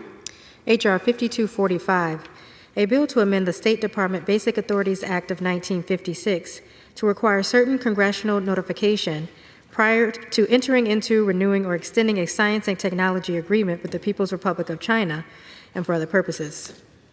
Pursuant to the rule, the gentleman from Kentucky, Mr. Barr, and the gentleman from New York, Mr. Meeks, each will control 20 minutes. The chair recognizes the gentleman from Kentucky. I ask unanimous consent that all members may have 5 legislative days to revise and extend their remarks and to include extraneous material on this measure. Without objection. Thank you. I yield myself as much time as I may consume. Gentleman's recognized. Mr. Speaker, I rise in strong support of my bill, H.R. 5245, the Science and Technology Agreement Enhanced Congressional Notification Act. In 2012, General Keith Alexander said that China's theft of industrial information and intellectual property through cyber espionage constituted the greatest transfer of wealth in history. The annual cost to the U.S. economy of China's intellectual property theft is between $225 billion and $600 billion. China is using this access to American science and technology, including academic and research partnership, to support state-owned or controlled national champions in key dual-use technologies. In 1979, the United States and China signed a bilateral agreement to build science and technology ties between the two countries. In 2018, the agreement was amended to address U.S. concerns about China's approach to technology innovation and practices of concern, including IP theft and forced technology transfer. In February of 2024, the two sides agreed to another 6-month extension of the agreement to negotiate renewal terms, which actually expired on August 27th. This current lapse in the agreement provides the ideal context for Congress to assert our oversight responsibilities to ensure that any subsequent agreement does not threaten U.S. national security and American intellectual property. So let's take a step back and review why we are here at this moment. Why is this a problem today? Well, in his authoritative and influential book, The 100-Year Marathon, Michael Pillsbury recounts key historical events since the Chinese Communist Revolution of 1949, in which China embarked on this 100-year marathon to displace the United States as the world's global superpower. And in this book, he writes about this science and technology agreement and the mistake that was made, dating back to 1978. And here's what he says, and I quote, "In 1978, relations with the United States moved toward normalization, that is, official American recognition of Communist China as the legitimate government of the Chinese people. That year, Deng focused immediately on what was at the top of his American wish list, science and technology. This was an example of the warring states concept known as Wu Wei, or having others do your work. As he formulated a strategy in 1978, Deng understood, as he put it, that, quote, technology is the #1 productive force for economic growth. The only way China could pass the United States as an economic power, Deng believed, was through massive scientific and technological development. An essential shortcut would be to take what the Americans already had. Deng found a willing partner in that effort in a new American president, Jimmy Carter, who was eager to achieve the diplomatic coup of a formal Sino-American partnership." Later in that same chapter, he continues, "On January 31st, 1979, during his visit to the United States, Deng and Fang Yi, director of the State Science and Technology Commission, signed agreements with the U.S. government to speed up scientific exchanges. That year, the first 50 Chinese students flew to America. In the first 5 years of exchanges, some 19,000 Chinese students would study at American universities, mainly in the physical sciences, health sciences, and engineering, and their numbers would continue to increase. Carter and Deng also signed agreements on consular offices, trade, science, and technology, with the United States providing all sorts of scientific and technical knowledge to Chinese scientists in what would amount to the greatest outpouring of American scientific and technological expertise in history." Mr. Speaker, we now know that was a massive, massive mistake. This bill establishes new oversight tools to create transparency and accountability in U.S.-China relations by requiring congressional notification of any scientific and technological partnership agreements between the two nations. Under this bill, the State Department would be required to inform the House Foreign Affairs Committee 15 days before renewing the agreement, including the contents of the deal, national security concerns, and how the agreement addresses human rights concerns. Science and technology are central to U.S.-China's strategic competition, which is shaping the course of this century. Thus, Congress must exercise its oversight authority to ensure that U.S. national security and foreign policy interests are protected. I urge my colleagues to support the Science and Technology Agreement Enhanced Congressional Notification Act, and I reserve the balance of my time. Gentleman reserves. The gentleman from New York is recognized. Thank you, Mr. Speaker. I rise in strong support of H.R. 5245 as amended and yield myself as much time as I may consume. Gentleman's recognized. First, let me thank Representative Andy Barr and Dina Titus for their leadership in developing this bill. I also want to thank Chairman McCall for his collaboration in bringing this bill to a bipartisan consensus, ensuring that we have the necessary oversight over any U.S.-China governmental science cooperation. We all know the challenges posed by the People's Republic of China. The Biden-Harris administration and this body are clear-eyed that the PRC is the only competitor with intent and means to reshape the rules-based international order. To advance our interests, we must manage this critical relationship with shrewd diplomacy, not fear. But this is why we must continue to engage China and find areas of cooperation where possible, even as we vigorously compete with and, where necessary, confront Beijing. And since the U.S.-China Science and Technology Agreement was originally signed in 1979, the first bilateral agreement following our diplomatic recognition of the People's Republic of China, it has benefited the United States, China, and the global community. Research collaborations have prevented disease, reduced pollution, and deepened our understanding of the Earth's history. The agreement has been renewed every 5 years, under 5 years or so, under both Republican and Democratic administrations. Mr. Blau's bill allows Congress to address robust oversight over the current and any updated U.S.-China Science and Technology Agreement, and it requires the State Department to ensure the agreement benefits the United States and includes standards and safeguards to protect the United States interests.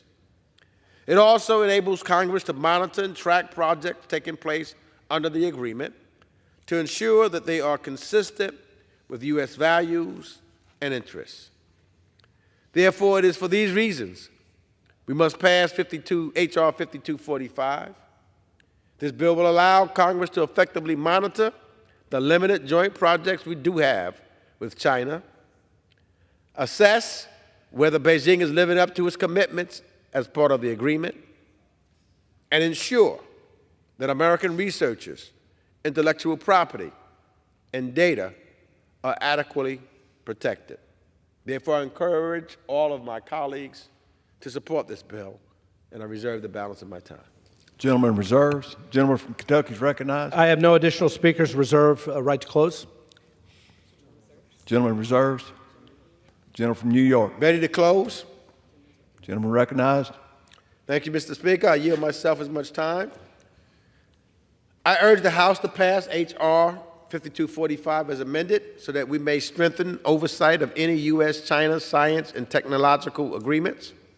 These are retuned mechanisms that lay out the rules of the road for government-to-government cooperation, providing a set of bilateral accepted standards, rules, and protections that guide any collaboration and provide access and protections for researchers, for data, and intellectual property.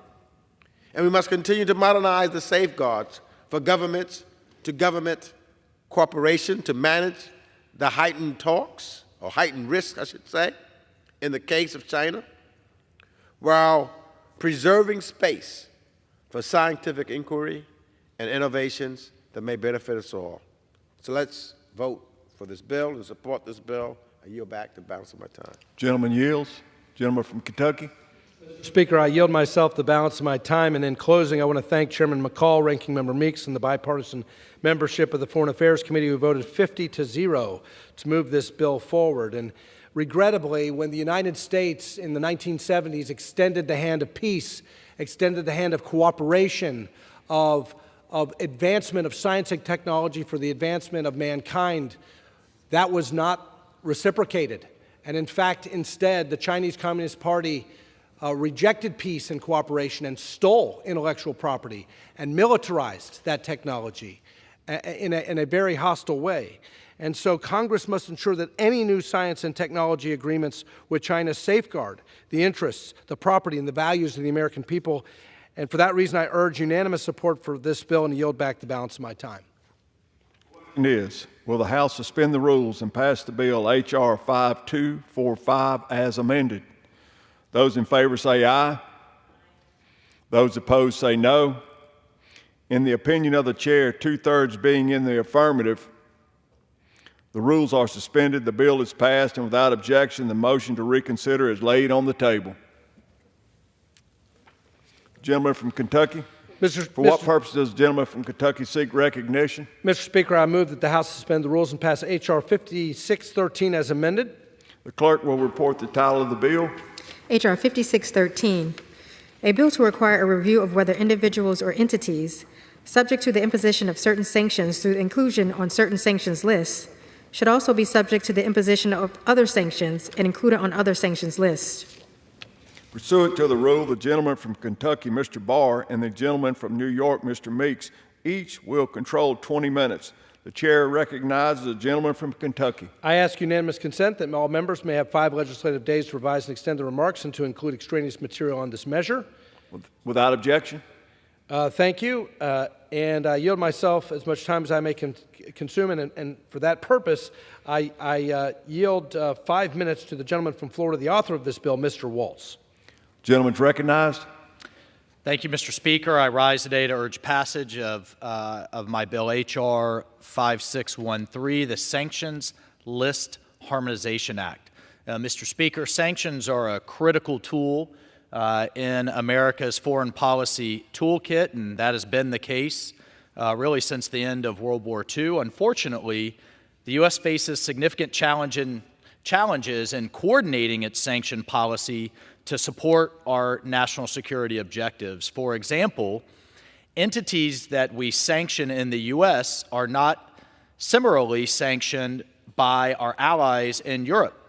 For example, even when our policies are aligned, we spend a significant amount of time and effort coordinating these actions to target actors like Iran and other malign actors, even when we're all rowing in the same direction. But Mr. Speaker, it's often even worse than that. We don't even coordinate within our own government. Under current law, our federal agencies are not required, Mr. Speaker, to communicate with each other when foreign entities are added to their sanction lists.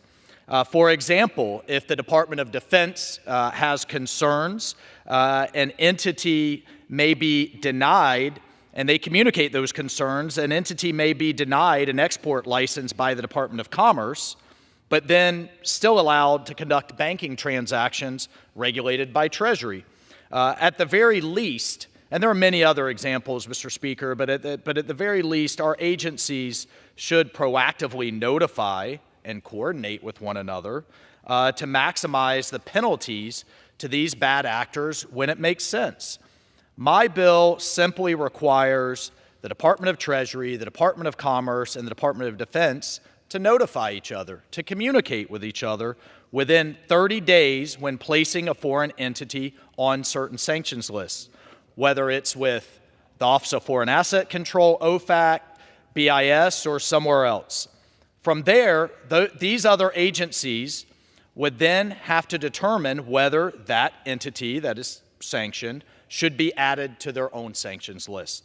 So it's required, Mr. Speaker. It's not optional. It's not when the agency gets around to it, if ever. It's required. Subsequently, each agency will be required to submit a report to Congress specifying which entities they chose to include on their list and explaining their process. Let me be clear. This bill does not mandate inclusion of any entity on any list. It doesn't tie the hand of the executive branch, but it does require the executive branch to communicate with each other. I view this as a simple way for the interagency to coordinate, maximize penalties on foreign bad actors, close loopholes they may take advantage of, and it also creates the bureaucratic incentive to better coordinate our sanctions process. I would like to thank Chairman McCall for his leadership, Ranking Member Meeks for working with us to get this language to a bipartisan agreement in the Foreign Affairs Committee. I urge its swift passage on the floor, and I yield my time. Gentleman yields. Gentleman from Kentucky. I have no additional speakers, and I reserve the right to close. Gentleman reserves. Gentleman from New York. Mr. Speaker, I rise in support of H.R. 5613 as amended.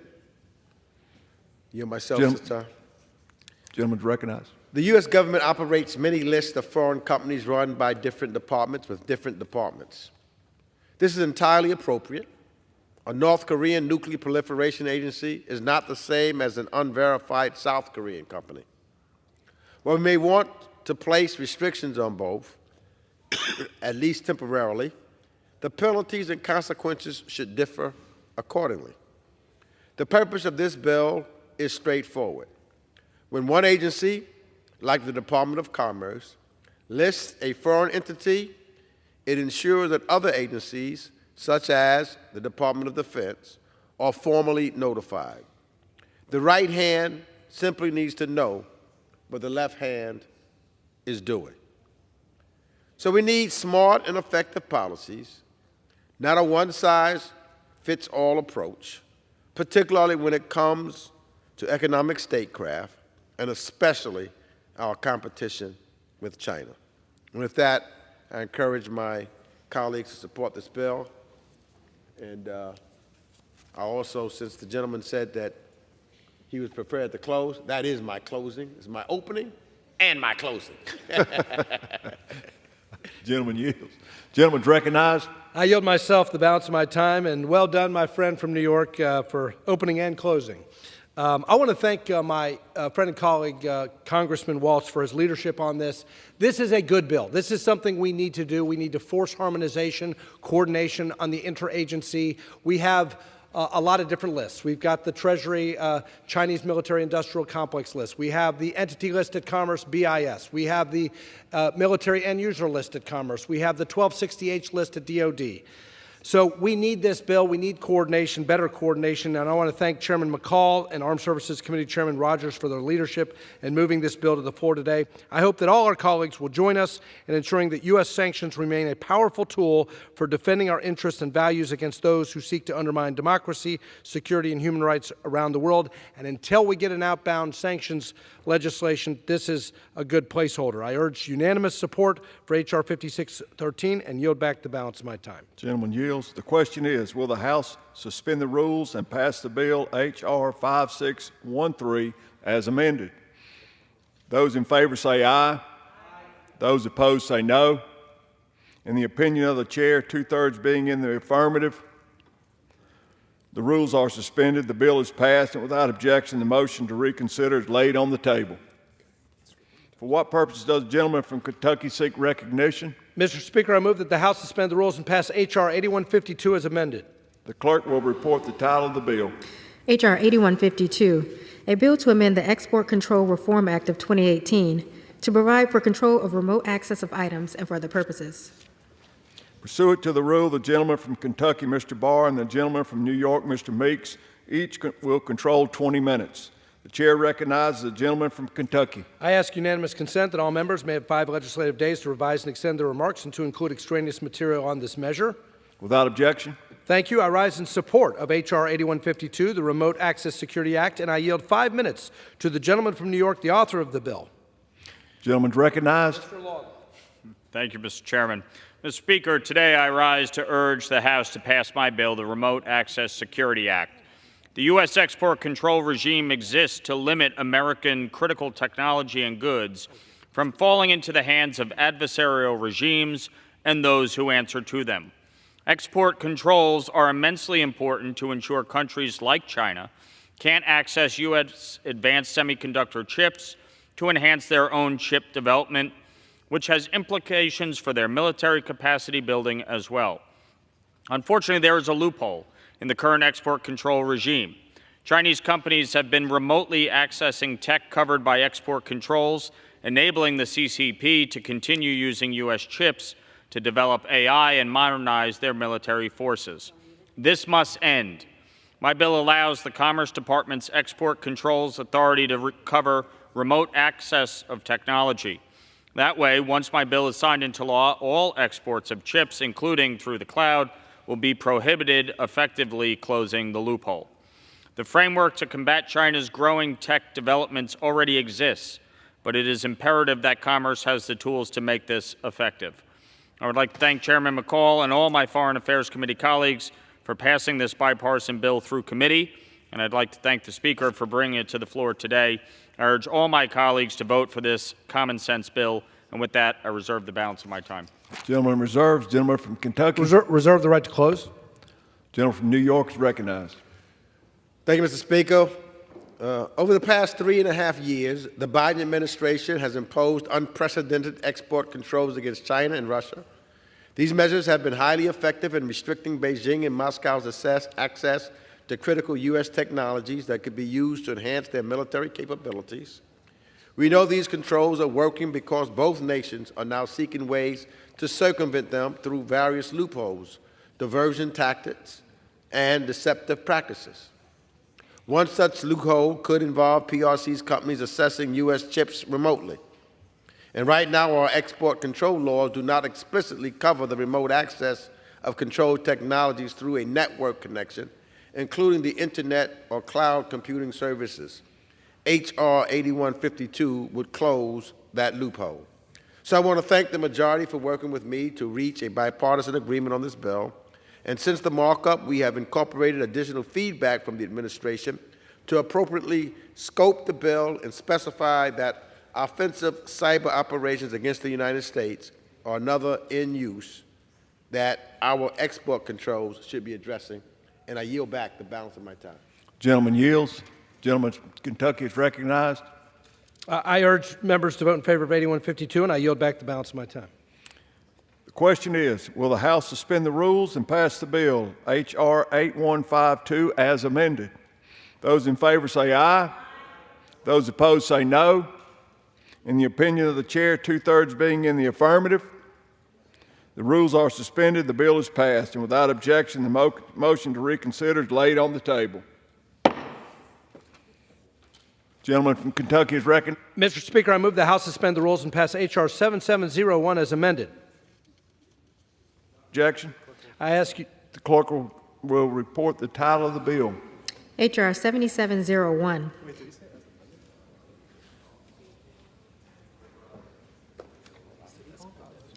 He did say as amended. Does the gentleman wish to call up H.R. 7701? Does the gentleman wish to call up H.R. 7701? The gentleman from Kentucky, do you wish to call up H.R. 7701 as amended? Not as amended. As in 7701 as introduced. The clerk will report. Imposition of sanctions with respect to any foreign person that knowingly participates in the construction, maintenance, or repair of a tunnel or bridge that connects the Russian mainland with the Crimean Peninsula. Pursuant to the rule, the gentleman from Kentucky, Mr. Barr, and the gentleman from New York, Mr. Meeks, each control 20 minutes. The chair recognizes the gentleman from Kentucky. I ask unanimous consent that all members have 5 legislative days to revise and extend their remarks to include extraneous material on this measure. Without objection. I ask unanimous consent to place into the record letters between committee of referral on this bill. Without objection. Thank you. I yield myself at such time as I may consume. Mr. Speaker, I rise in support of H.R. 7701, the No Russia Tunnel to Crimea Act, a bipartisan bill introduced by the gentleman from New York, Ranking Member Meeks, and the gentleman from South Carolina, Mr. Wilson. China has provided Russia with extensive dual-use goods that, by the administration's own admission, have helped Russia revitalize its defense industrial base, rebuild its military, and continue its genocidal campaign of aggression against Ukraine. Aiding in the construction of repair of any infrastructure connecting Russia and Crimea would be yet another example of Chairman Xi's no-limits partnership with Putin. And for this reason, I urge my colleagues to support this bipartisan bill, and I reserve the balance of my time. Gentleman reserves. Gentleman from New York. Mr. Speaker, I rise in strong support of this legislation. This is the long-awaited proverbial China Week on the House floor, so let me explain briefly why this legislation pertains to the PRC. In February of 2022, as the world turned its attention to the Winter Olympics in Beijing, Vladimir Putin visited China to meet with President Xi, where the two publicly declared what they call a no-limits partnership between Russia and China. Just weeks after that declaration, Putin unleashed his devastating invasion of Ukraine, aimed at toppling the democratically elected government in Kyiv. Since that time, China has played a crucial role in keeping the Kremlin's war machine running by purchasing Russian oil and gas in massive quantities. Beijing has funded the Kremlin coffers and the illegal invasion machine it operates by exploiting semiconductors, drones, telecommunications gear, and other strategic electronic equipment. The PRC companies have provided the technical know-how to backfill U.S. and European providers that have exited the Russian market. Though the PRC has deepened its economic trade with Russia, including a dual-use items, it thus far avoided directly arming Russia's criminal war effort. And recent reports have emerged about Russia officials meeting with leaders of major Chinese state-owned construction firms to discuss building a tunnel from Russia to Crimea. And of course, Crimea is of enormous strategic importance. So, Ukrainian forces have rightfully targeted this bridge multiple times, demonstrating their resilience and their determination to disrupt Russia's illegal occupation. The construction of a tunnel linking Russia directly to Crimea would only further entrench Putin's control over the Crimean Peninsula and bolster his war efforts. So, Mr. Speaker, we have a duty to use every tool at our disposal to support Ukraine's struggle for sovereignty and freedom. And I want to thank my colleagues, Representative Wilson, for his partnership on this important bill, and also extend my gratitude to Chairman McCall for his leadership in advancing this legislation, both at markup and now on the floor, and ask all members to support this bill. And I ask them and support them and thank them for their support by co-sponsoring this measure. I yield back the balance of my time. The gentleman from New York yields back. Reserve the right to close. Okay. The gentleman from Kentucky has the only time remaining. I yield myself the balance of my time and urge all members to support H.R. 7701. I yield back the balance of my time. The gentleman from Kentucky yields. The question is, will the House suspend the rules and pass the bill H.R. 7701? Those in favor say aye. Those opposed, no. In the opinion of the chair, 2/3 being in the affirmative, the rules are suspended, the bill is passed, and without objection, the motion to reconsider is laid on the table.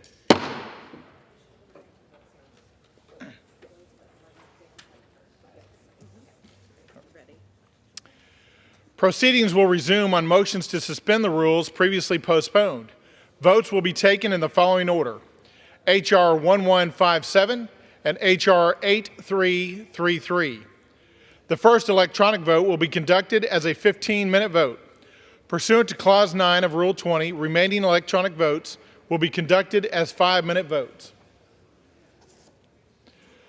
Pursuant to Clause 8 of Rule 20, the unfinished business is the vote on the motion of the gentleman from Kentucky, Mr. Barr, to suspend the rules and pass H.R. 1157, on which the yeas and nays are ordered.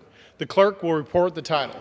H.R. 1157, a bill to provide for the authorization of appropriations for the Countering the People's Republic of China Malign Influence Fund and for other purposes. The question is, will the House suspend the rules and pass the bill? Members will record their votes by electronic device. This is a 15-minute vote.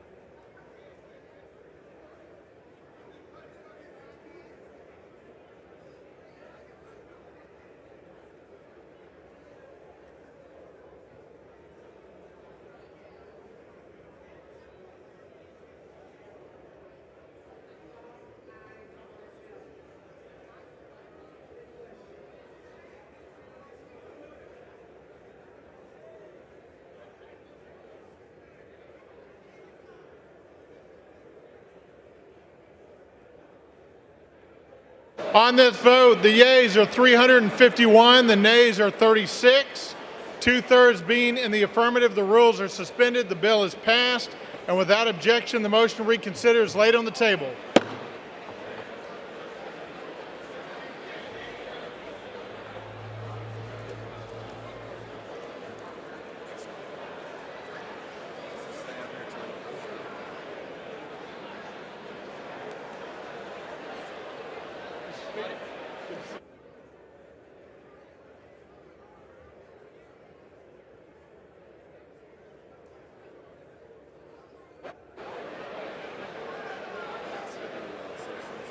Oh, he's ready. Just give it 3.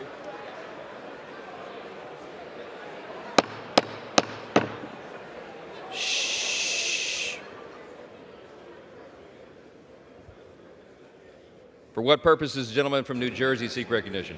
Mr. Speaker, I ask unanimous consent to speak out of order. Without objection, the gentleman is recognized. I thank you, Mr. Speaker. Mr. Speaker, my colleagues and I rise to convey our deepest sorrow on the passing of our longtime friend and colleague, 14-term New Jersey Congressman Bill Pascrell of the 9th District in New Jersey. We offer our prayers and heartfelt condolences to his wife, Elsie, and 3 sons, Bill, David, and Glenn, the rest of the family, and of course, close family friends as well. Bill's life was marked, Mr. Speaker, by exemplary service, having served in the United States Army, and as a high school history teacher and adjunct professor before becoming a state assemblyman for 5 terms, mayor for 2, and then congressman for 28 years. He was dedicated to New Jersey families and an outspoken advocate for our law enforcement community, our firefighters, and our nation's veterans. He's the author of the Bulletproof Vest Partnership Reauthorization, his Firefighter Investment and Response Enhancement Act, created a groundbreaking Assistance to Firefighters Grants program, which provides funding for protective equipment, emergency vehicles, training, and other critical support for aid to our firefighters. Since its creation in 2001, the incredible program has awarded over $10 billion to fire departments across the country, including almost $200 million to our own state of New Jersey. As co-chair and founder of the Congressional Brain Injury Task Force, Bill also helped lead the charge to advance brain health. His bipartisan Traumatic Brain Injury Reauthorization Act of 2018 provided critical funding to help patients with brain injuries and their families, enhance breakthrough research, and for the first time ever create a national concussion surveillance system to improve prevention, care, and recovery efforts for traumatic brain injuries.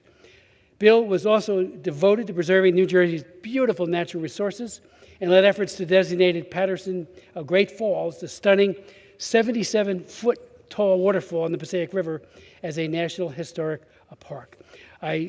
Please join us in offering our heartfelt prayers for him and his family, but I would like to yield to my good friend and colleague, Mr. Pallone, also from New Jersey.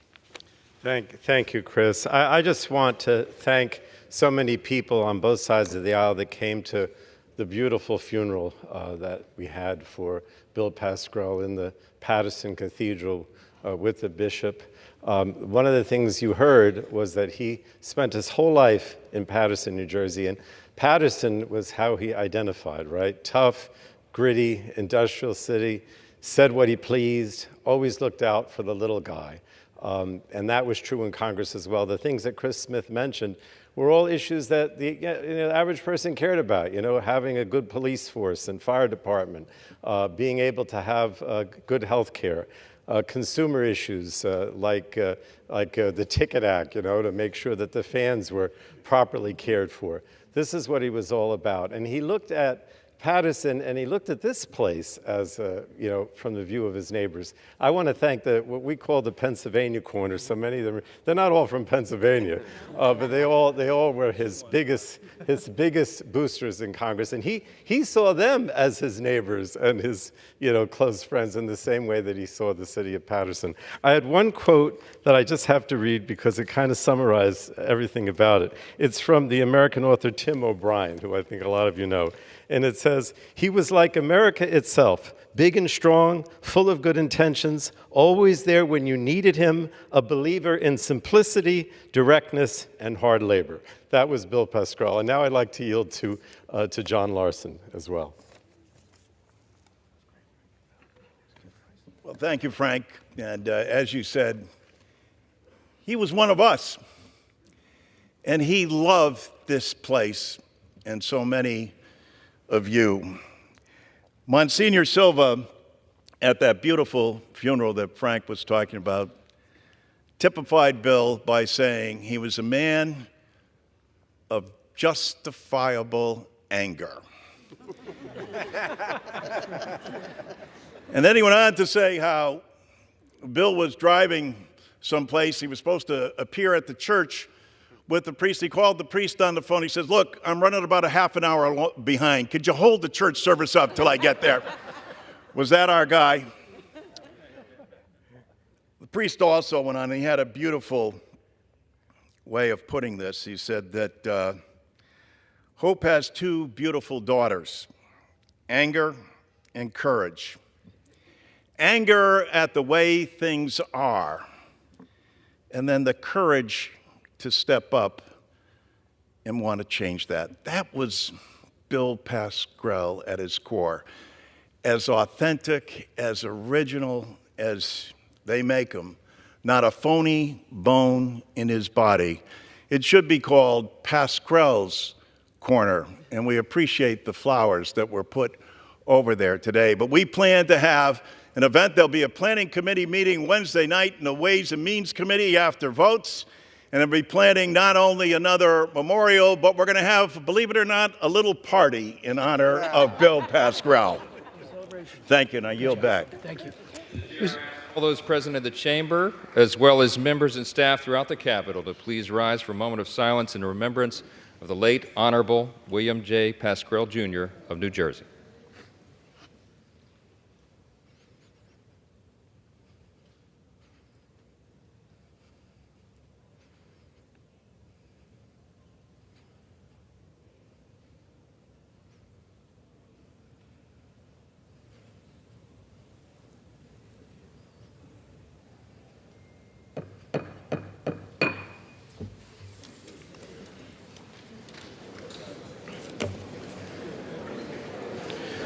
Pursuant to Clause 8 of Rule 20, the unfinished business is the vote on the motion of the gentleman from Kentucky, Mr. Comer, to suspend the rules and pass H.R. 8333 as amended, on which the yeas and nays are ordered. The clerk will report the title. H.R. 8333, a bill to prohibit contracting with certain biotechnology providers and for other purposes. The question is, will the House suspend the rules and pass the bill as amended? Members will record their votes by electronic device. This is a 5-minute vote.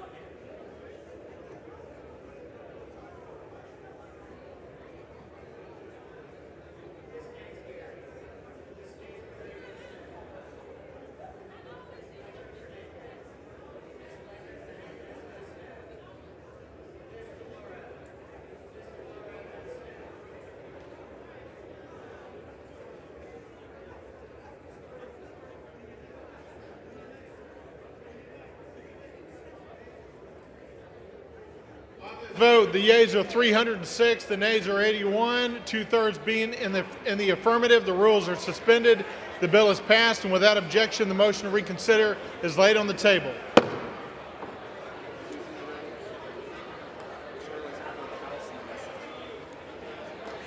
The chair lays before the House a message. To the Congress of the United States, Section 202D of the National Emergency Act, 50 U.S.C. 1622D, provides for the automatic termination of a national emergency unless, within 90 days prior to the anniversary date of this declaration, the President publishes in the Federal Register and transmits to the Congress a notice stating that the emergency is to continue in effect beyond the anniversary date.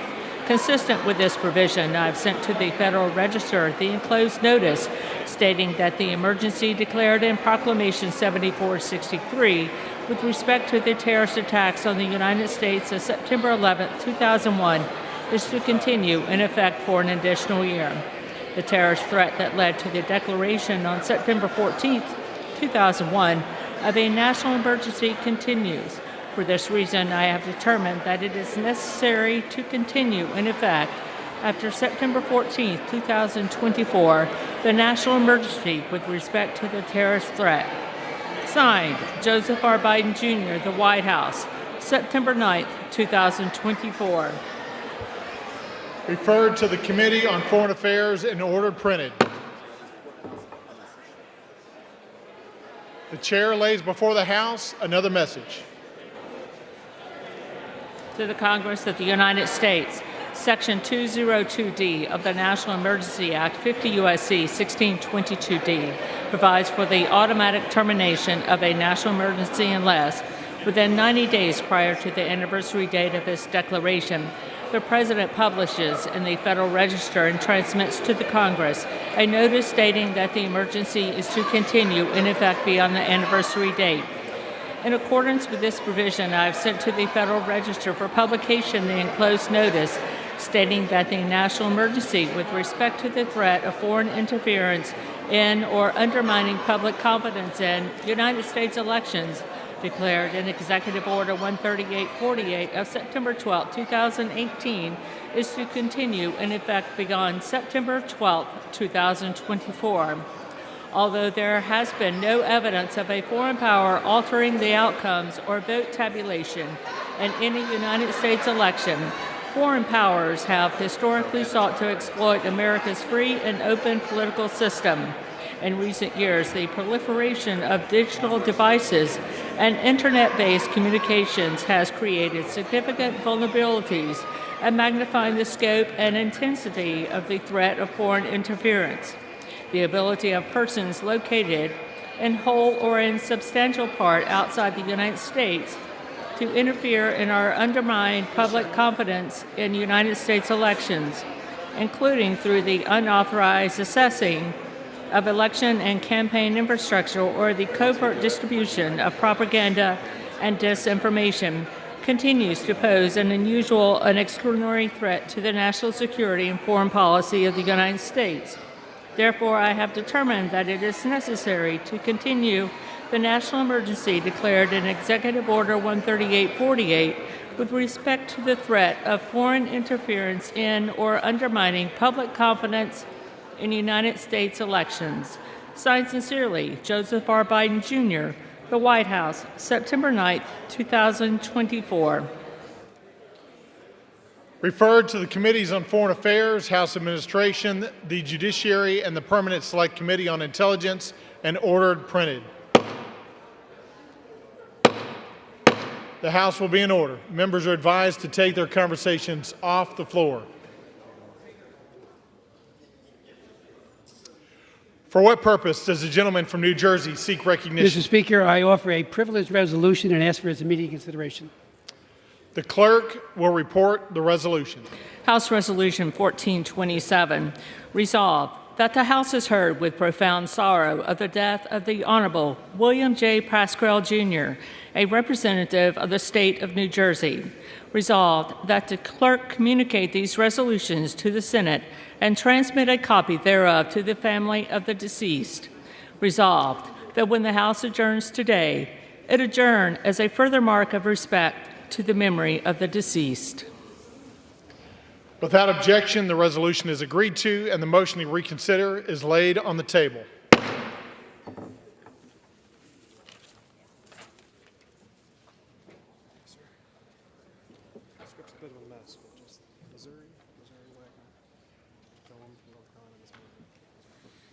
For what purpose does the gentlewoman from Missouri seek recognition? Mr. Speaker, I move that the House suspend the rules and pass H.R. 7151 as amended. The clerk will report the title of the bill. H.R. 7151, a bill to amend the Export Control Reform Act of 2018 to provide for expedited consideration of proposals for additions to, removals from, or other modifications with respect to entities of the entity list and for other purposes. Pursuant to the rule, the gentlewoman from Missouri, Ms. Wagner, and the gentlewoman from North Carolina, Ms. Manning, each will control 20 minutes. The chair recognizes the gentlewoman from Missouri. Mr. Speaker, I ask unanimous consent that all members may have 5 legislative days to revise and extend their remarks and include extraneous materials on this measure. Objection. Thank you, and I'd like to yield myself as much time as I may consume. The gentlelady is recognized. Thank you, Mr. Speaker, and I rise in support of my bill, H.R. 7151, the Export Control Enhancement and Enforcement Act. The People's Republic of China is bent on supplanting the U.S. economically and militarily. To do so, it seeks to turn our strengths against us, using American ingenuity to fuel its own dangerous and nefarious ambitions. The U.S. export control regime is an important tool that helps us guard against China's outright theft of the achievements of America's brilliant entrepreneurs, inventors, and thinkers. And export controls are also a powerful tool against adversaries like Iran and Russia, adversaries that rely on access to ill-gotten foreign technology to support their violent and destabilizing agendas. China, Iran, and Russia have formed a new axis of evil to attack our national security interests and help each other circumvent U.S. export controls. They have created a massive network designed to maintain the flow of controlled Western technologies to dictatorships like Russia, Iran, North Korea, and with China at the center. To disrupt and destroy this web of evasion, vigilantly updating and enforcing our export controls is more important today, Mr. Speaker, than ever. But America is losing the fight to keep our most sensitive technologies out of enemy hands. Advanced American tech is being used to advance China's hypersonic weapons program. It was found in the spy balloon that China sent over the continental U.S. last year, including directly over my home in St. Louis, Missouri. It collected data on our most sensitive military installations. It is turning up in Iranian drones and Russian military equipment. In short, wherever our national security interests are at greatest risk, whether it's the People's Liberation Army laboratories or military facilities in Iran and its proxies, our adversaries are exploiting vulnerabilities in our export control regime and using American products to gain an advantage. The current export control regime is simply too slow and cumbersome to prevent Chinese and other companies from accessing sensitive technologies that can be used to give our adversaries a military edge. My legislation on the floor today will give the Departments of State, Defense, and Energy greater ability to propose changes to the entity list, a roster of foreign companies, research institutions, and individuals who pose a serious national security risk to the United States and who are prohibited from purchasing sensitive American products. Mr. Speaker, State, Defense, and Energy have deep expertise in the current threat landscape, and we should use that expertise to make sure that the entity list is comprehensive and accurate, and the bill makes sure that their recommendations are acted on, rather than languishing in red tape by setting a 30-day clock to address proposed changes.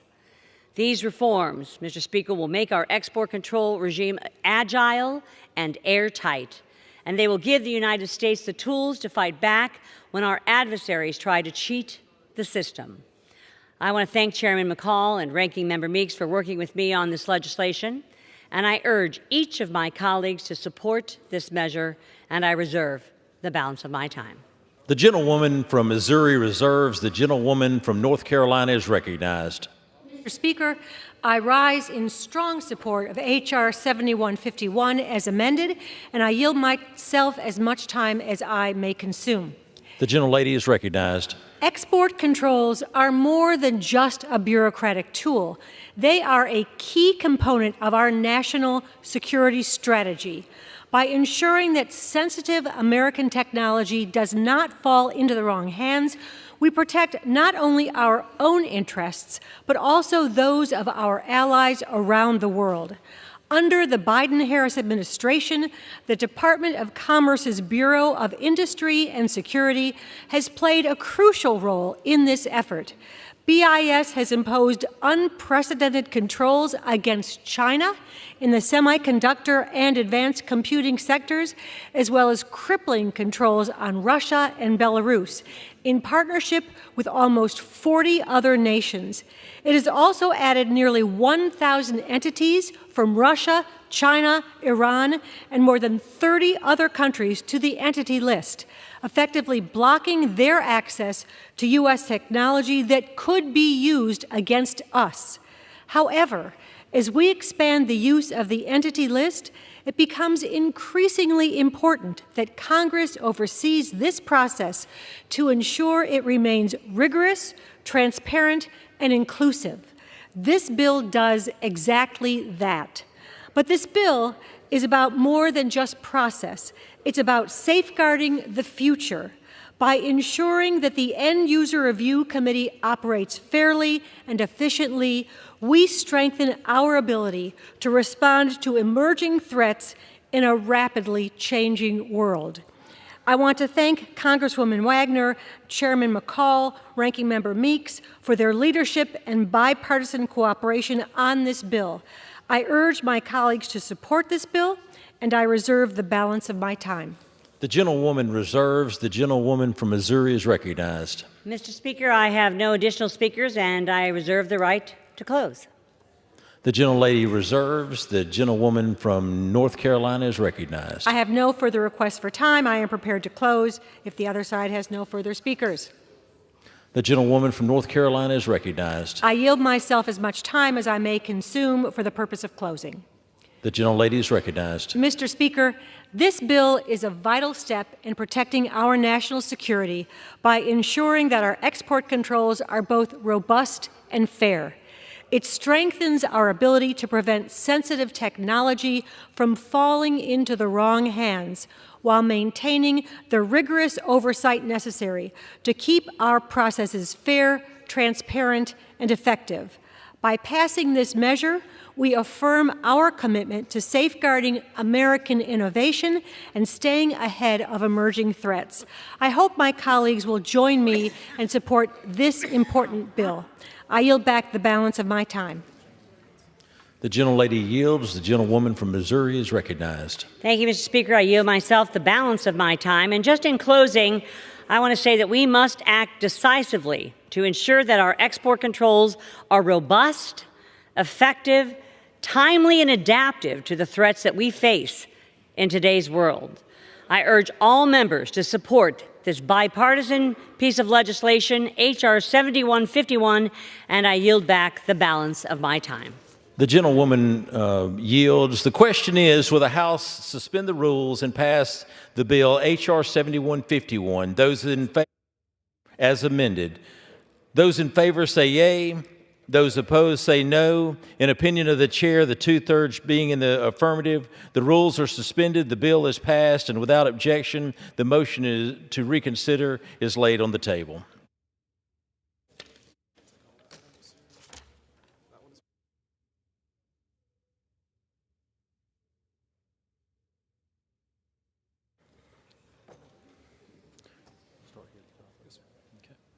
For what purpose does the gentlewoman from America Samoa seek recognition? Mr. Speaker, I move that the House suspend the rules and pass H.R. 6606. The clerk will report the title of the bill.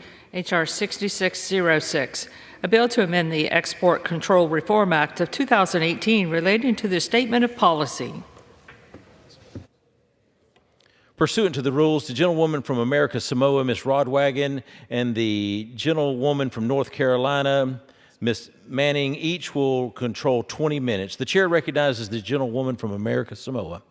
I ask unanimous consent that all members may have 5 legislative days to revise and extend their remarks and to include extraneous material on this measure. Without objection. Thank you. I yield myself as much time as I may consume. The gentlelady is recognized.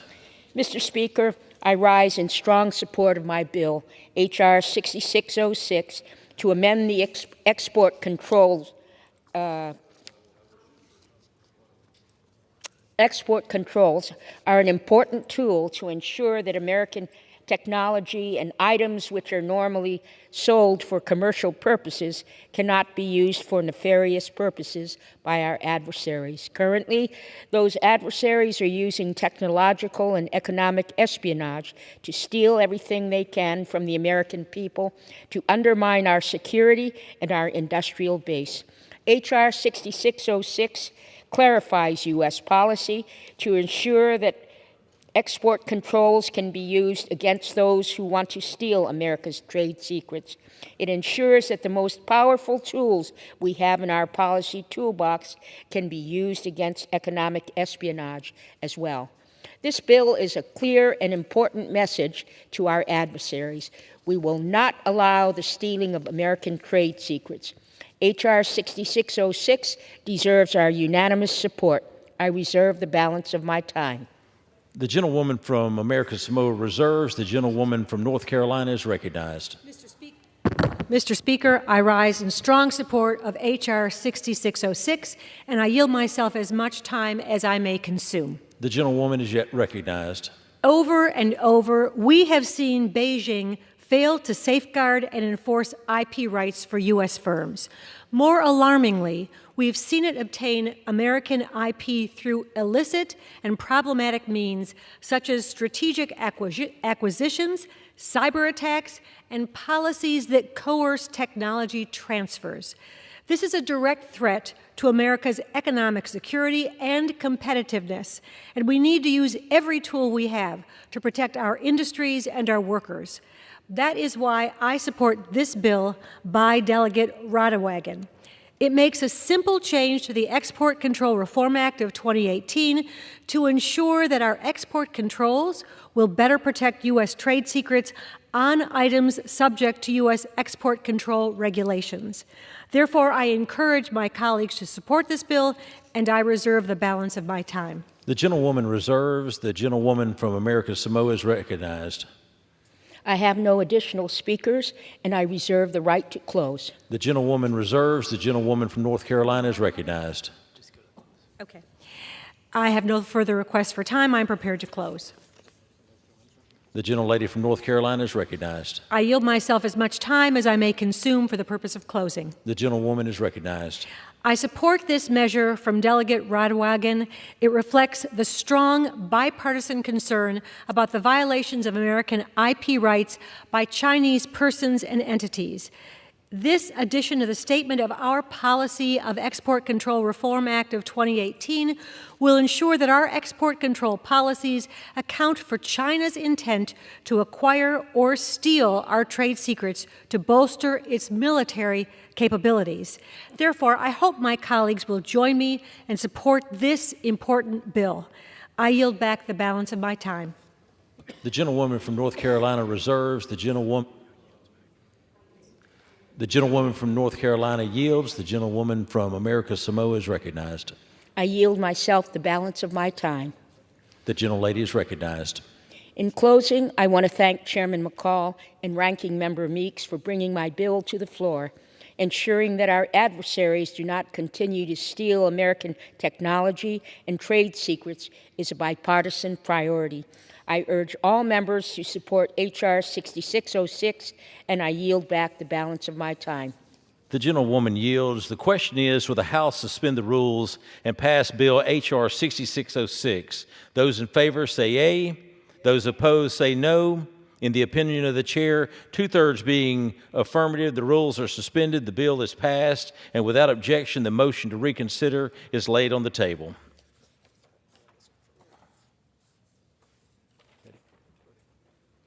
For what purpose does the gentlewoman from America Samoa seek recognition?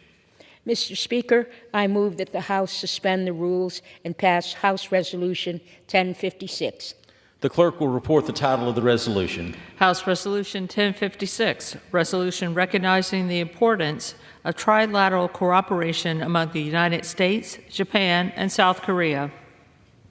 Pursuant to the rules, the gentlewoman from America Samoa, Ms. Ragwagon, and the gentlewoman from North Carolina, Ms. Manning, each will control 20 minutes. The chair recognizes the gentlewoman from the America Samoa.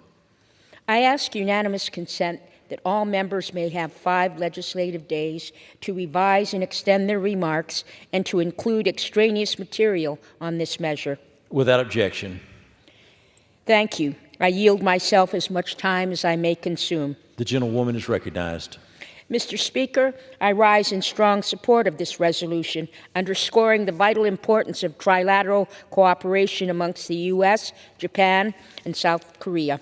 I want to thank the gentleman from Virginia, Mr. Connolly, and his 22 bipartisan co-sponsors for introducing this text, which received unanimous support from the Foreign Affairs Committee at our markup 4 months ago. As the Chinese Communist Party and North Korea work to destabilize the Indo-Pacific region, we find ourselves in a pivotal moment where democracies must unite against authoritarianism. The trilateral partnership between the U.S., Japan, and South Korea exemplifies this unity, with 2 of our allies putting aside their historical differences to tackle the pressing challenges of our time. This resolution acknowledges that as China and North Korea escalate their military activities in the region, our 3 nations are fortifying their defense capabilities to deter and address these threats. It also promotes increased collaboration in technology, economics, and diplomacy, while celebrating the shared democratic values that underpin our alliances. By working with Japan and South Korea, we can dissuade the CCP and North Korea from acting recklessly. Democracy will and always will prevail. I urge my colleagues to support House Resolution 1056, and I reserve the balance of my time. The gentlewoman from America Samoa reserves. The gentlewoman from North Carolina is recognized. Mr. Speaker, I rise in strong support of H.Res. 1056, recognizing the importance of trilateral cooperation among the United States, Japan, and South Korea, and I yield myself as much time as I may consume. The gentlewoman is recognized. I want to start by thanking my good friend, Representative Connolly, for his leadership on this bipartisan resolution to emphasize and recognize the importance of trilateral cooperation for U.S. interests in the Indo-Pacific region. I also commend the Biden-Harris administration, which has successfully revitalized our allies and partnerships in the region through proactive and effective diplomacy. The administration has significantly advanced America's strategic interests by seizing the opportunity provided by the bold leadership of President Yoon and Prime Minister Kishida. The administration has not only strengthened our bilateral ties with Japan and South Korea, its decision to elevate this trilateral relationship has also reshaped the geopolitical landscape in a way that supports a rules-based international order. Our collaboration with Tokyo and Seoul is essential to addressing challenges from global health crises and environmental threats to countering China's economic and military coercion and North Korea's nuclear ambitions. I want to express my gratitude to the governments and people of Japan and Korea. Their commitment to upholding shared values, enhancing mutual prosperity, and strengthening deterrence in the Indo-Pacific is a testament to the power of democratic alliances. I encourage my colleagues to join in supporting this important measure, and I reserve the balance of my time. The gentlewoman reserves the balance. The gentlewoman from America Samoa is recognized. I have no speakers and continue to reserve. The gentlelady reserves. The gentlewoman from North Carolina is recognized. I yield 5 minutes to the gentleman from Virginia, my good friend, Representative Jerry Connolly. The gentleman is recognized. Thank you, Mr. Speaker, and I thank my good friend from North Carolina for her leadership, and I thank my friend from American Samoa for her support for this resolution. Mr. Speaker, responding to aggression is important. The failure of the 1930s must always be in our mind. The democracies failed every test in the 1930s. Spanish War, Civil War, the Ethiopian invasion by Mussolini, the reoccupation of the Rhineland, the carving up of Sudetenland that led up to the occupation of Czechoslovakia, the Anschluss. All of that led directly to World War II. If we want to prevent war, we have to be strong. And we need alliances. We need strong alliances. The aggression of Xi Jinping in China in the Indo-Pacific region must be met by the United States and its allies.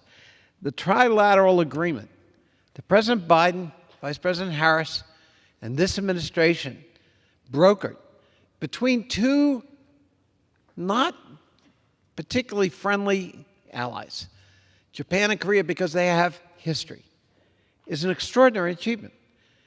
And it's built on the foundation of AUKUS, the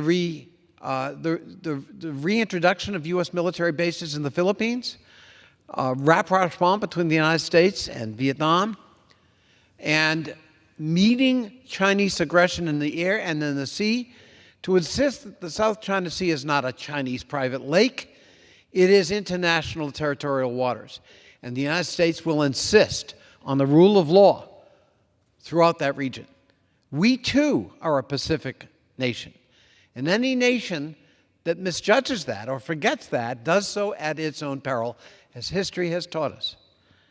So this resolution, I think, is an important statement by this body in recognizing that we will meet aggression, we will deter aggression, we seek peaceful coexistence, but we're going to build strong alliances to insist peaceful coexistence is possible. I yield back. The gentlelady from North Carolina reserves. The gentlewoman from America Samoa is recognized. I have no additional speakers, and I reserve the right to close. The gentlelady reserves. The gentlewoman from North Carolina is recognized. I have no further requests for time, and I'm prepared to close.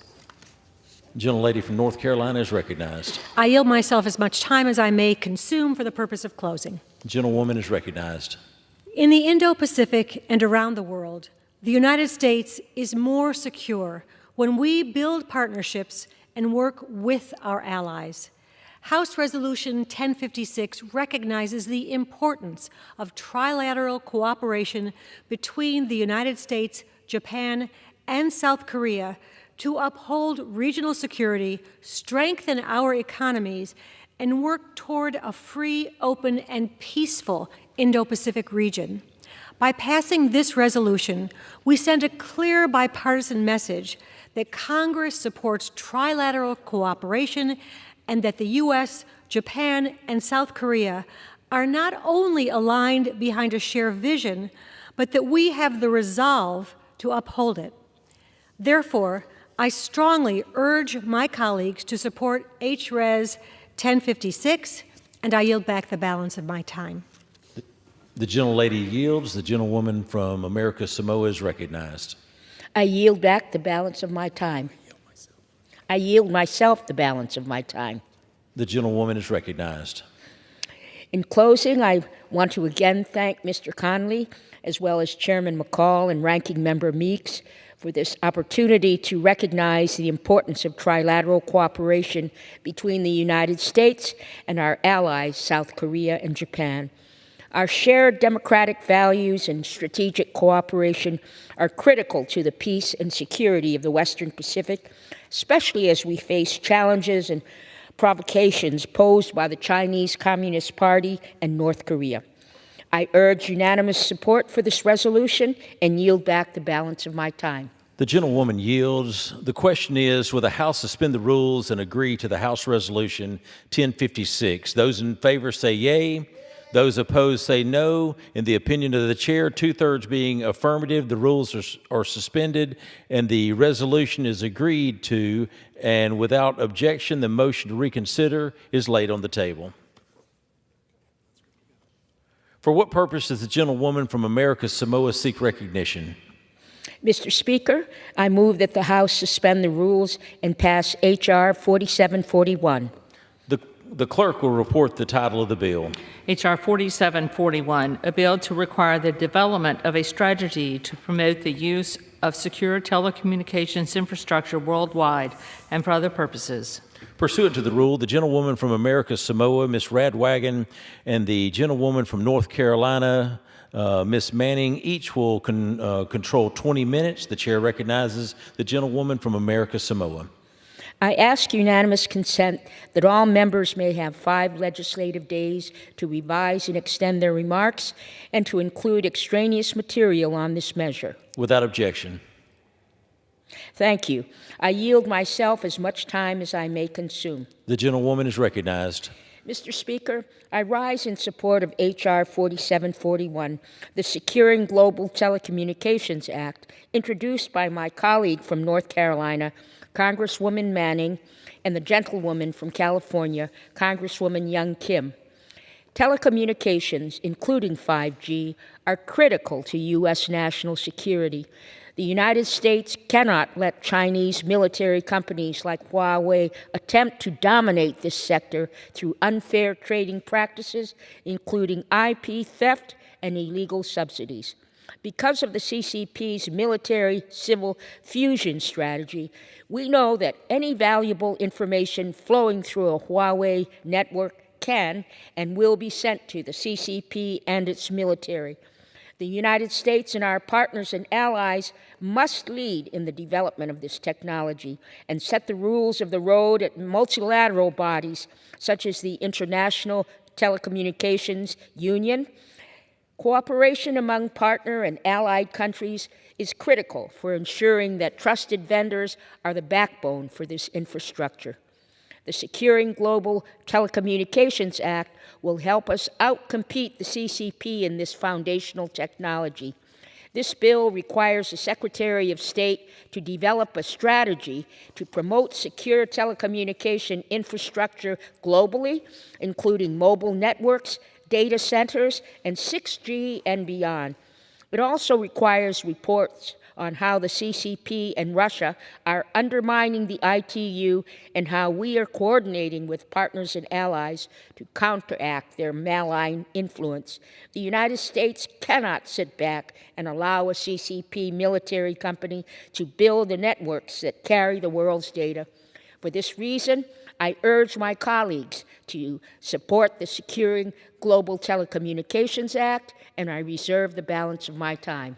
The gentlewoman from America Samoa reserves. The gentlewoman from North Carolina is recognized. Mr. Speaker, I rise in strong support of H.R. 4741, and I yield myself as much time as I may consume. The gentlewoman is recognized. The Securing Global Telecommunications Act, bipartisan legislation that I introduced with Representative Young Kim of California, will preserve America's global leadership in tech and telecom and protect the safety and integrity of our networks. Mr. Speaker, the devices we use every day, cell phones, tablets, and computers, connect to increasingly advanced mobile networks that depend upon a nearly invisible set of internationally agreed upon standards. However, in recent years, Our adversaries and competitors, Russia and China, have tried to maximize their influence over international bodies like the International Telecommunication Union, the ITU, to shape new technology standards to their liking. They are determined to dominate the future of critical technologies like 5G and AI by giving their companies, such as Huawei and ZTE, an unfair advantage. But this effort goes beyond boosting their businesses. It's about controlling a strategic domain which could threaten our own security. Failing to secure our communications infrastructure and networks could open the door to data theft, surveillance, and malicious threats against Americans. That's why the U.S. and our allies must remain alert to this pressing threat and work together to counter it. We must also make it easier to deploy more secure and reliable tech and telecom infrastructure. That is exactly what my bipartisan bill would address.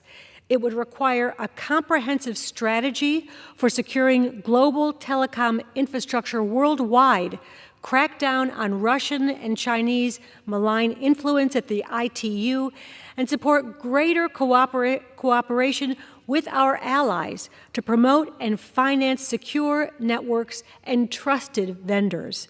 By taking these measures, we can shore up our critical vulnerabilities and counter our adversaries' strategic technology goals. In closing, Mr. Speaker, our adversaries believe they can achieve undue influence over international telecom infrastructure and technical standards. This bill would help stop them. I encourage all my colleagues on both sides of the aisle to join me in voting to support it, and I yield back the balance of my time. The gentlewoman from North Carolina yields. The gentlewoman from America Samoa is recognized. I yield myself the balance of my time. The gentlewoman is recognized.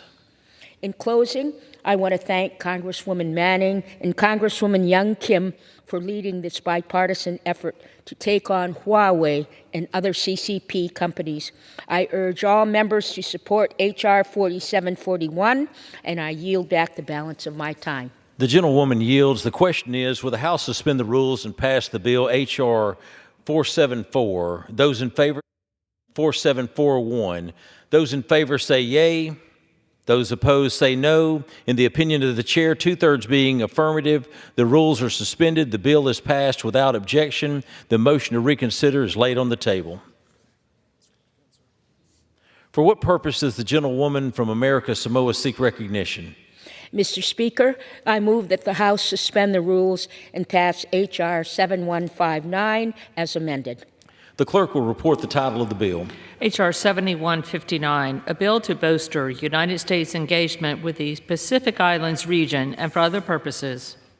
Pursuant to the rule, the gentlewoman from America Samoa, Mrs. Radwagon, and the gentlewoman from North Carolina, Ms. Manning, each will control 20 minutes. The chair recognizes the gentlewoman from America Samoa. I ask unanimous consent that all members may have 5 legislative days to revise and extend their remarks and to include extraneous material on this measure. With objection. Thank you. I yield myself as much time as I may consume. The gentlewoman is recognized. Mr. Speaker, I rise in support of H.R. 7159, the Pacific Partnership Bill. I was proud to be the lead Republican on this bipartisan bill introduced by the gentleman from Hawaii, Mr. Case. As a grateful and proud Pacific Islander, I want to remind my colleagues that the United States is a Pacific nation, from the west coast of the continental U.S. to Hawaii, to American Samoa, to the Northern Mariana Islands, to Guam. The Pacific is critically important to American interests, American values, and to the Americans I have the privilege to represent. However, in recent years, the Chinese Communist Party has mounted an aggressive campaign to increase its influence among Pacific Island countries. The 2022 Security Pact between Beijing and the Solomon Islands was seen by many as an alarming wake-up call. The CCP is pressuring island nations to overturn their recognition of Taiwan, illegally fishing in their exclusive economic zones, and bribing local law enforcement to influence local elections. While Congress has done its job to extend the compacts of free association for another 20 years, those only focus on 3 Pacific Island countries. There are 11 other countries who need our attention. The United States has enduring cultural, historic, economic, and people-to-people connections with the Pacific Islands. We just opened up an embassy in Vanuatu, but we must do more. Pacific Islands are strategically crucial to the United States. For that reason, the Pacific Partnership Act requires the State Department to submit to Congress a strategy for Pacific partnership that describes our goals for engaging with the Pacific Islands in the diplomatic, defense, and economic domains. It gives Congress the oversight visibility to ensure that the executive branch formulates and implements a strategy that addresses the many shared threats facing Pacific Island countries. It also requires that we coordinate and collaborate with our allies and partners like Australia, Taiwan, Japan, and New Zealand to ensure that our programs directed toward the Pacific Islands are non-duplicative and complementary. The Pacific Partnership Act will help to better focus United States engagement with Pacific Island nations. I support the bill and reserve the balance of my time. The gentlewoman reserves. The gentlewoman from North Carolina is recognized. Mr. Speaker, I rise in strong support of H.R. 7159, the Pacific Partnership Act as amended, and I yield myself as much time as I may consume. The gentlewoman is recognized. I am proud that in this Congress we have been able to work in a bipartisan manner to strengthen our relationships with the Pacific Islands, from the bipartisan amendments to the compacts of free association to the legislation before us today. These legislative efforts support the leadership of the Biden-Harris administration, which hosted 2 summits with the Pacific Islands at the White House, opened new embassies in Solomon Islands, Tonga, and Vanuatu, and released the first ever U.S.-Pacific Partnership Strategy. This legislation would codify that strategy, ensuring that future administrations maintain that focus and provide other authorities to strengthen our outreach to the Pacific Islands and our coordination with allies and partners. Together, we are affirming a fundamental point. The United States is a Pacific nation. We are determined to deepen and maintain our lasting partnerships with each of the Pacific Islands, and we will do so by listening to and incorporating the principles of what the Pacific Islands have articulated themselves. That collaborative approach is reflected in this bill. I want to thank my good friend, Representative Case, for his leadership and dedication to this critical region. His work on this measure is a testament to our shared commitment to the Pacific and to ensuring that the United States remains a reliable and engaged partner. Bipartisanship is so important because there is still so much work to be done.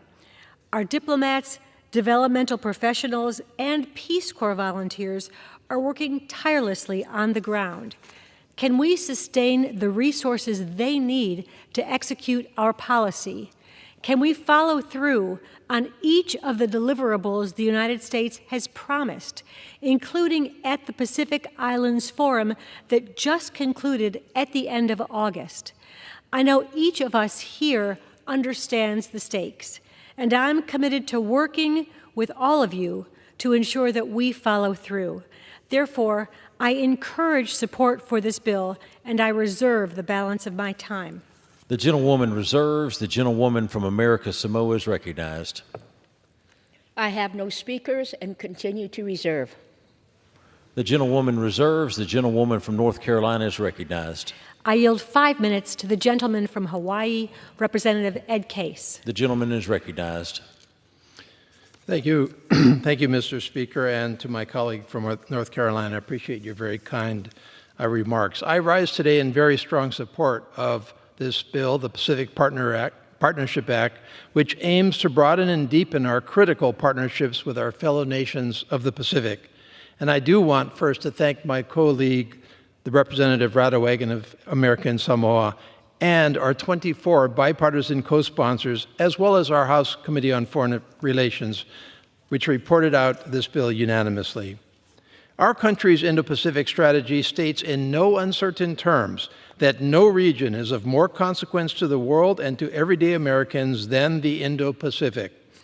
The United States and our allies and partners around the world who are aligned with an international rules-based order share the common vision of a free and open Indo-Pacific, whose governance, priorities, goals, and prosperity are determined by the countries of the Indo-Pacific without manipulation and dominance by malign actors. This is especially true of the Pacific Islands themselves, in the heart of the Pacific, which today face the challenges of increased natural disasters and human and drug trafficking, economic sustainability, threats to democracy, and more. It is crucial that the United States continue to extend our hand of full partnership in assisting the countries of the Pacific to meet these challenges, as we have for generations. Our bill, H.R. 7159, advances these goals. It first recognizes that the United States is and has been for 2+ centuries now a Pacific nation and has long-standing and enduring cultural, historic, economic, strategic, and people-to-people connections with the Pacific Islands based on shared values, cultural histories, common interests, and a commitment to fostering mutual understanding and cooperation. It acknowledges that the United States should support the vision, values, and objectives of the Pacific Islands. This bill requires the President to develop a strategy for Pacific partnership that will set the goals for United States engagement with the Pacific Islands, assess the threats and pressures to the region, and a plan to address such threats, and analyze the needs and goals of the Pacific Islands in the context of the national interests of the United States. Critically, our bill requires the strategy to be developed in full consultation with the governments of the Pacific Island countries and their multilateral organizations, ensuring that the United States supports the priorities of, by, and for the Pacific itself, and not of other countries who may be pursuing inconsistent priorities. Our bill also extends diplomatic courtesies and traditional protocols to the Pacific Islands Forum, the primary multilateral organization of the region. The Pacific Islands Forum engages in critical consensus-building work and just held its 53rd leaders meeting in Tonga 2 weeks ago, at which Deputy Secretary of State Kurt Campbell led the United States delegation. The extension of such diplomatic courtesies will foster creation of a Pacific Islands Forum mission to the United States, which will strengthen the collective voice of the Pacific internationally in opposition to other attempts to divide and isolate the Pacific Islands, and further expand our relationship and collaboration on strategic matters of mutual interest. And finally, as has been noted, our bill requires increased collaboration with our partners and allies in the region, including Australia, Japan, New Zealand, and more, ensuring the most efficient and effective use of limited resources and programs. This is critical, as we are much stronger when we do this important work in coordination with our allies and partners. I urge my colleagues to join me in supporting the passage of the Pacific Partnership Act, and I yield back. The gentlewoman from North Carolina is recognized. Okay, I'm prepared to close. The gentlewoman from North Carolina is recognized to close. Thank you.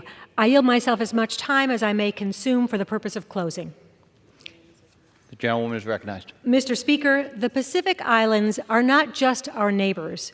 They are our partners. The security and prosperity of this region are directly linked to our own.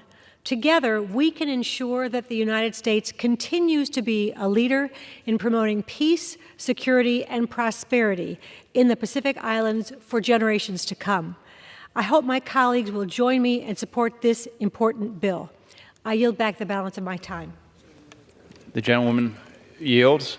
The gentlewoman from American Samoa is recognized. I yield myself the balance of my time. So recognized. In closing, I want to again thank my friend from Hawaii, Mr. Case, for leading this bill that we introduced together. The Pacific Partnership Act will help ensure that our area of the world receives the attention it requires in U.S. diplomatic, defense, and economic policy making. I urge my colleagues to support this important bill, and I yield back my time. The gentlewoman yields. The question is, will the House suspend the rules and pass the bill H.R. 7159 as amended? Those in favor, say aye. Those opposed, no. In the opinion of the chair, 2/3 being in the affirmative, the rules are suspended, the bill is passed. Without objection, the motion to reconsider is laid on the table.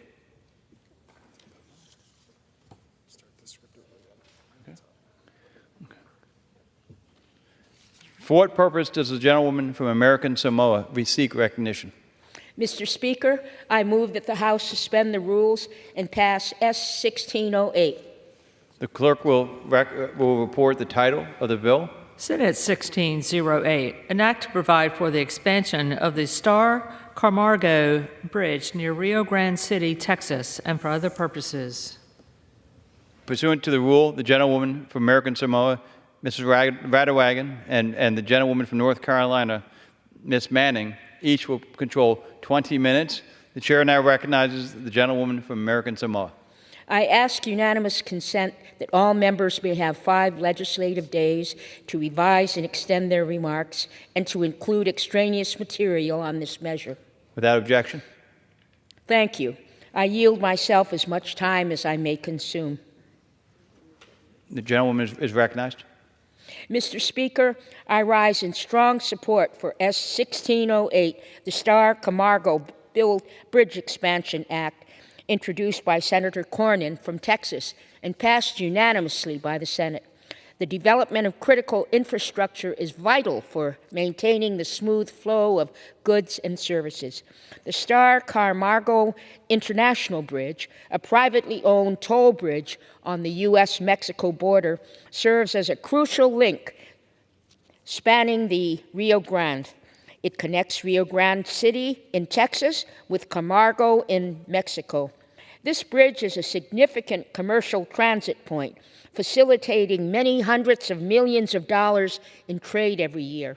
Expanding this bridge will enhance international trade and help to reduce costs for American families by improving the flow of goods. The planned upgrades will ease commercial traffic and help address supply chain issues. The proposed legislation will allow the bridge's private owners to finance the expansion and improvements through toll revenue without the use of taxpayer funds.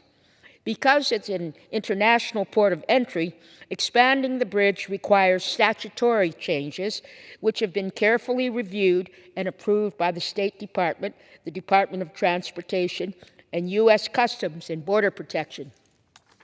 As mentioned earlier, the Senate passed this measure with unanimous bipartisan support.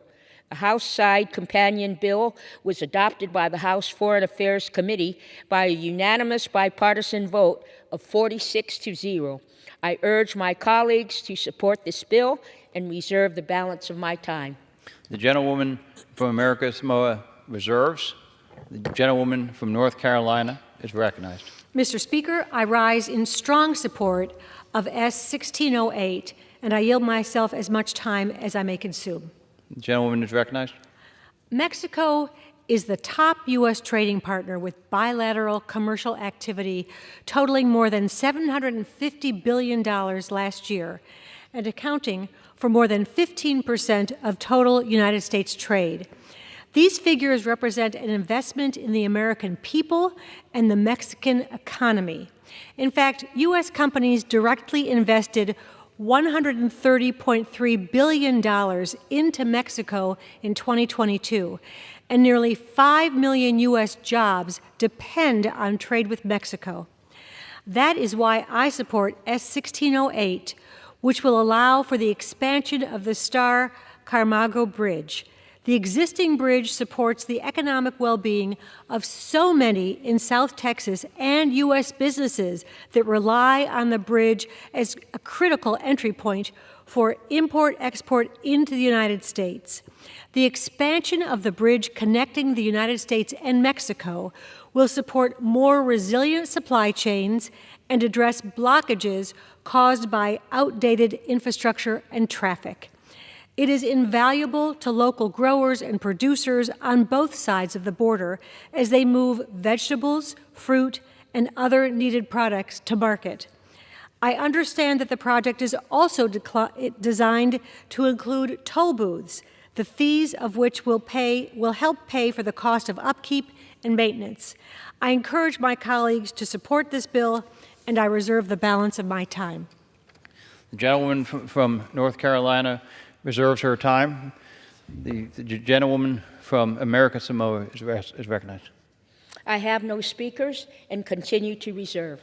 Okay. The gentlewoman from American Samoa reserves. Gentlewoman from North Carolina is recognized. I yield 5 minutes to the gentleman from Texas, Representative Henry Cuellar.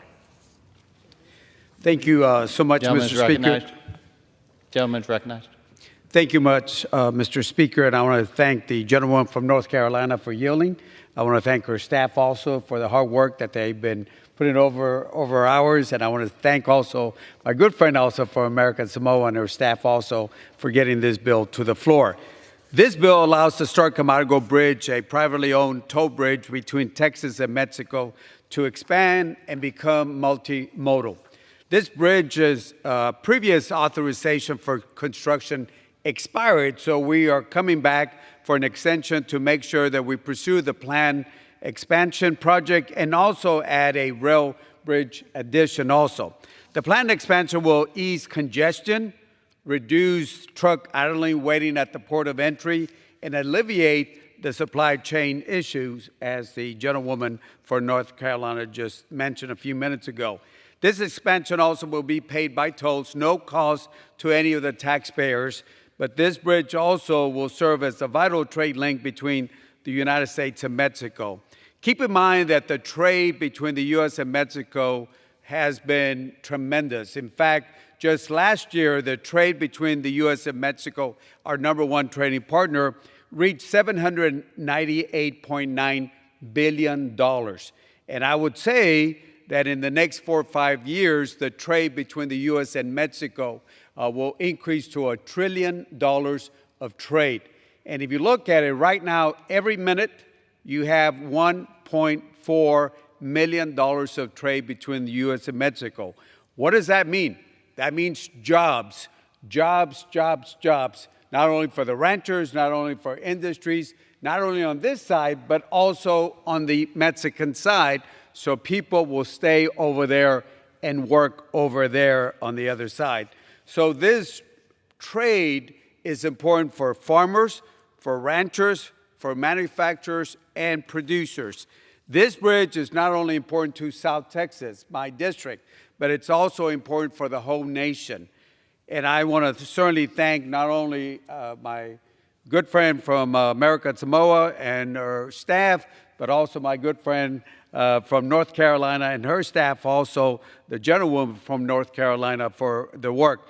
I also want to thank Senator John Cornyn for his leadership, Senator Cruz for getting this bill on the floor.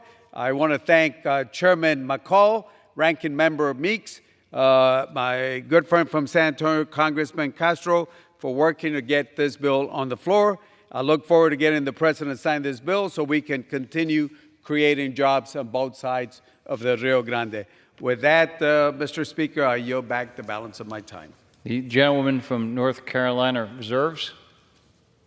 The gentlewoman from American Samoa is recognized. I have no additional speakers, and I reserve the right to close. Okay. The gentlewoman from North Carolina is recognized. I am prepared to close.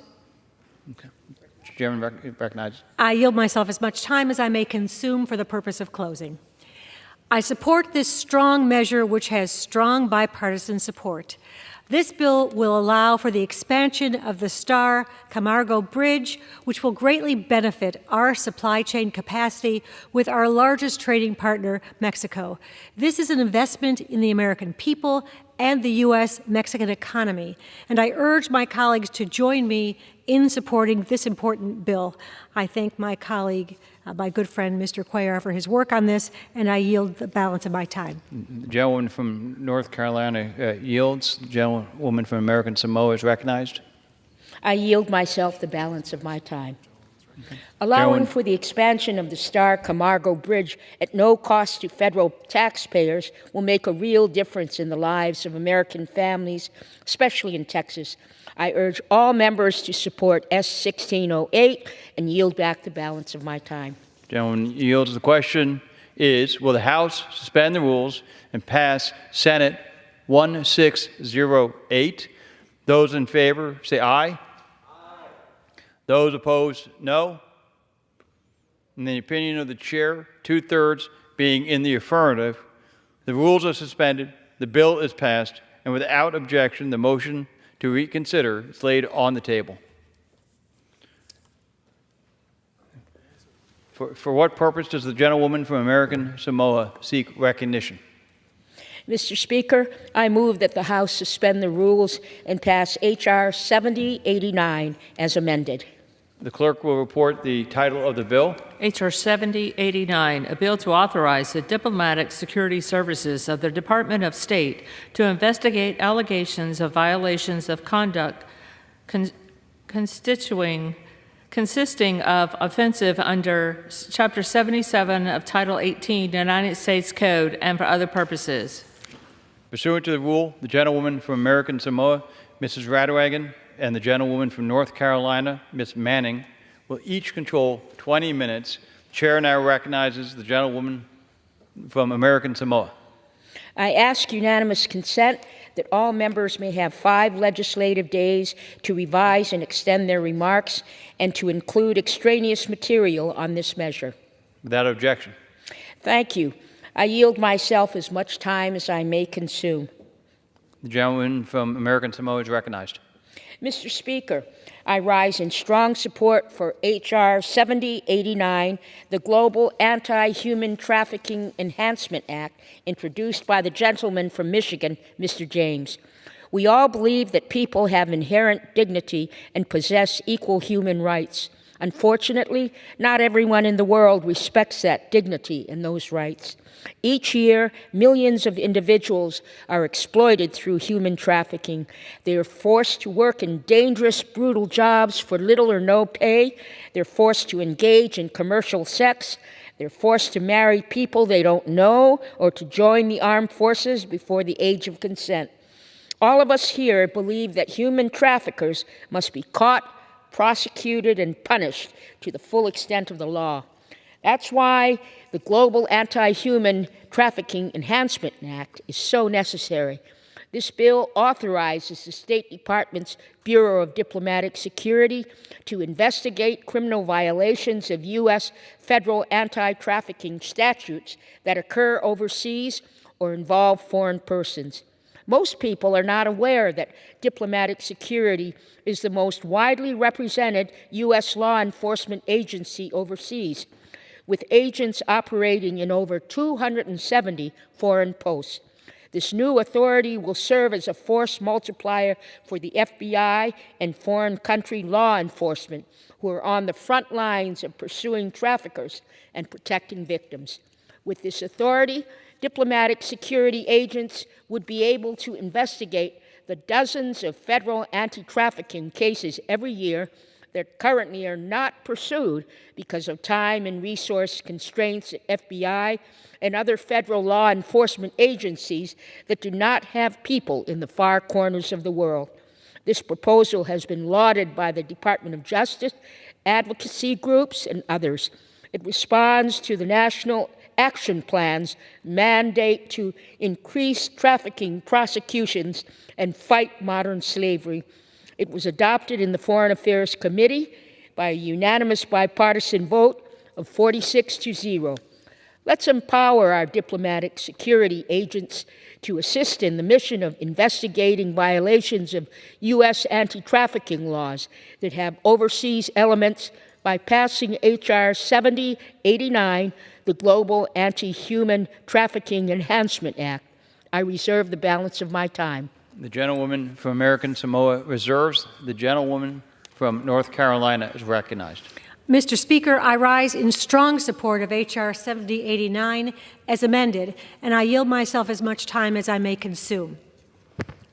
The gentlewoman is recognized. This important legislation authorizes the diplomatic security services of the Department of State to investigate allegations of human trafficking crimes. I want to thank Chairman McCall and Representative James for their leadership and for working with us on this legislation.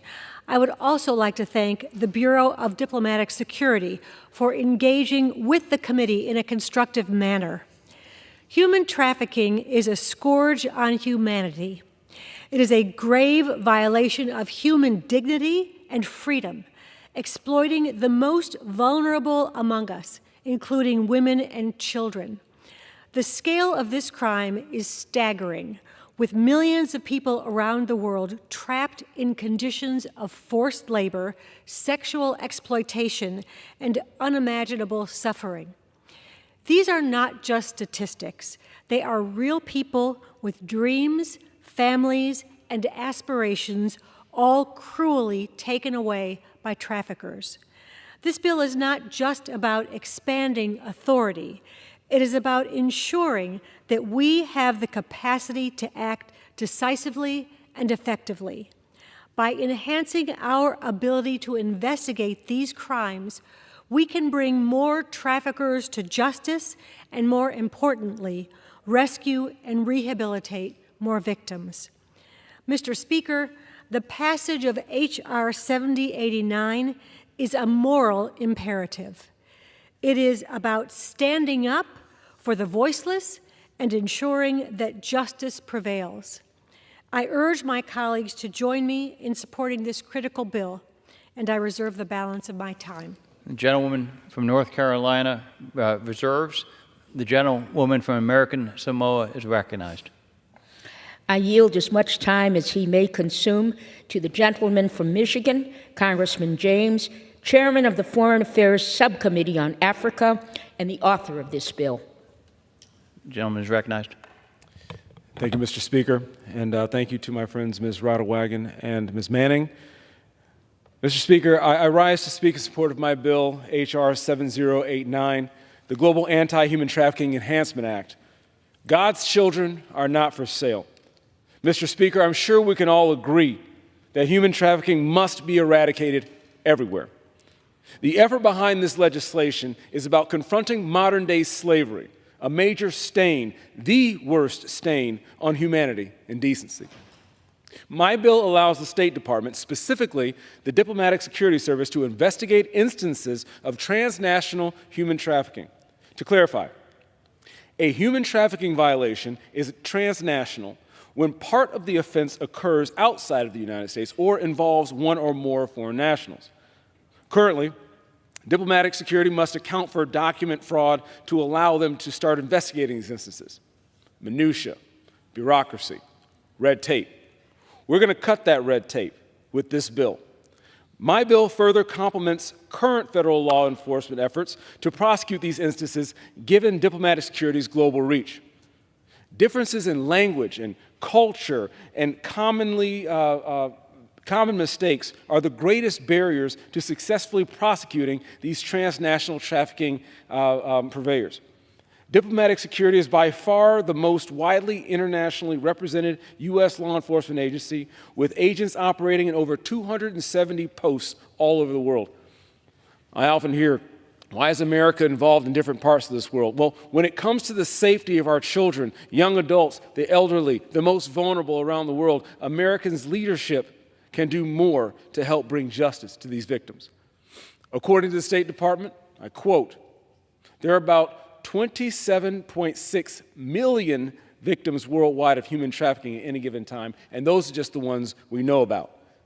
This evil and depraved industry preys on people of all ages, backgrounds, and nationalities for their own profit. Again, particularly women, children, and people coming from impoverished backgrounds. God's will is clear. Luke 4:18-19 reads, "The Spirit of the Lord is upon, because he has anointed me to proclaim good news to the poor. He has sent me to proclaim liberty to captives and recovering sight to the blind, and set at liberty those who are oppressed, to proclaim the year of the Lord's favor." My bill empowers our law enforcement to liberate the oppressed and the captive. And I ask my colleagues to please support H.R. 7089 and yield back. The gentlewoman from American Samoa reserves. The gentlewoman from North Carolina is recognized. I'm prepared to close. Okay, so recognized. I yield myself as much time as I may consume for the purpose of closing. Gentlewoman is recognized. Human trafficking causes unimaginable suffering, and this bill empowers the diplomatic security services to extend their essential work in investigating and combating these crimes, ensuring we can respond quickly and effectively. Our diplomatic security officers, with their unique global reach and expertise, play a vital role in dismantling trafficking networks that operate across borders. H.R. 7089 is not just about expanding authority. It is about delivering justice and hope to victims while holding traffickers accountable. I hope my colleagues will join me and support this important bill. I yield back the balance of my time. The gentlewoman from North Carolina yields. The gentlewoman from American Samoa is recognized. I yield myself the balance of my time. Gentlewoman I is again recognized. want to thank Mr. James and his bipartisan co-sponsors for the bill before us today. We need to unlock the investigative potential at the U.S. State Department. We need to give our diplomatic security agents the authority to assist in the mission of catching criminals who violate our anti-trafficking statutes. I urge all members to support H.R. 7089, and I yield back the balance of my time. The gentlewoman yields. The question is, will the House suspend the rules and pass the bill 7089 as amended? Those in favor say aye. Those opposed, no. In the opinion of the chair, 2/3 being in the affirmative, the rules are suspended, the bill is passed, and without objection, the motion to reconsider is laid on the table. For what purpose does the gentlewoman from American Samoa seek recognition? Mr. Speaker, I move that the House suspend the rules and pass H.R. 6614 as amended. The clerk will report the title of the bill. H.R. 6614, a bill to amend the Export Control Reform Act of 2018 relating to licensing transparency. Pursuant to the rule, the gentlewoman from American Samoa, Mrs. Radowagen, and the gentlewoman from North Carolina, Ms. Manning, will each control 20 minutes. The chair recognizes the gentlewoman from American Samoa. I ask unanimous consent that all members may have 5 legislative days to revise and extend their remarks and to include extraneous material on this measure. Without objection. Thank you. I yield myself as much time as I may consume. The gentlewoman is recognized. Mr. Speaker, I rise in strong support of the Maintaining American Superiority by Improving Export Control Transparency Act, introduced by my colleague from Texas, Congressman Ronnie Jackson, along with Foreign Affairs Chairman McCall. Export controls are one of the most powerful tools we have to constrain China's military modernization and rebuke its severe human rights abuses. But ultimately, the strength of our export control regime hinges on the ability to approve or deny a license to sell sensitive technology to China. That process is overseen by the Commerce Department's Bureau of Industry and Security, or BIS. On multiple occasions, in response to persistent committee requests, BIS has provided the House Foreign Affairs Committee with licensing data, information on whether BIS approved or denied licenses to China. The committee found that even for companies like SMIC, SMIC, and Huawei, with deep ties to Chinese Communist Party and military, BIS rarely, if ever, denied a license. This data has been essential to our committee's oversight efforts. This bill will ensure better oversight of the Commerce Department's export control policies and licensing practices.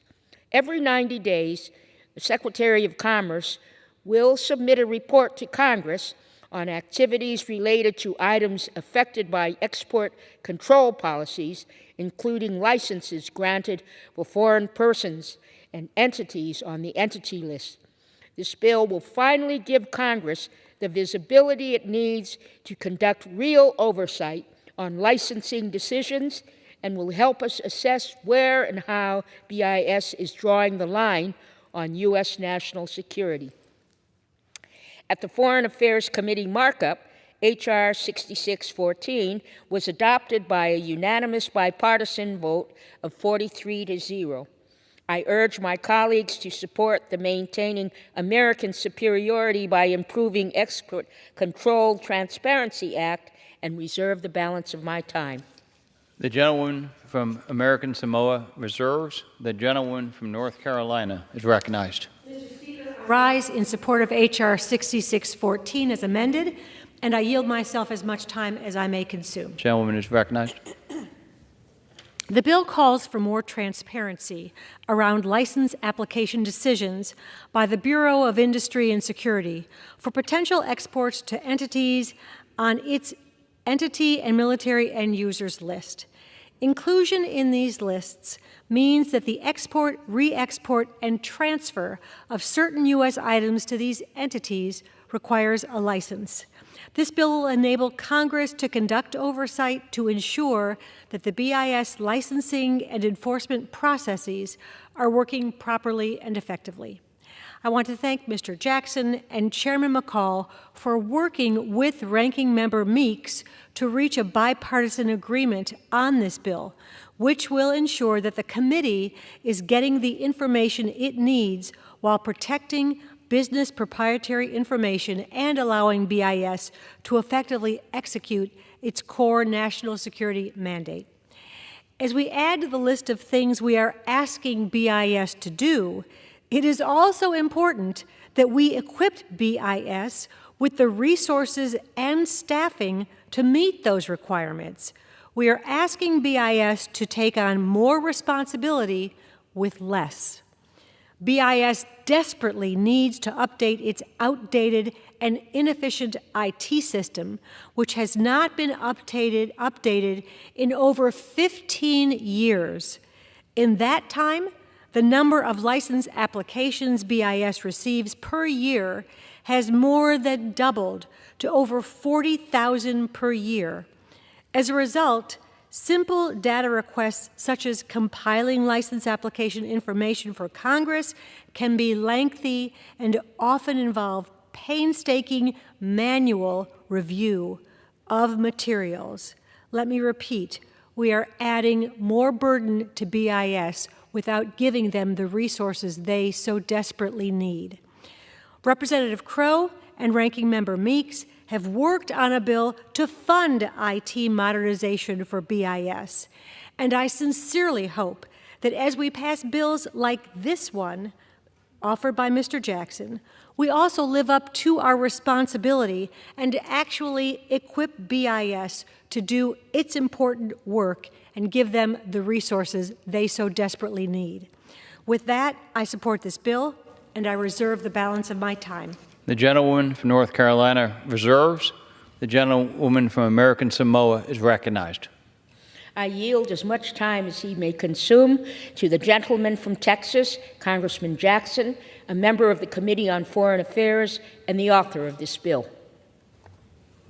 Gentleman is recognized. Thank you, Mr. Radewagen. Thank you, Mr. Speaker. Mr. Speaker, today we are bringing to the floor a very important bill, the Maintaining American Superiority by Improving Export Control Transparency Act. Our country's determination and commitment to achieving what was once thought impossible has led to some of the most incredible technological advances in the history of the world, and consequently, many of the world's very best and most advanced goods are made right here in the United States of America. But the reality is that it is hard to keep good things to yourself, and nations across the world want to benefit from American goods themselves.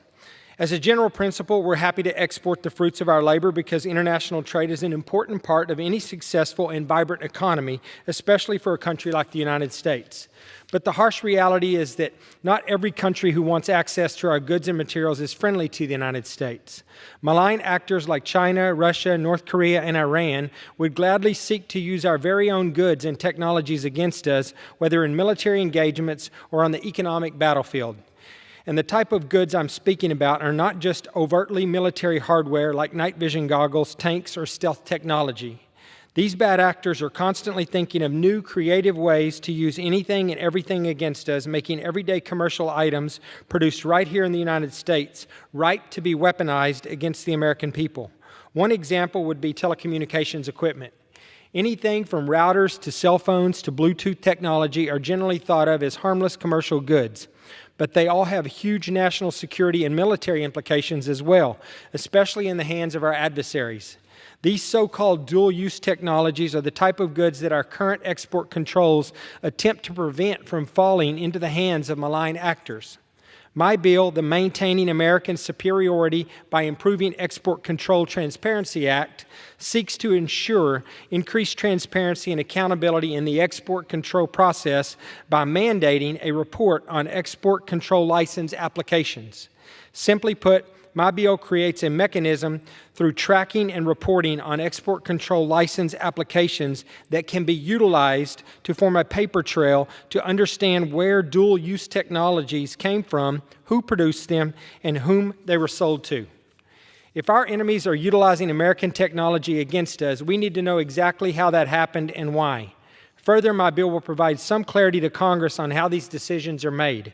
Every 90 days, the House and the Senate would receive a report on export control license applications, gaining insight into where our American-made dual-use technologies are going abroad. I want nothing more than for the American economy to be strong, open, and free, and international trade is a crucial part of that vision. Ultimately, our own free market cannot also be used as a source of our own downfall by allowing our adversaries to use our goods and technologies against us. My bill ensures accountability and trackability when we send dual-use goods abroad.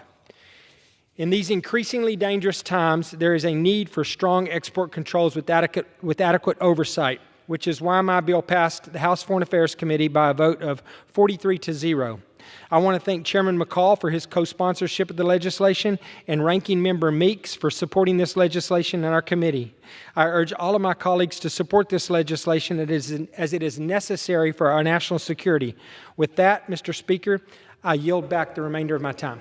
The gentlewoman from American Samoa reserves. The gentlewoman from North Carolina is recognized. I'm prepared to close. Okay. The chair is recognized. I yield myself as much time as I may consume for the purpose of closing. You are recognized. Mr. Speaker, transparency is critical for effective congressional oversight, and Mr. Jackson's bill will allow Congress greater insight into the license application decisions and enforcement actions taken by the Bureau of Industry and Security. The bill reflects the critical national security role that BIS and our export controls play in today's world, but placing greater burdens on BIS while failing to provide the necessary funding to update the 15-year-old equipment it uses is only doing half the job. Therefore, it is important that Congress provide BIS with the resources and technology necessary to effectively implement this bill and advance its core mandate. I therefore encourage my colleagues to work with the urgency required to help us address the resource issue. With that in mind, I hope my colleagues will join me and support this bill. I yield back the balance of my time. The gentlewoman from North Carolina yields. The gentlewoman from American Samoa is recognized. I yield myself the balance of my time. You're recognized. I want to thank Chairman McCall for his leadership in moving this bill through committee and to the floor. I also want to thank my bipartisan committee colleagues for their unanimous vote to ensure greater congressional oversight of export controls. I urge all members to vote in favor of H.R. 6614, and I yield back the balance of my time. The gentlewoman from American Samoa yields.